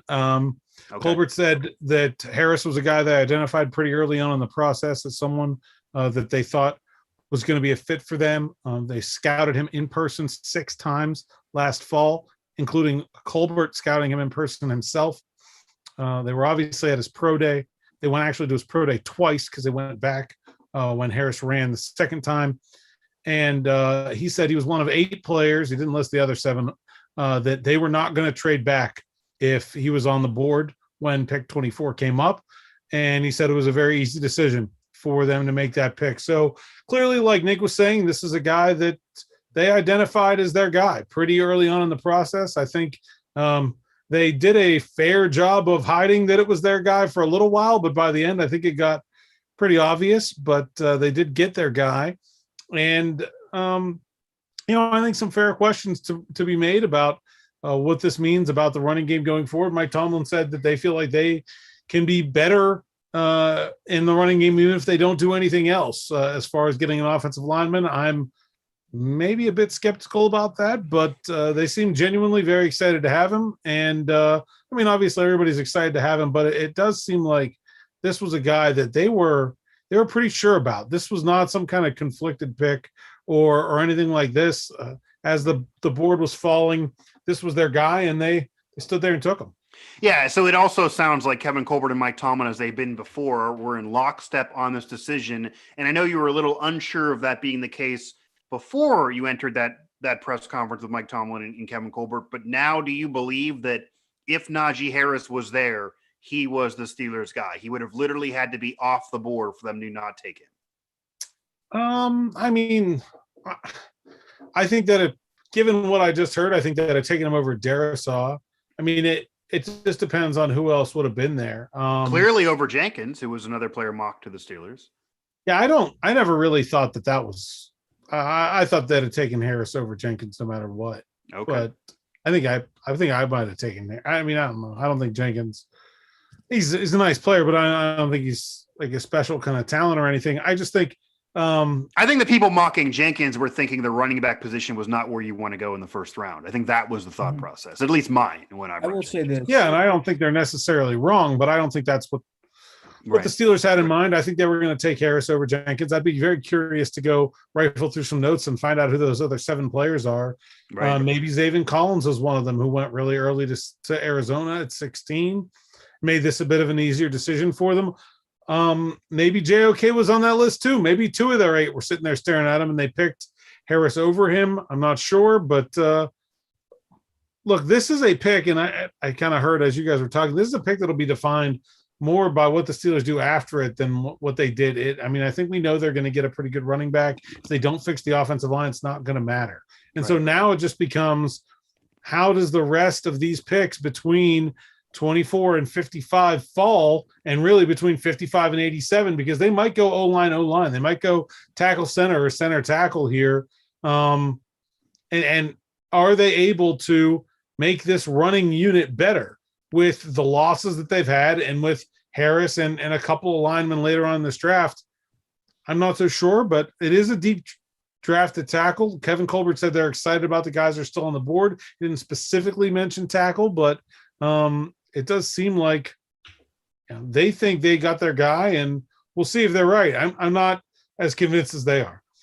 I will say that when you draft a running back, you're going to see touchdowns, you're going to see sexiness. So there will be times this next season where fans are going to say, clearly he was the guy. We're going to love him. Fans might fall in love with him like they did Le'Veon Bell for a period of time. We're seeing here in our Steelers Now chat over there on the Pittsburgh Sports Live channel here through the NFL Draft Live show. Fans seemingly there are in favor of the move. The Packers now on the clock. The Packers make their selection. Folks, they just took Eric Stokes. Yeah. And Nick reacts. I saw Nick laughing as I saw it announced there. Yeah, Eric Stokes. They took Eric Stokes. So that's a Steelers corner target in round 2 off the board. But that's also a big middle finger to Aaron Rodgers. Yeah. Yeah, because I was going to say, prior to seeing the selection, the Aaron Rodgers drama exists, but it clearly doesn't mean he's going anywhere. He's likely back to Green Bay. Yeah, receiver help is what he's been wanting for a while. He does have Adams there. Could argue as the best receiver in football, but certainly needs more weapons. Last year got more of a running game than had in past years, but again, certainly wants more, and they've been so close. thinking maybe they were going to go receiver, but they lost some receivers that maybe they liked earlier in the draft. Is it because they didn't really like enough receivers that were there? Did they already lose guys that they would have taken? Or was this, in their eyes, their best available, and this was what they were going to do, and they're not clearly putting much stock in what Aaron Rodgers wants after the past 2 years? Well, I think they clearly needed to address corner. I don't know if it was the chief need that they had, but you look at Kevin King, and he was statistically one of the worst corners in football last year for the Packers. I mean, in that NFC Championship game, he just got cooked consistently. And especially the touchdown that turned the tide in that game, really, or just put it out of reach, was that Scotty Miller bomb at the end of the half that Kevin King looked like he was already in the locker room by the way he was defending on that play. So they needed to address corner. I still think that Eric Stokes is, I think we can all agree is probably a significant reach here for them, but they like their guy. And after that, the big four corners off the board, it was kind of a crapshoot. So they clearly like their guy, and they needed to address corner. That secondary was an issue last year. It sprung up in the NFC Championship game, but so I don't know that it's necessarily a middle finger to Aaron Rodgers. I mean, if anything, they're doing Aaron Rodgers a service, because if you shore up the secondary, he doesn't have to get in a shootout every game. Sure. Well, it might be a service if he was good. I mean, like, if you're reaching for players, that is not doing your quarterback a service. Right. If they were sitting there and Newsome or Farley had fallen to them at 29, then you could say, yeah, okay, well, yeah, Aaron, what we did was we took the best player that was available, and it just happened to be a defensive player, but he's going to make our team better. That's not what happened. They went out and got a guy who they probably could have got 10 or 15 picks later. Plus, there's like a half a dozen other equally talented quarters. In fact, I think Samuel still on the board. I think Samuel's a lot better. Yeah. I think Melifonwu from Syracuse is also better, I think. Yeah, I was going to ask. Samuel. So no, this is not necessarily a middle finger to Aaron Rodgers. It's just a bad pick. Well, I think it's both. It's a bad pick and a middle finger to Aaron Rodgers. I think it's a little bit of a middle finger to Aaron Rodgers. It might not be an intentional middle finger to Aaron Rodgers, but I think it's a middle finger to Aaron Rodgers, because I'll put it to you this way. Aaron Rodgers is not going to be happy with this draft pick. Aaron Rodgers was not happy with the draft pick last year. Generally speaking, you want to have your future Hall of Famer franchise quarterback a little bit happy with you. Most teams, even with young quarterbacks, do things the quarterback likes and try to cater to them. Not the case with Green Bay. And this isn't even just this current regime and this current quarterback. Yes, Brett Favre caused tons of drama, but they also passed on a Randy Moss trade. They didn't really do everything to help him toward the end of that line either. So the Packer franchise is not all about trying to cater to their quarterback, regardless of how that quarterback may feel to them. And once again, the middle finger may exist. I don't know if I like the pick in general either. If I was going to go here, if I was going to go that position, I would have went Samuels Jr. I feel like the cachet is there. The pedigree is there. The talent is there. The tape is there. It's interesting to me how he is not the selection, how he at that position is still on the board. Nick, thoughts on Samuels Jr., where he could now go, why he has not been taken to this point since others at his position have been selected, and clearly why his draft stock is maybe not what some thought it was. Well, listen, the thing with Asante Samuel Jr. is he's just not very big. He's small. And I think that's what a lot of teams will look at. They'll take a track star like Eric Stokes, who's 6'1", ran a 4.29 40. The physical tools are oozing from Eric Stokes, and they'll say lockdown potential on the boundary. Asante Samuel, he's only 5'10", maybe 5'9". And this is a guy that can still play on both on inside and outside, has ball skills. He has his dad's recognition ability. I was going to say, normally the father lineage, having an all-pro father normally helps you, normally bumps you in a draft, not hurts you. Yeah, and I don't think it's hurting him, but I will say he's smaller than his dad was. And, that's something that you have to take into account. But I think he's going to be a stud. I'm interested to see when he comes off the board, because I think if he somehow does, and I think there is a possibility he could circle back to 55. If he's there at 55, I think the Steelers, even though they need O-line, I think they have to take a hard, long look and maybe perhaps select Asante Samuel Jr. Yeah. Except I feel like after you draft a running back in the first round, you got to take offensive line. You got to make sure he's protected. You got to guarantee that's a successful pick. It's a risky pick. It's a controversial pick. But if that's not a successful pick and you don't go O-line, then are you doing your best to help that pick? So it's going to be a conversation that'll just never, never die. The Bills now on the clock as we are rounding out the first round, which means we are rounding out our first round NFL draft show here, our live NFL draft show on Pittsburgh Sports Live and Steelers Now. All of our coverage is over there at Steelers Now. Reaction from Tomlin, reaction from Colbert, answering the questions, and there are some questions, to say the least. The Steelers go Najee Harris at 24. The board fell to them. They made a quick decision. It seemed like the decision they were going to be making all day long as Harris was available. The Bills now are announcing the pick, and as you see here, Nick, thoughts? Who did they take?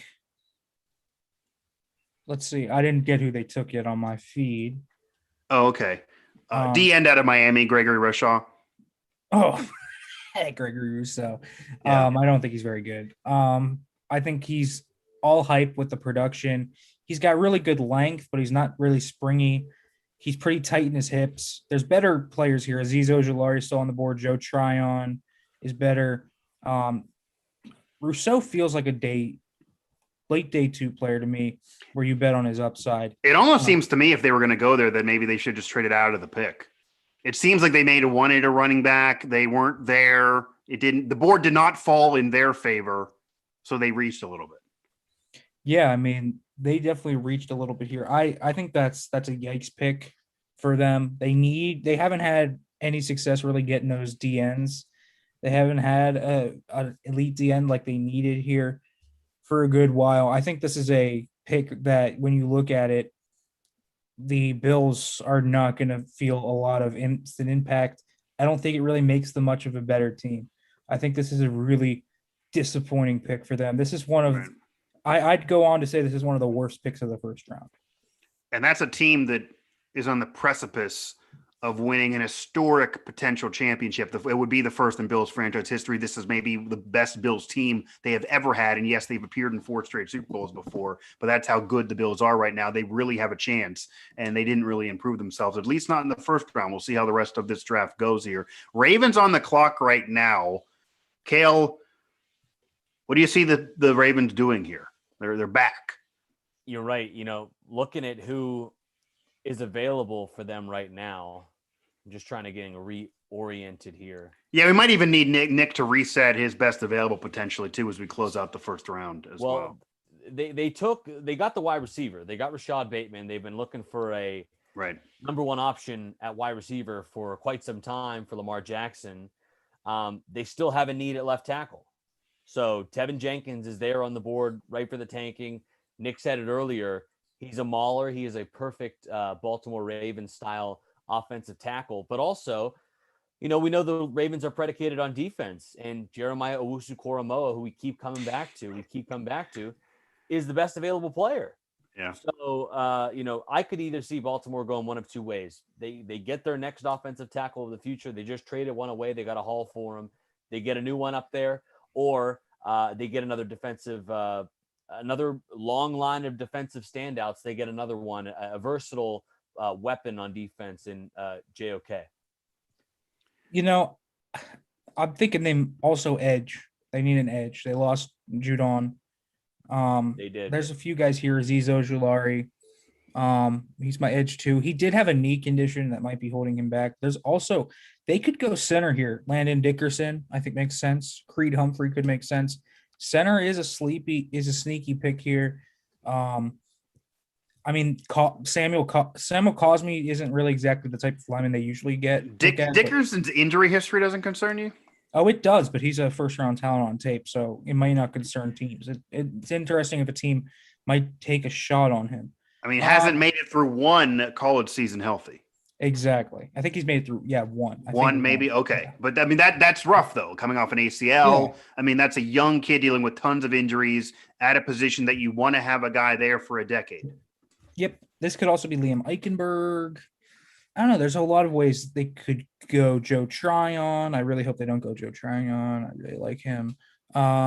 There's a few that they could go. Let me just look at the best available on my board. JOK's Yeah, obviously give us your best available board here as we close. We're getting close to closing out the first round here.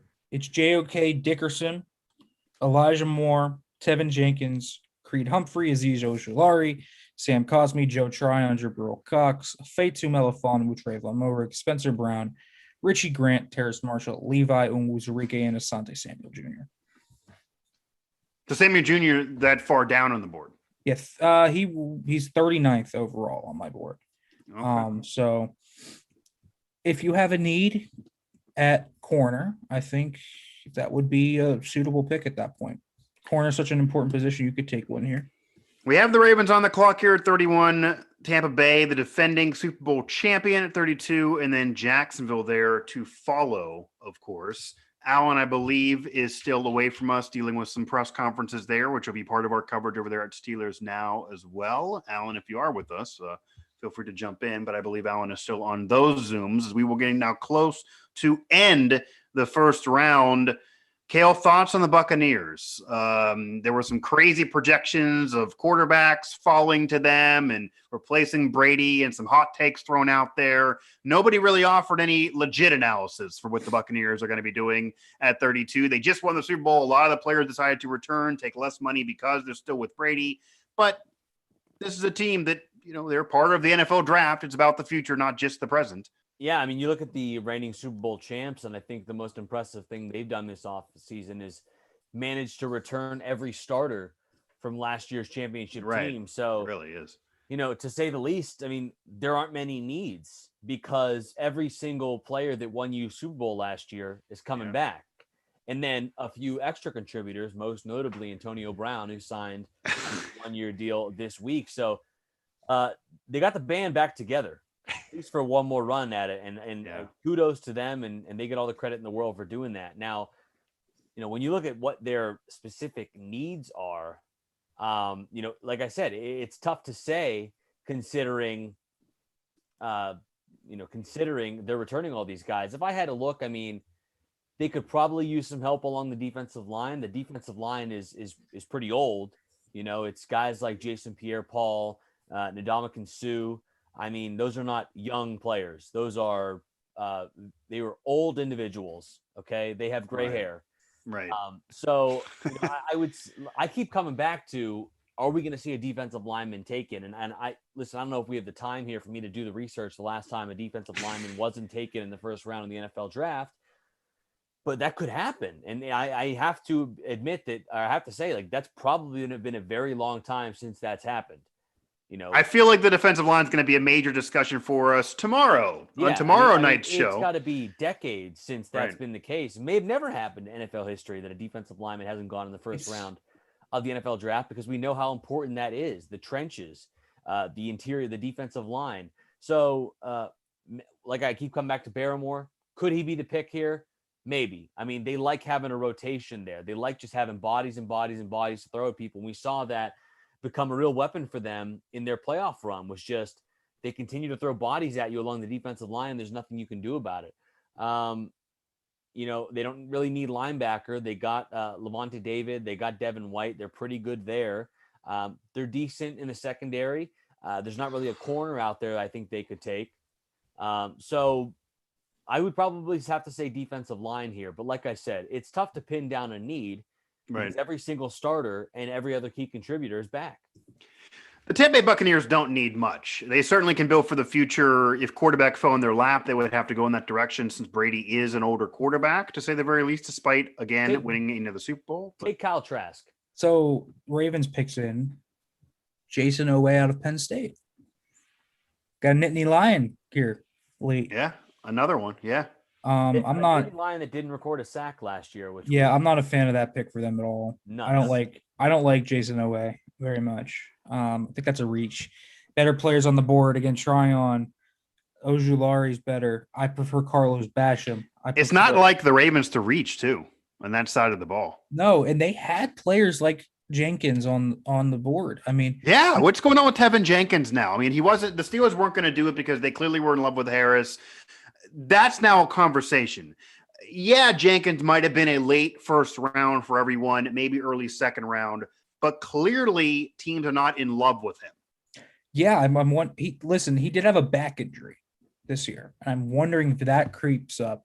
Maybe that back's an issue. If that back is an issue for a lineman, like a power lineman, if you have a bad back, that's not good. That could be contributing to it. But I'll also say this is good for the Steelers. Now that Jenkins is probably going to go, higher in the second round, it's going to filter down some of the other tackles like a Spencer Brown, Walker Little, Dylan Is there a point the Steelers try to trade to get Jenkins in the second round and move off their current spot? I mean, that would be the only way they would be able to quiet our conversation, all the critics. If they would somehow come away with Harris and Jenkins, then they could say, well, maybe it was weirder than you liked it to be, but we got it done anyway. But the problem with that is they still have too many needs that need addressing. And I think the only situation where they were going to trade up is if they were going to trade up in the first round. Yeah. They were going to move up in all reality to get their guy or to get a quarterback, Justin Fields or whoever was there. That was the only scenario where they were going to lose picks in this draft. The only potential trade for the Steelers is one where they were going to gain draft capital. And that, is really not going to happen at this point. You took the running back, it's out of there. Some will call it, some think it's a waste of a first round pick. That's out of here. It's already been made.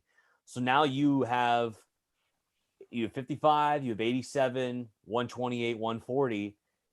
You got to hit on all four to address your other needs, to address center, to address tackle, to address corner and edge rusher as well, because we still got to remember that is a need, heading into tomorrow, heading into Saturday, because right now they got two outside linebackers. And, you look at how hard TJ Watt goes on a consistent basis, play after play.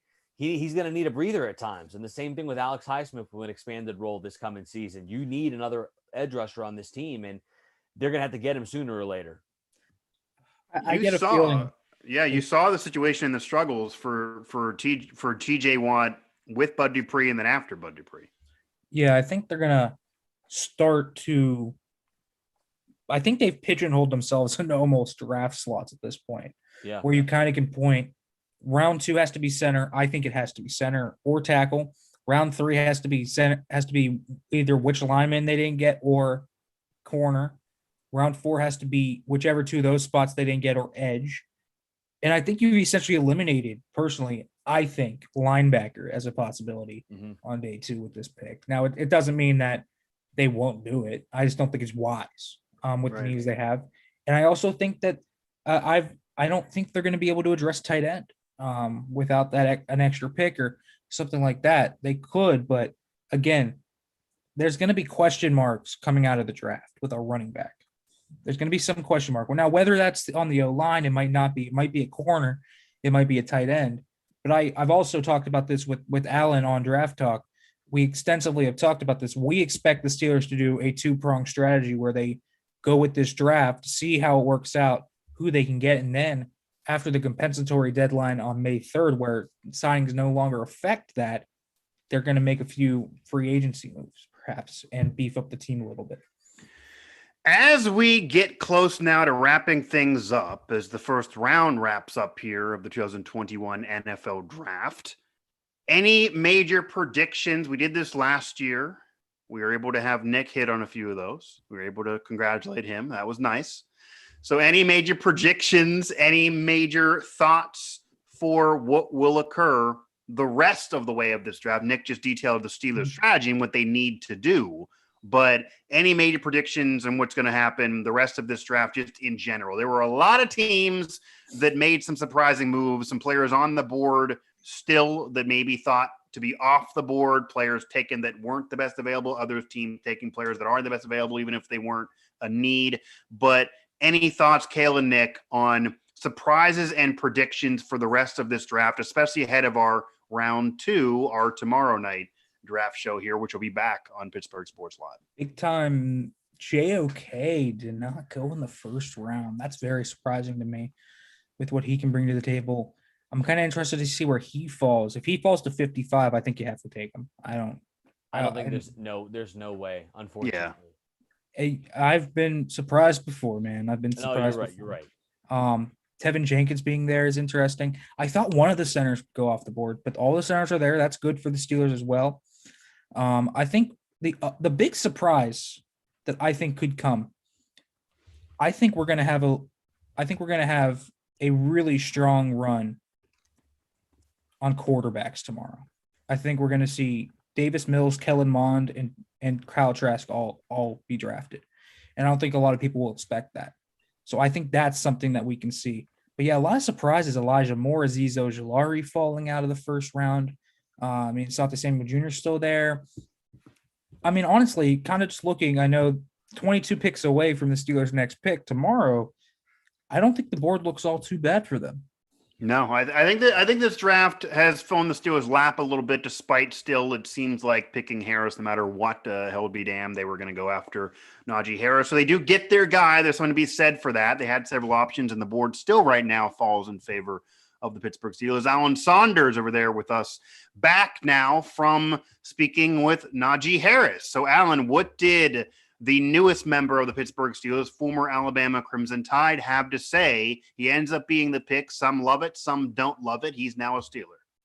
He loves it. He said growing up, he's from California, Bay Area. He followed two teams, the 49ers and the Steelers. He said he's excited to, he grew up watching Jerome Bettis. He's excited. He said it'd be dope as hell. That's a direct quote, to play with Ben Roethlisberger. Okay. And he seems fired up. He talked about his ability as a receiver. He felt like the reason he needed to go back to Alabama for his senior year was to prove that he could be a 3-down back, that he does not have to come off the field, that he can do whatever a team needs him to do from that running back position. And he feels like he proved that.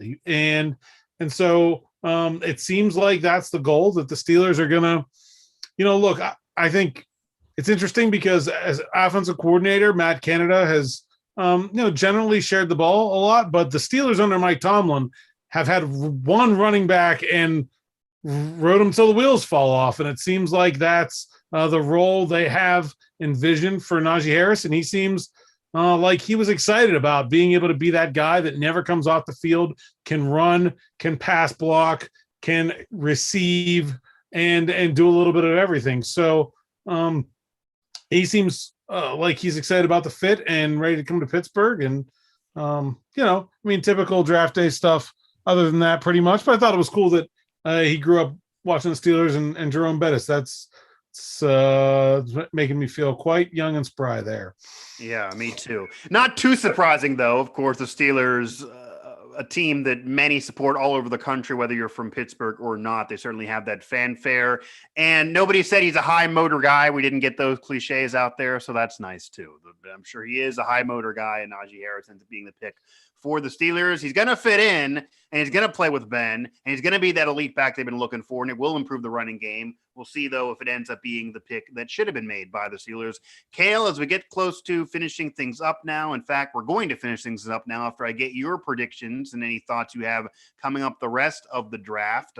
Wanted to get those thoughts from Alan at the presser, but what do you have for us, if you're willing to go out on a limb, or any thoughts on what's happened so far and what's transpired? Yeah, I think we've made our thoughts on the Najee Harris pick we have. Well known. Right. I think everyone knows how we feel on that. Yes. Great football player, just maybe not the right player for the Steelers right now, but nevertheless, they've taken their running back of the future, and excited to see what he can do, and excited to see what the Steelers can do over the next few days to make his life easier. And by that, I mean get him some help along the offensive line.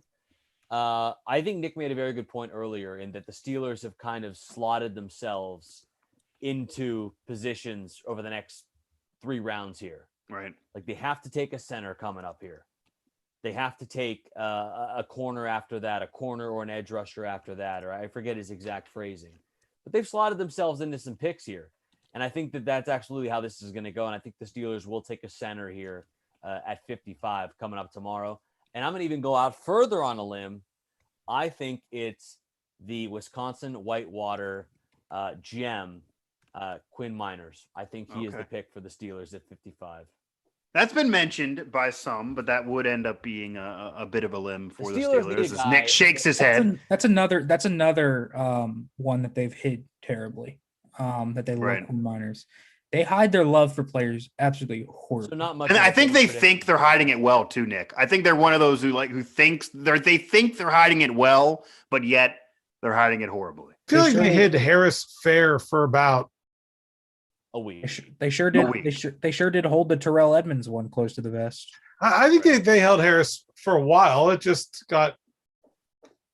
I think it Tony just got Pauline- obvious. I mean, I think even Again. Devin Bush, even though they traded up to get him, and that was somewhat surprising, that the tea leaves were there even prior to the draft. Yeah, I mean, listen, Tony Pauline's been reporting the Steelers are going to take Najee Harris since the Senior Bowl. I mean, it's that far back with some of this stuff. I mean, they don't. I think keep they it- had him picked even before that. I mean, if they sent Kevin Colbert to go scout him live in person during the season, that tells me they had him identified way before the Senior Bowl, and he didn't even do anything at the Senior Bowl. So Yeah, I think they saw the running back group. They knew Connor was gone, and the decision was kind of made, and the board fell to them, but the decision was made nonetheless. So that's, I think, what we've learned to this point. The Steelers sprinted to select Najee Harris because they selected Najee Harris in their mind months and months ago, even a year ago. And maybe they thought it wouldn't be possible. Maybe they thought the dream would eventually get killed by some other team earlier in the draft. Some thought that. But when that dream's alive, they were not going to say no to it. So it is to be said, when you get your guy, the Steelers get their guy, they now need to build around him. They do improve a weakness of the team, but that weakness cannot be fully improved if they do not help the offensive line, of course. So it all works together. It's a team game, to say the very, very least. That'll do it for our first round edition of the show. We will be back at it tomorrow night, again, live here on Pittsburgh Sports Live. Head over to Steelers Now. I cannot say it enough. Tons of coverage already there. Tons of coverage coming there. Subscribe to this channel for notifications when any of these videos go up. Stay here at Pittsburgh Sports Live for video reaction as well. And follow all of us on Twitter for all of our reaction there, if we can stay up and give it to you. And then all throughout the weekend as well. For Alan Saunders, Nick Farabuagh, Cale Berger, I'm Mike Asti. That has been our first round edition of our NFL draft show here live on Pittsburgh Sports Live. And of course, our coverage over there at Steelers Now. The Steelers get their guy. They get Najee Harris. Like it or not, the Steelers get their guy. We will now see what happens the rest of the way. Keep it here for the rest of the draft coverage throughout the weekend. All right.